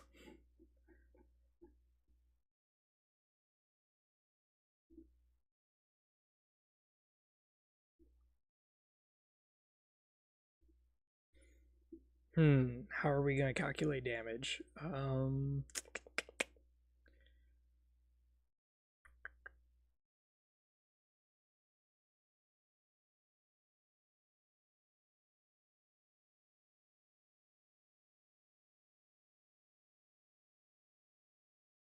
I wonder if we do it divided by the men inside the unit. So if there's 10 guys, so you're looking at 4 damage plus 2, times 2, because there's 2 successes. So let's try that, yeah. Equals damage divided by models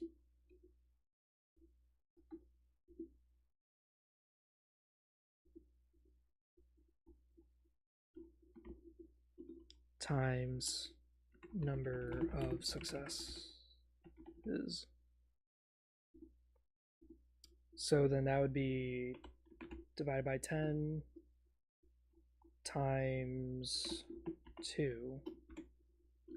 So that's going to be 4 times 2, which is 8. So this guy's going to take 8 damage minus his armor, though. And if his armor is like iron,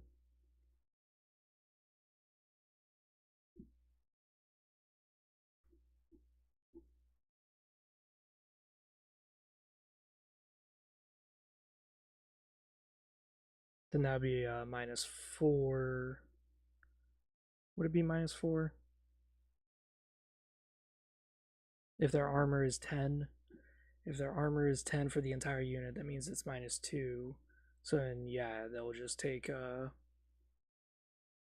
6 plus 6. They'll take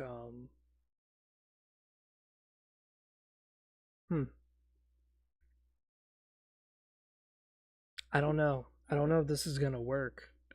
I don't think this would work as a calculation, would it?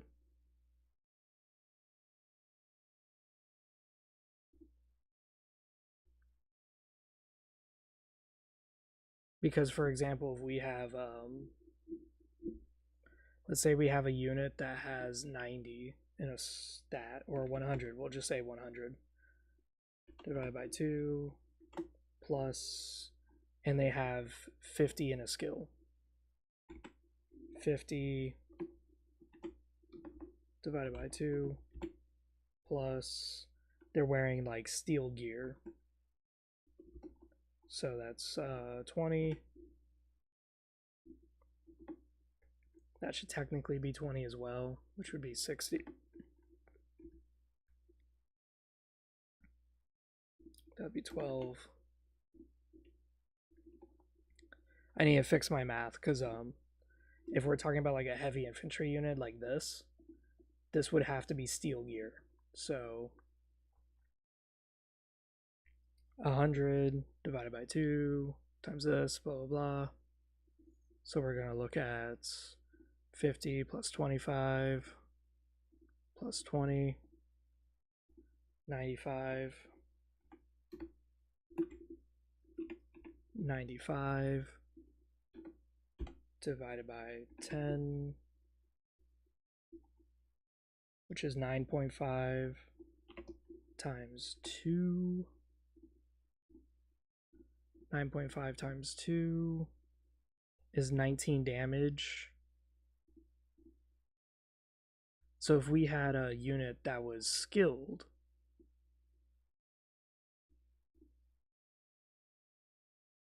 this would be their damage if they had 2 successes out of their group. Now, if we had, let's say we have 8 models, right? And all 8 of them fucking landed their hits. Oh wait, we're off on our calculation.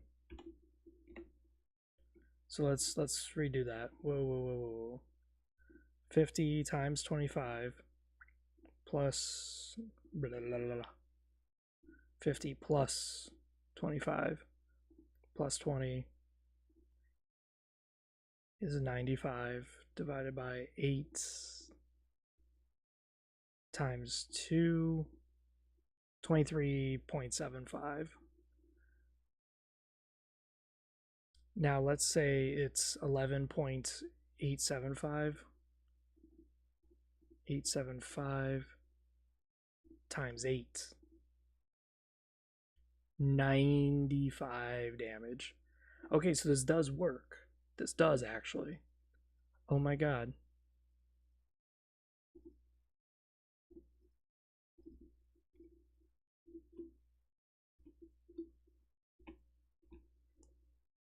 I cracked the fucking code. I figured it out.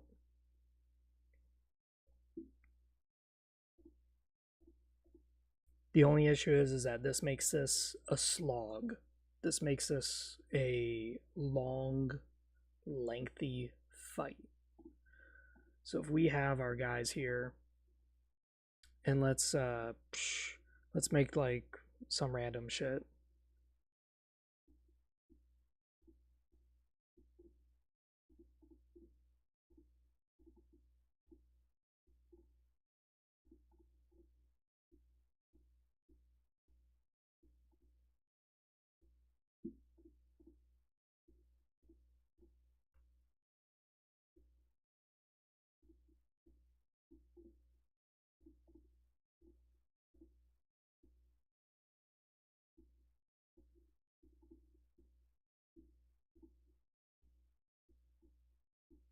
There we go.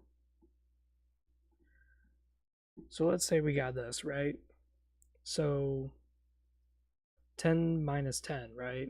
10 on 10 action. We love it.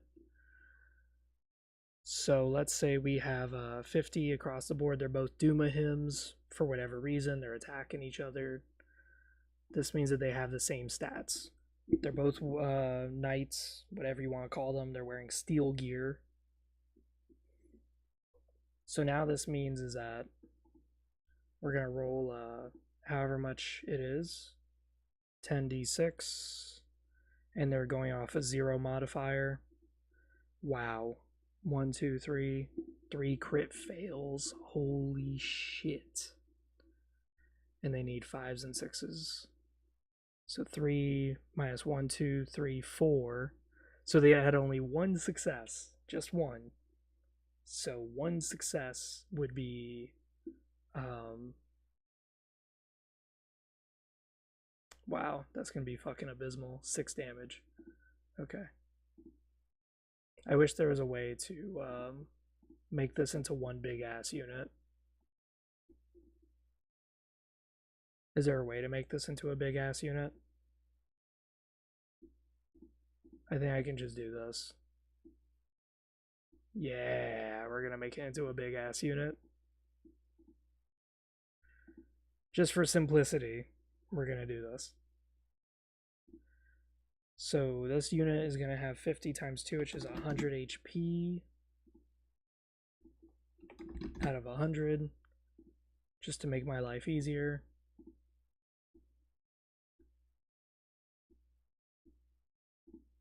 $100. Does my thought process make sense to people? or does it not, you know? So we're gonna have just what was it, 6 damage? Yeah, 6. So you're gonna be -6. Amazing. And then he's gonna strike back. We're gonna do 10d6. So we're looking at 1, 2, just 2 successes. Wow. So it's gonna be 12. So minus. Well, we didn't even factor in armor, did we? I don't think we did. So wait. We're gonna keep the chart. So now we gotta do this. Minus armor of targets.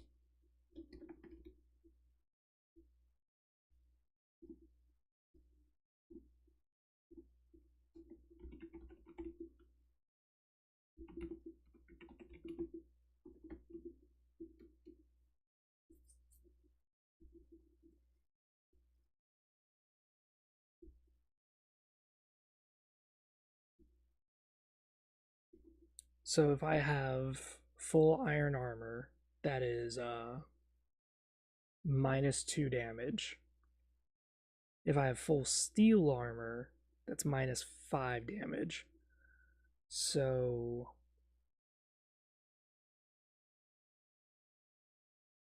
if I have full Dark Renaissance steel, that's minus 7.5 damage, roughly 7 damage, something like that. Because it's like, what is it?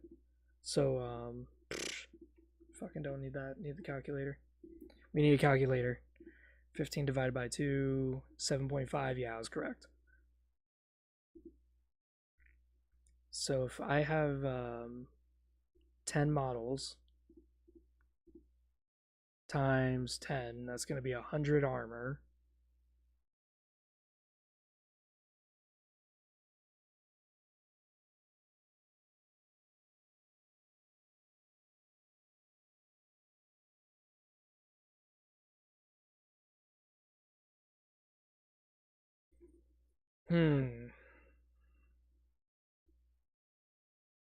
How are people going to calculate this?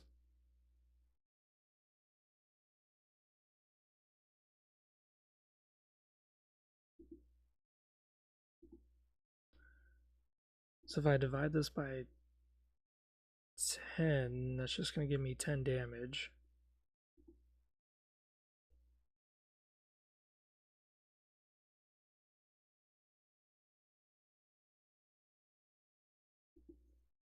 But that's not going to solve anything.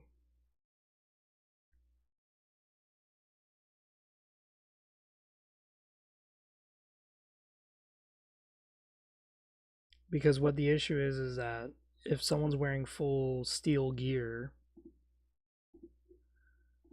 they're going to have a lot of damage reduction to the point that the entire unit is not going to take any damage.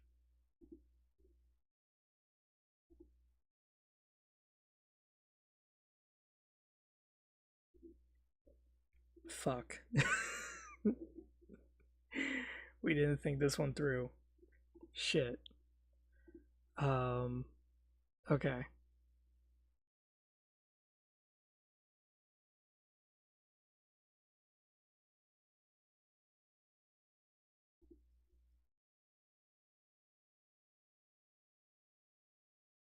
Because like if we were doing 60 damage, for example, against a guy who had 100 HP, it would be and he was wearing like full steel gear, and we'll just say that his steel gear was that, we'd only deal like 10 damage to him if he had 100 armor. I mean, not 100 armor if he had 50 armor. So yeah, that kind of doesn't work, does it?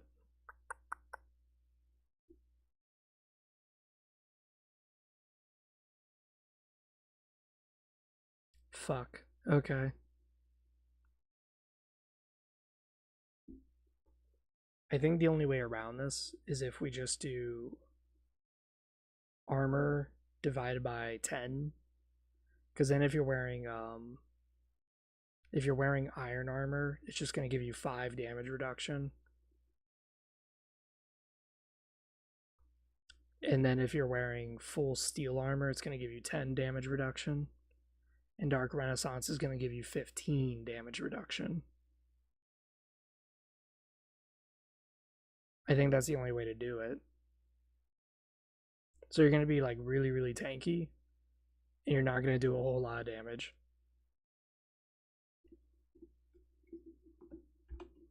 Divided by 10 equals damage reduction.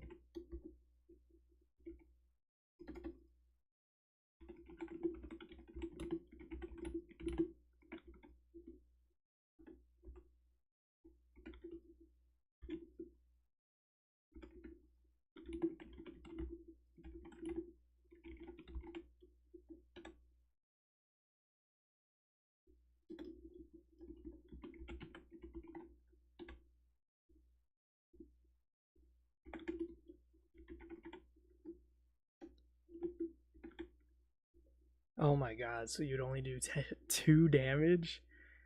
Dude, that's gonna be awful.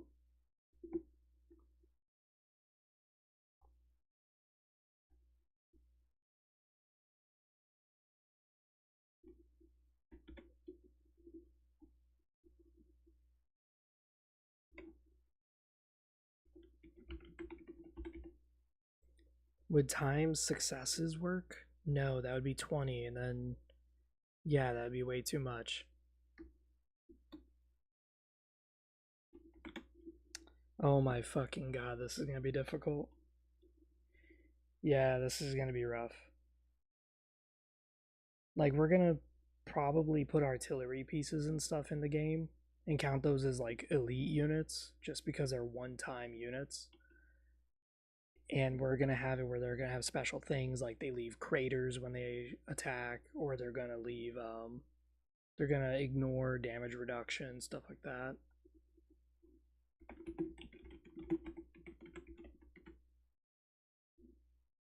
Because see, this is why I'm saying like 10 damage reduction is not gonna do shit against this.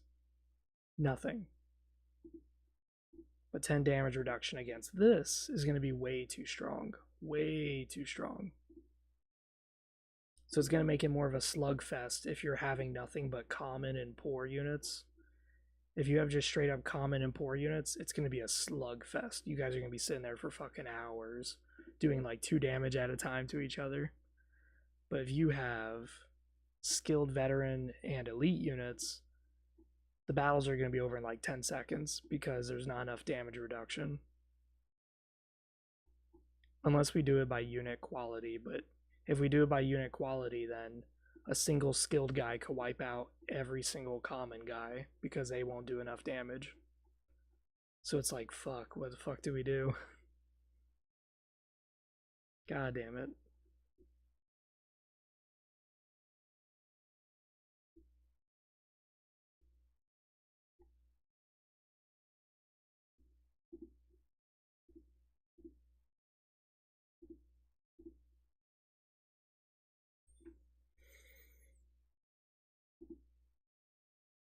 So let's think this out, right? So we're looking at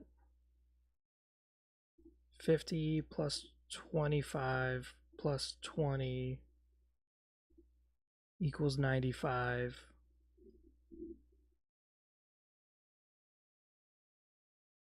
Wait, this is the wrong modifier I was going by. Yeah, let's go by this example. So let's roll 2d6. I mean 10d6. I'm ignoring the previous ones. I know I said I wouldn't, but I am because I got to redo this. So we got 1, 2, 3, 3 successes, 3 fails. So no. 1, 2, so 2 successes. Okay. 2 successes puts us right here.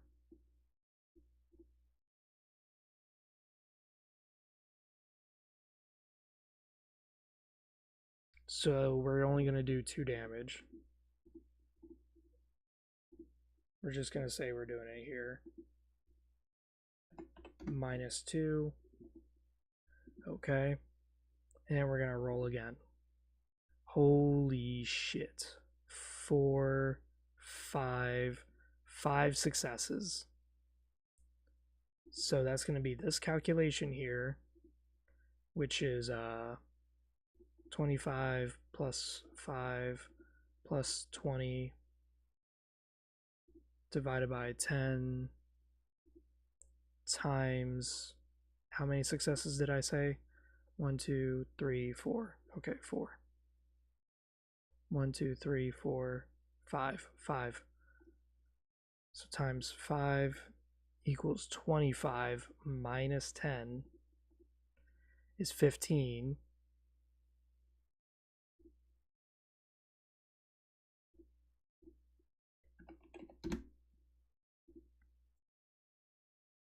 Okay. So this is going to start causing more and more damage as time goes on. But if we have certain elite units like this, who's attacking somebody from behind, what is this? Veteran. 1 extra d6 to hits.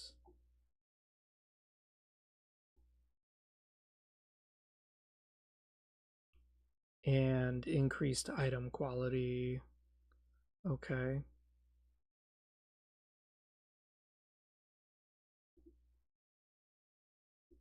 Let's get rid of the item quality for right now, and let's just worry about this. So 1 extra d6 to hits. So we got 1, 2, 3, 4, 5, 6. So that's going to put you at 12 d6s. And let's say they're rolling off of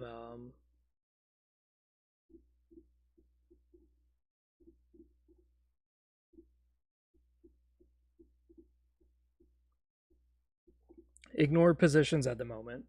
Let's not worry about that right now. So 1 extra d6 for hits, 6 models, increased stats. So someone who's a veteran would have probably in the +2 modifier, let's say they have 80 80 strength, and then 2, 4, so 40 melee proficiency. So that's a +2 with a plus 40 is +0. So it's going to be, let's type this out, 80 divided by 2, and we'll just say 80, 40, and then they're using whatever fucking weapon, we'll just say 20 for the sake of it. Steel axes. And they're fighting some guy who's got steel, right? So we're going to roll 12 d6, and we're rolling off of a +2 modifier.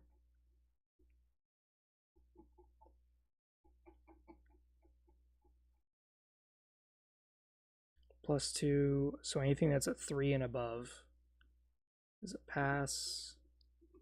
1, 2, 3, 4, 5, 6, 7, 8. And we got to roll 2 more d6s because we had 2 crits. 9, 10. So we had 10 hits. And the second one was a crit.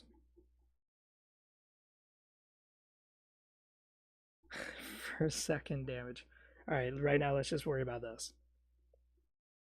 So we got 10 hits out of 12. That's great. Because see, this is where it's going to get fucked, is because we actually have lower models in a veteran unit. Same with an elite. So an elite is going to have like a huge amount of fucking successes.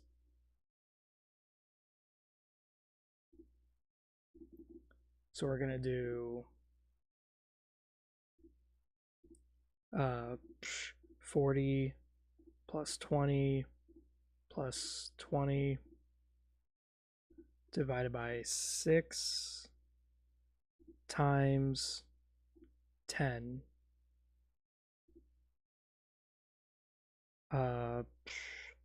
minus, they have full steel gear, which gives them 10 armor each, which will be just minus 10. And then plus 10 from the extra damage. So they do 133 damage. This entire unit is gone. This entire unit. Fucking gone. That's what that means. 133 damage, this thing's fucking dead. Everyone, every single person, gone. Question is, do we want a system like this, where common and poor units have 0 impact on the battlefield? Because these guys, we're gonna just kind of increase this guy. So this guy,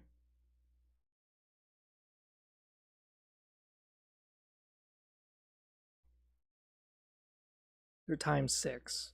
So if they have just 5 endurance each model, 5 times 3, it's going to be 150 HP. And they're really good at melee, clearly, considering that they just wiped out an entire fucking unit by themselves. Let's say, for the sake of argument, they're wearing iron gear, but they had steel axes, just so they could be light infantry.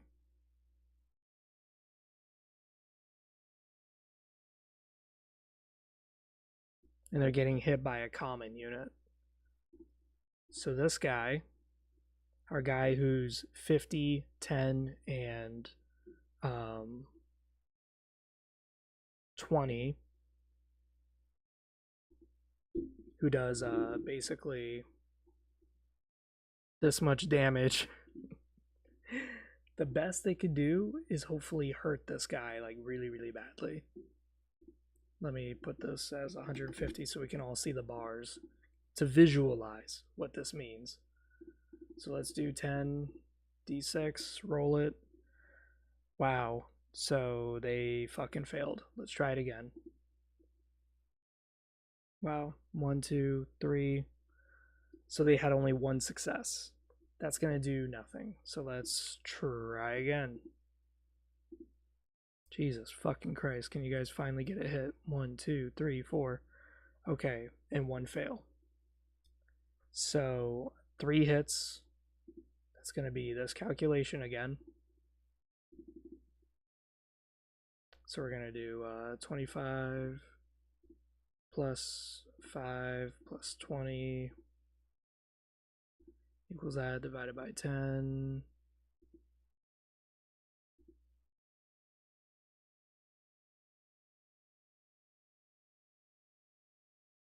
Somehow I fucked up on my math here. Equals 5 times 3. So we're looking at 15 damage minus 5. So we only did 10 damage to this guy.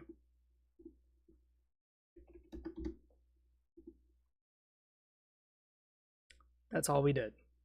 10 damage.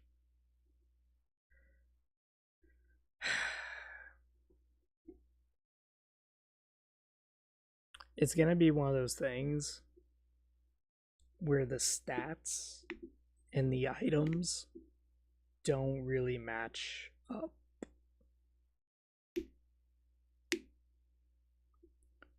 What we could do as well for combat is we could just simplify it. So we could do, instead of individual models, we could just do a reduction of stats per HP that is met. So let's rewrite this. This is why we're experimenting.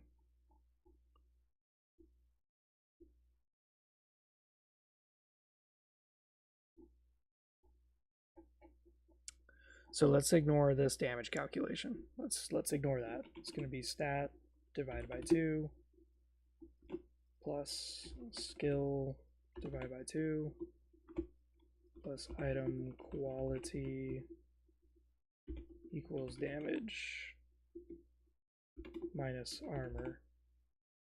Okay, so let's say we do this.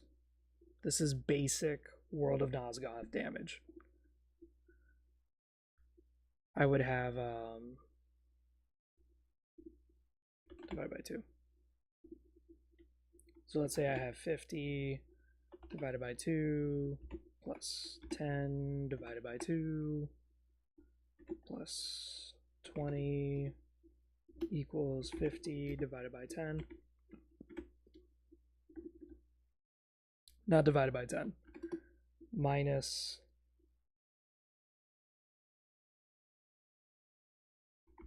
50.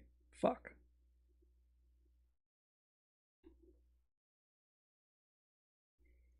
Because if someone has 100 armor, that's all it is.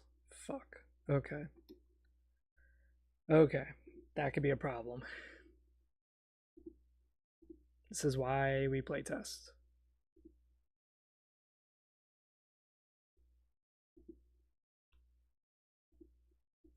So this would not work. This wouldn't. Just hands down, wouldn't really work. This would be 5.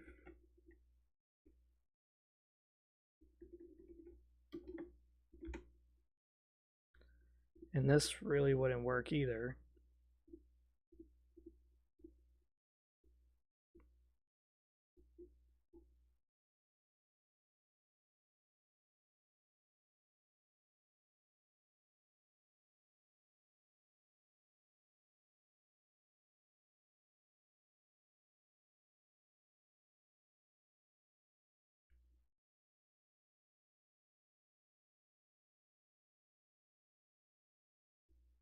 I think what we're going to have to do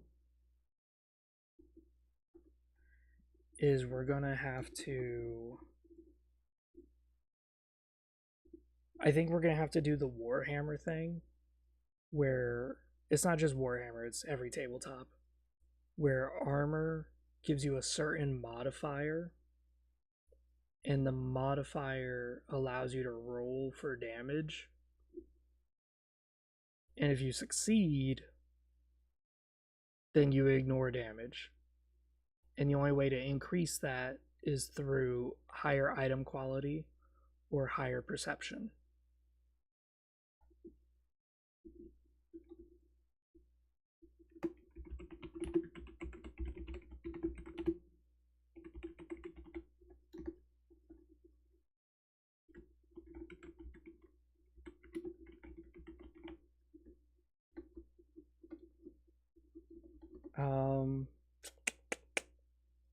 So what we're going to do is we're going to do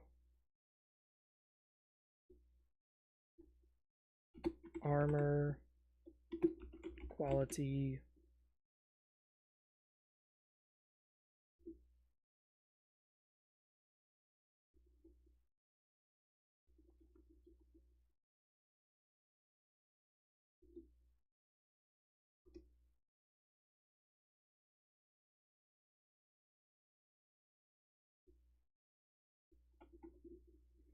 would divided by 5 work? I can't remember. So if it's 100 divided by 5, no, that would be 10. So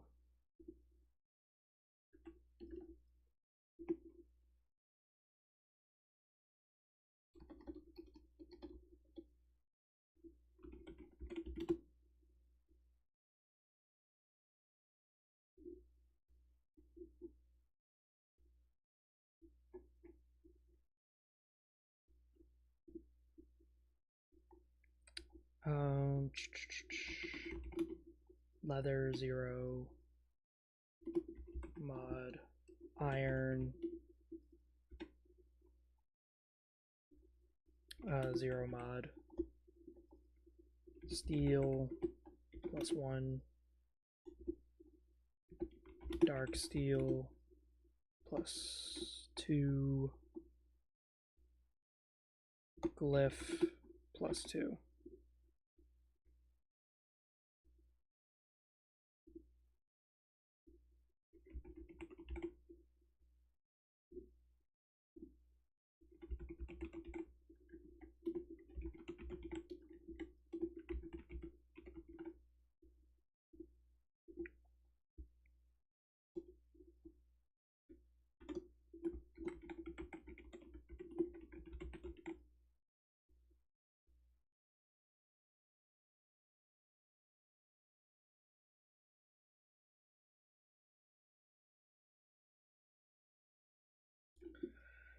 Okay, this is part of the issue.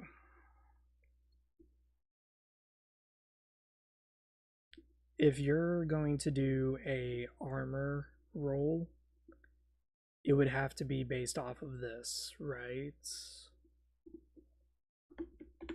We'll just say -1 just to make it a little bit more balanced.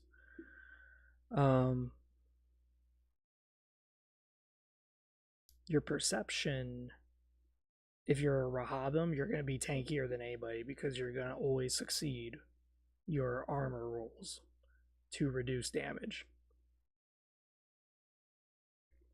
Unless we do it modifier equals chance of reducing damage, perception modifier, or that.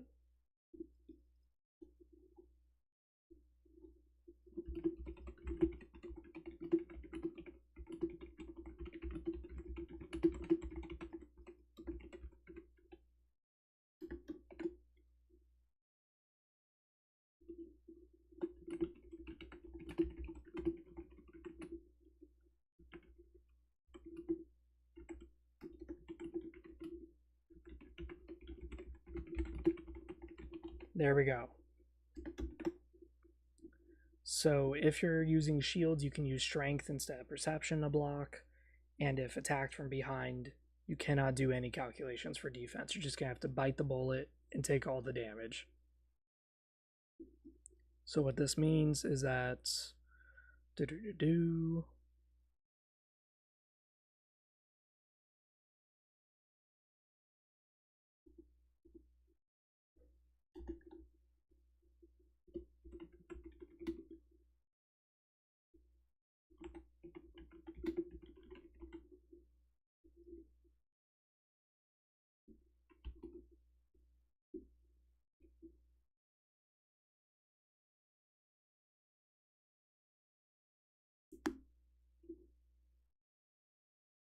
success reduces the damage by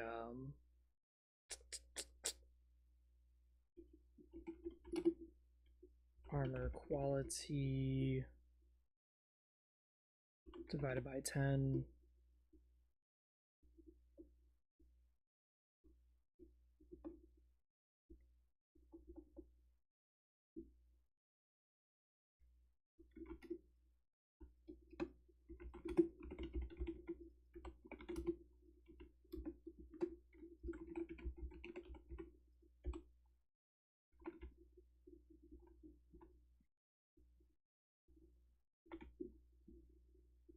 So if someone has let's try this out. Let's try this out. If I have 90 perception and I divide that by 30, that should be 3 damage reduction plus 10. Okay. If I have 70 divided by 30, 2. Okay, so that works. So that means if I'm doing 10 damage, this is what's going to be reduced by.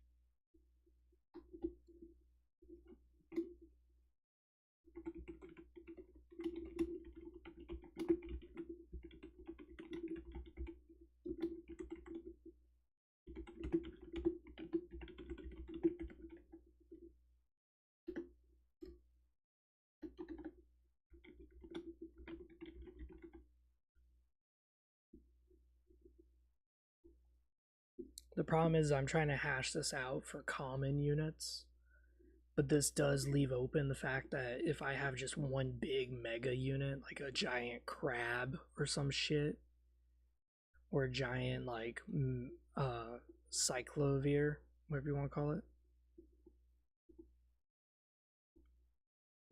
Like if I just have one big unit like this, he'll take one swipe and kill an entire fucking unit. But maybe that's the point. Maybe that actually works out. maybe that's the way it should be done. I'm not sure. We got to figure this out.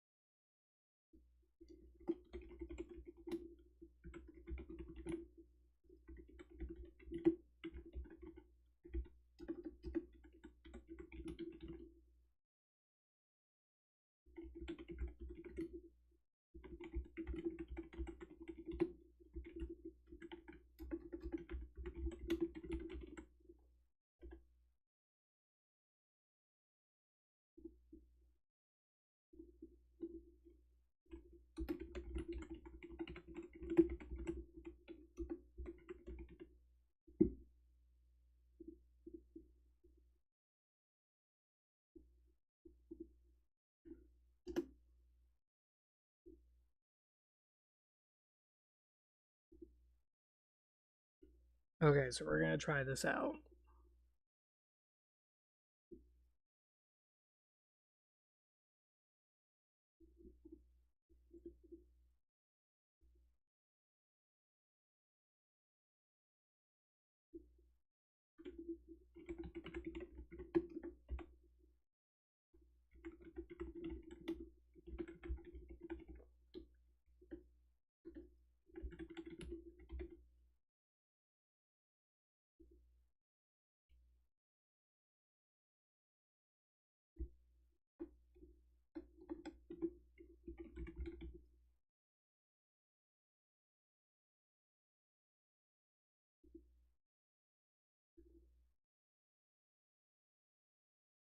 So let's try this, right? Let's say we have 100 armor. So that's going to be divided by 10. So that's going to be 10. Um, let's say we have 50 perception. That's going to just be 50 divided by 30. It's just going to be 1. So we're going to have 50 plus 10.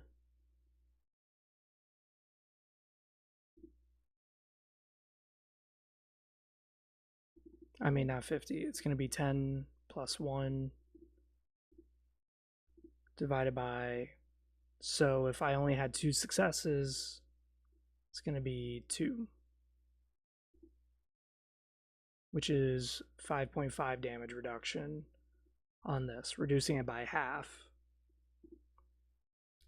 Now, let's say I have a unit that has 6 units in it, and all 6 of them got hit. That's going to reduce it by a bit. So it's going to say 10 plus 1 divided by 6. Yeah.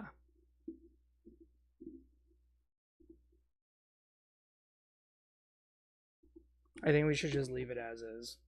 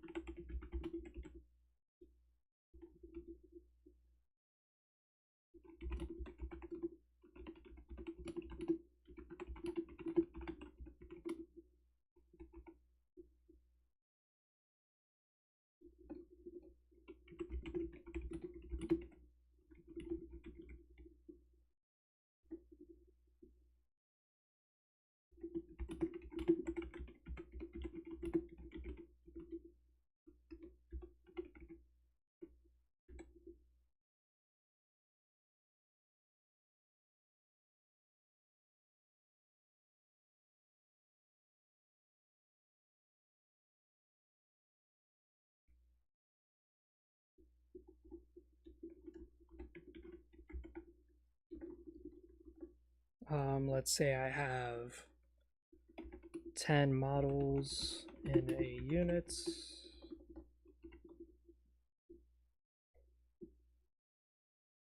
And we have, what was it, 100 HP? No, it's 50. I think we need to increase that, but we'll play with it for now.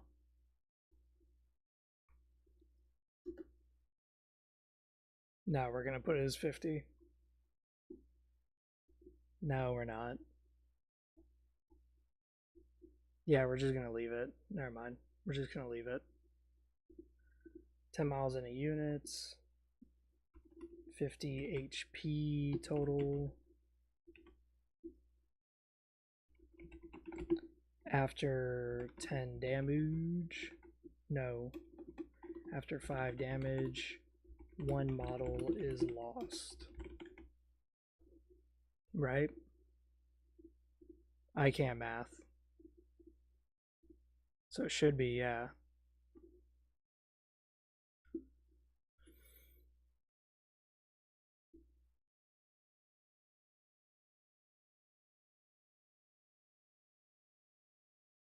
So that means that if we lose... Damn, dude, that's going to really suck for if you have a 24. Because if you have 12 guys with 24 HP... So let's see that. Yeah, you have 2 HP per guy. Holy shit, that's going to be awful. That's going to be downright terrible. Alright, I think we're going to have to increase that then. You think? Just leave it as ×2 for everybody else and then just ×3 for veterans.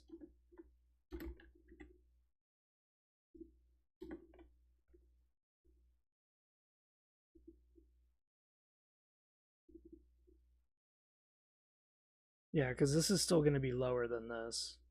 Because what you're going to have is you're going to have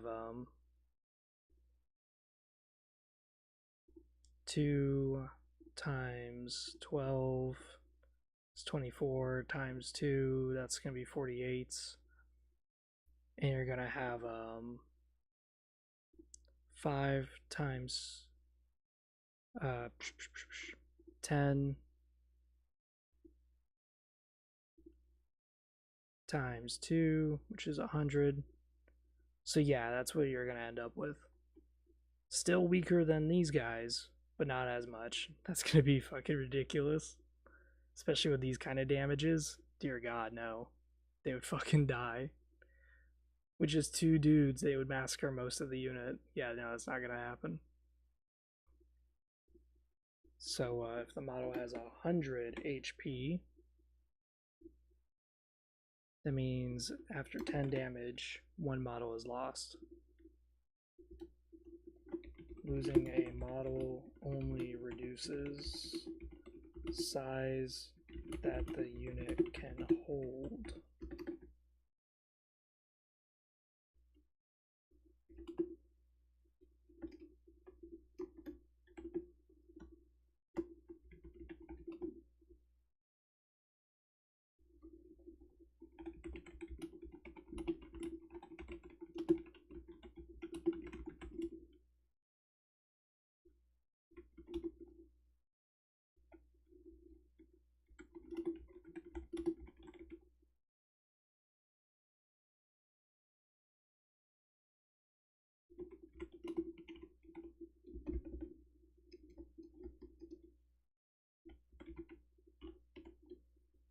Shit, that's right. We're going to have retreating elements involved in this game.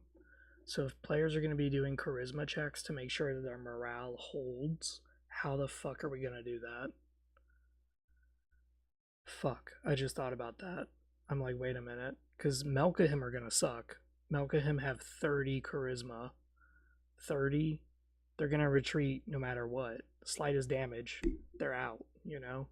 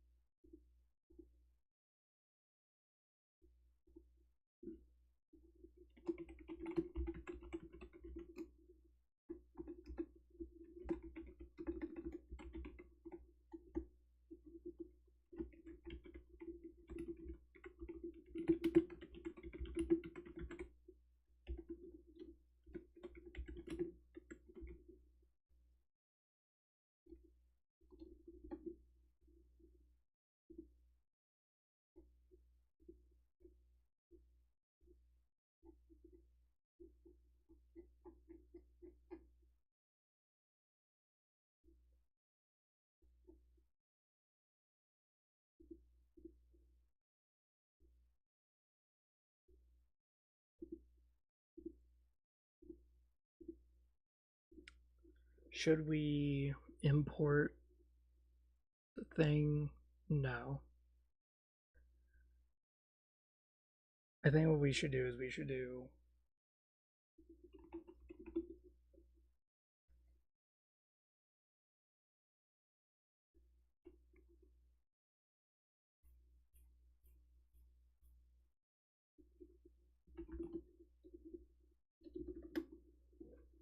hold on, I'll be right back. Gotta piss. Jesus.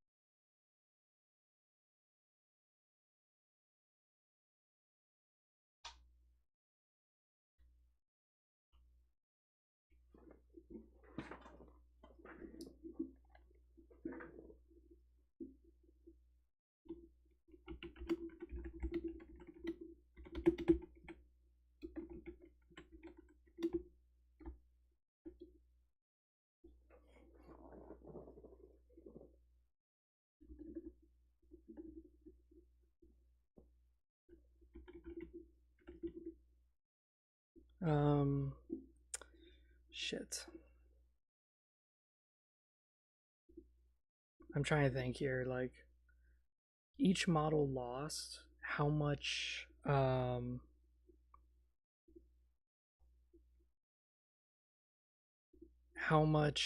charisma should they lose?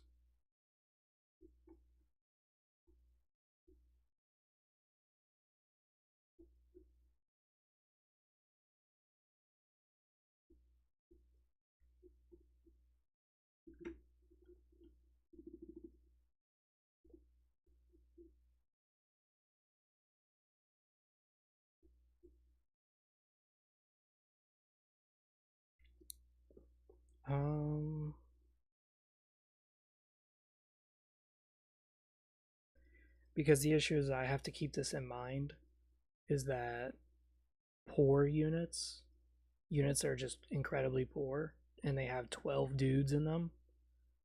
If they lose half of their unit, that's a -6 modifier if I do it that way. So I should do unit quality instead.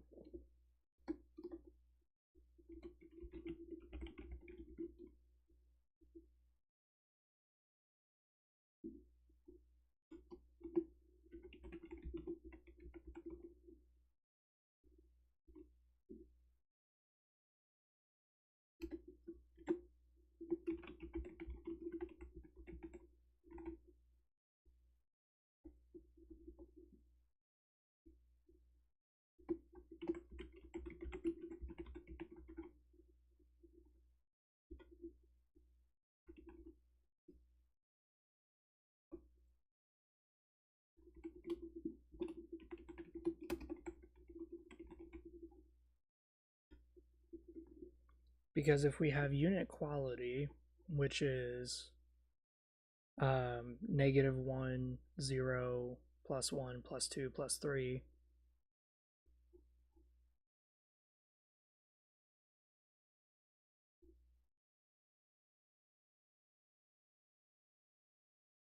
that's going to be -1 plus 0, which is going to be a -1 for poorer dudes anyways. That means they're more likely to retreat for no fucking reason.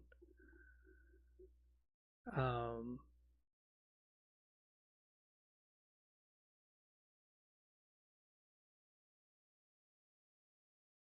and then the more units they lose, the more likely.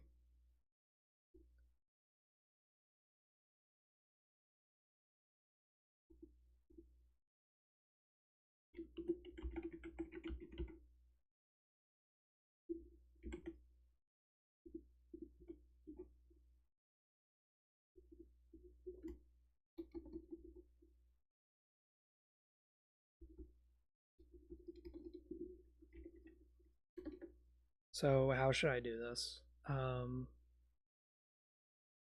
At 50% of models, that's a -1 or -2.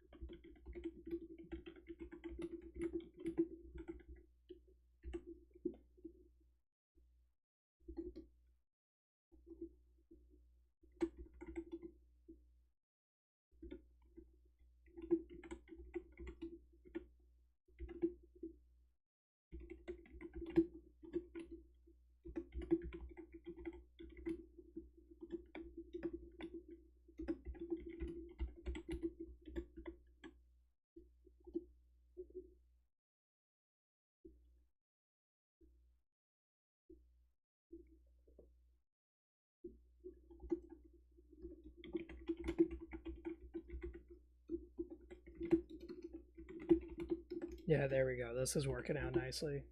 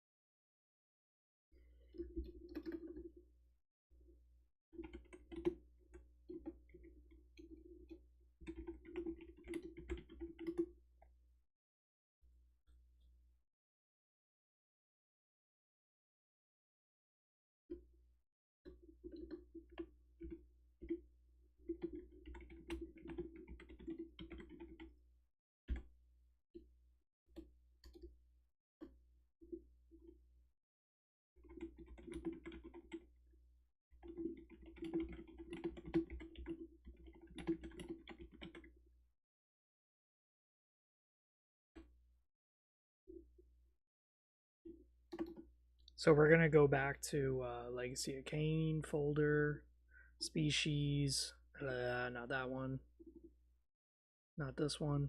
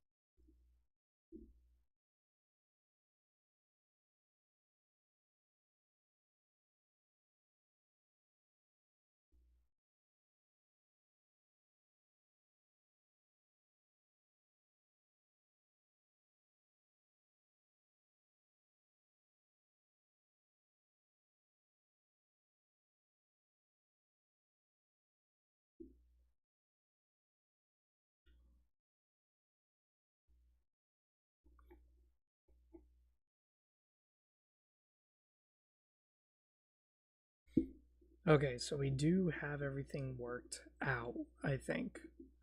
Now we gotta do other things like damages, uh, figuring out how that shit's gonna work out. Because I think what's gonna happen is that if you do a whole army of poor and common models, it's gonna be forever. It's gonna go on forever for you to ever like do anything.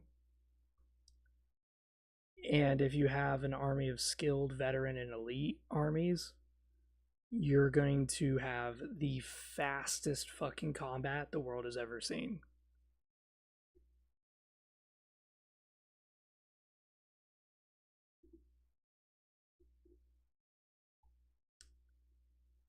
So I think that's going to have to be the way it's done.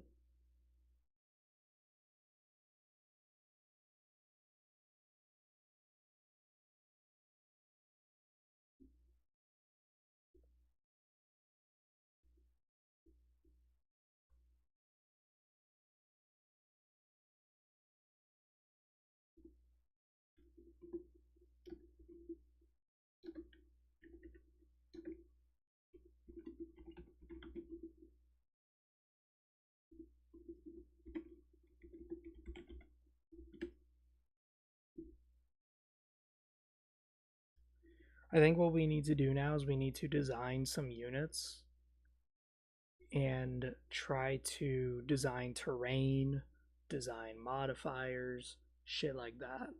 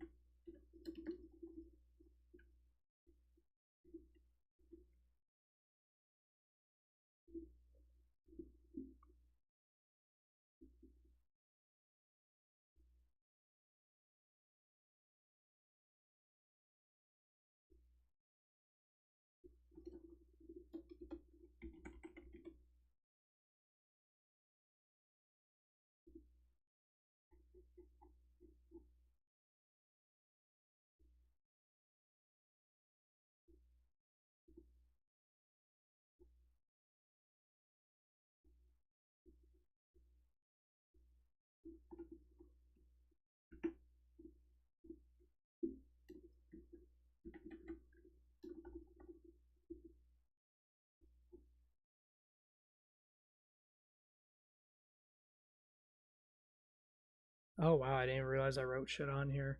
Yeah, no, this is not going to work.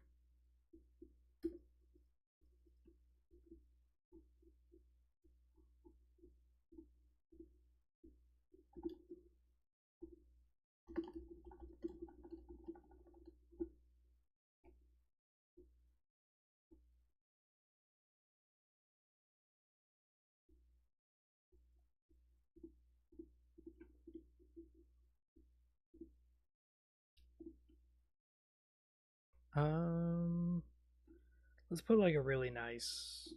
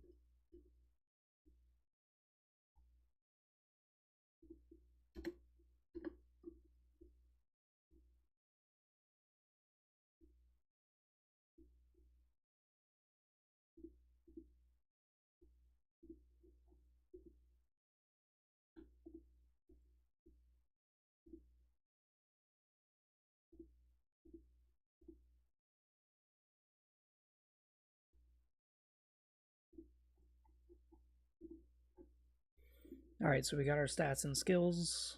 This is how shit's gonna work.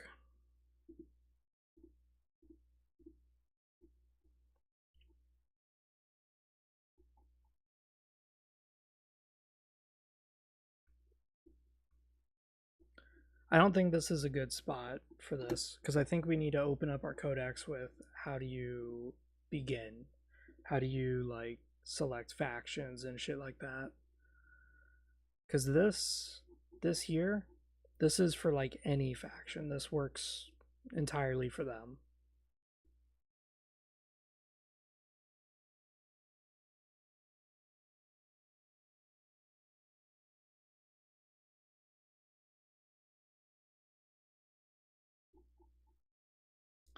Because what I'm thinking here is I'm going to have to go to sleep because it's already like 6 a.m. and I've been just designing my shit. But what I'm thinking here is it's going to be a little bit like Warhammer-esque, I would say.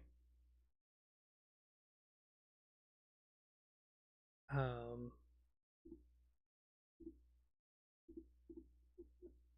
it's pretty nice that I have my own little personal library, but oh my god, there were maps here the entire fucking time.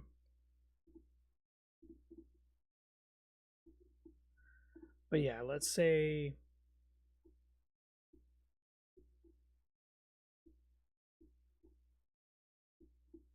this is your deployment zone, right? You can deploy whatever your units are here, and then I have to deploy my units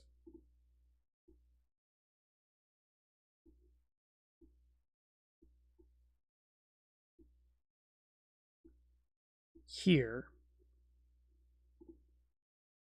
Basically, you can put your units however you want, and I put my units however I want, and then we have terrain effects, stuff like that.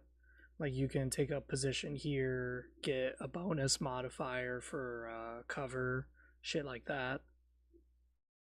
And then when you're raining arrows on people, raining whatever spit, acid, whatever bullshit on people, you get those nice modifiers against them.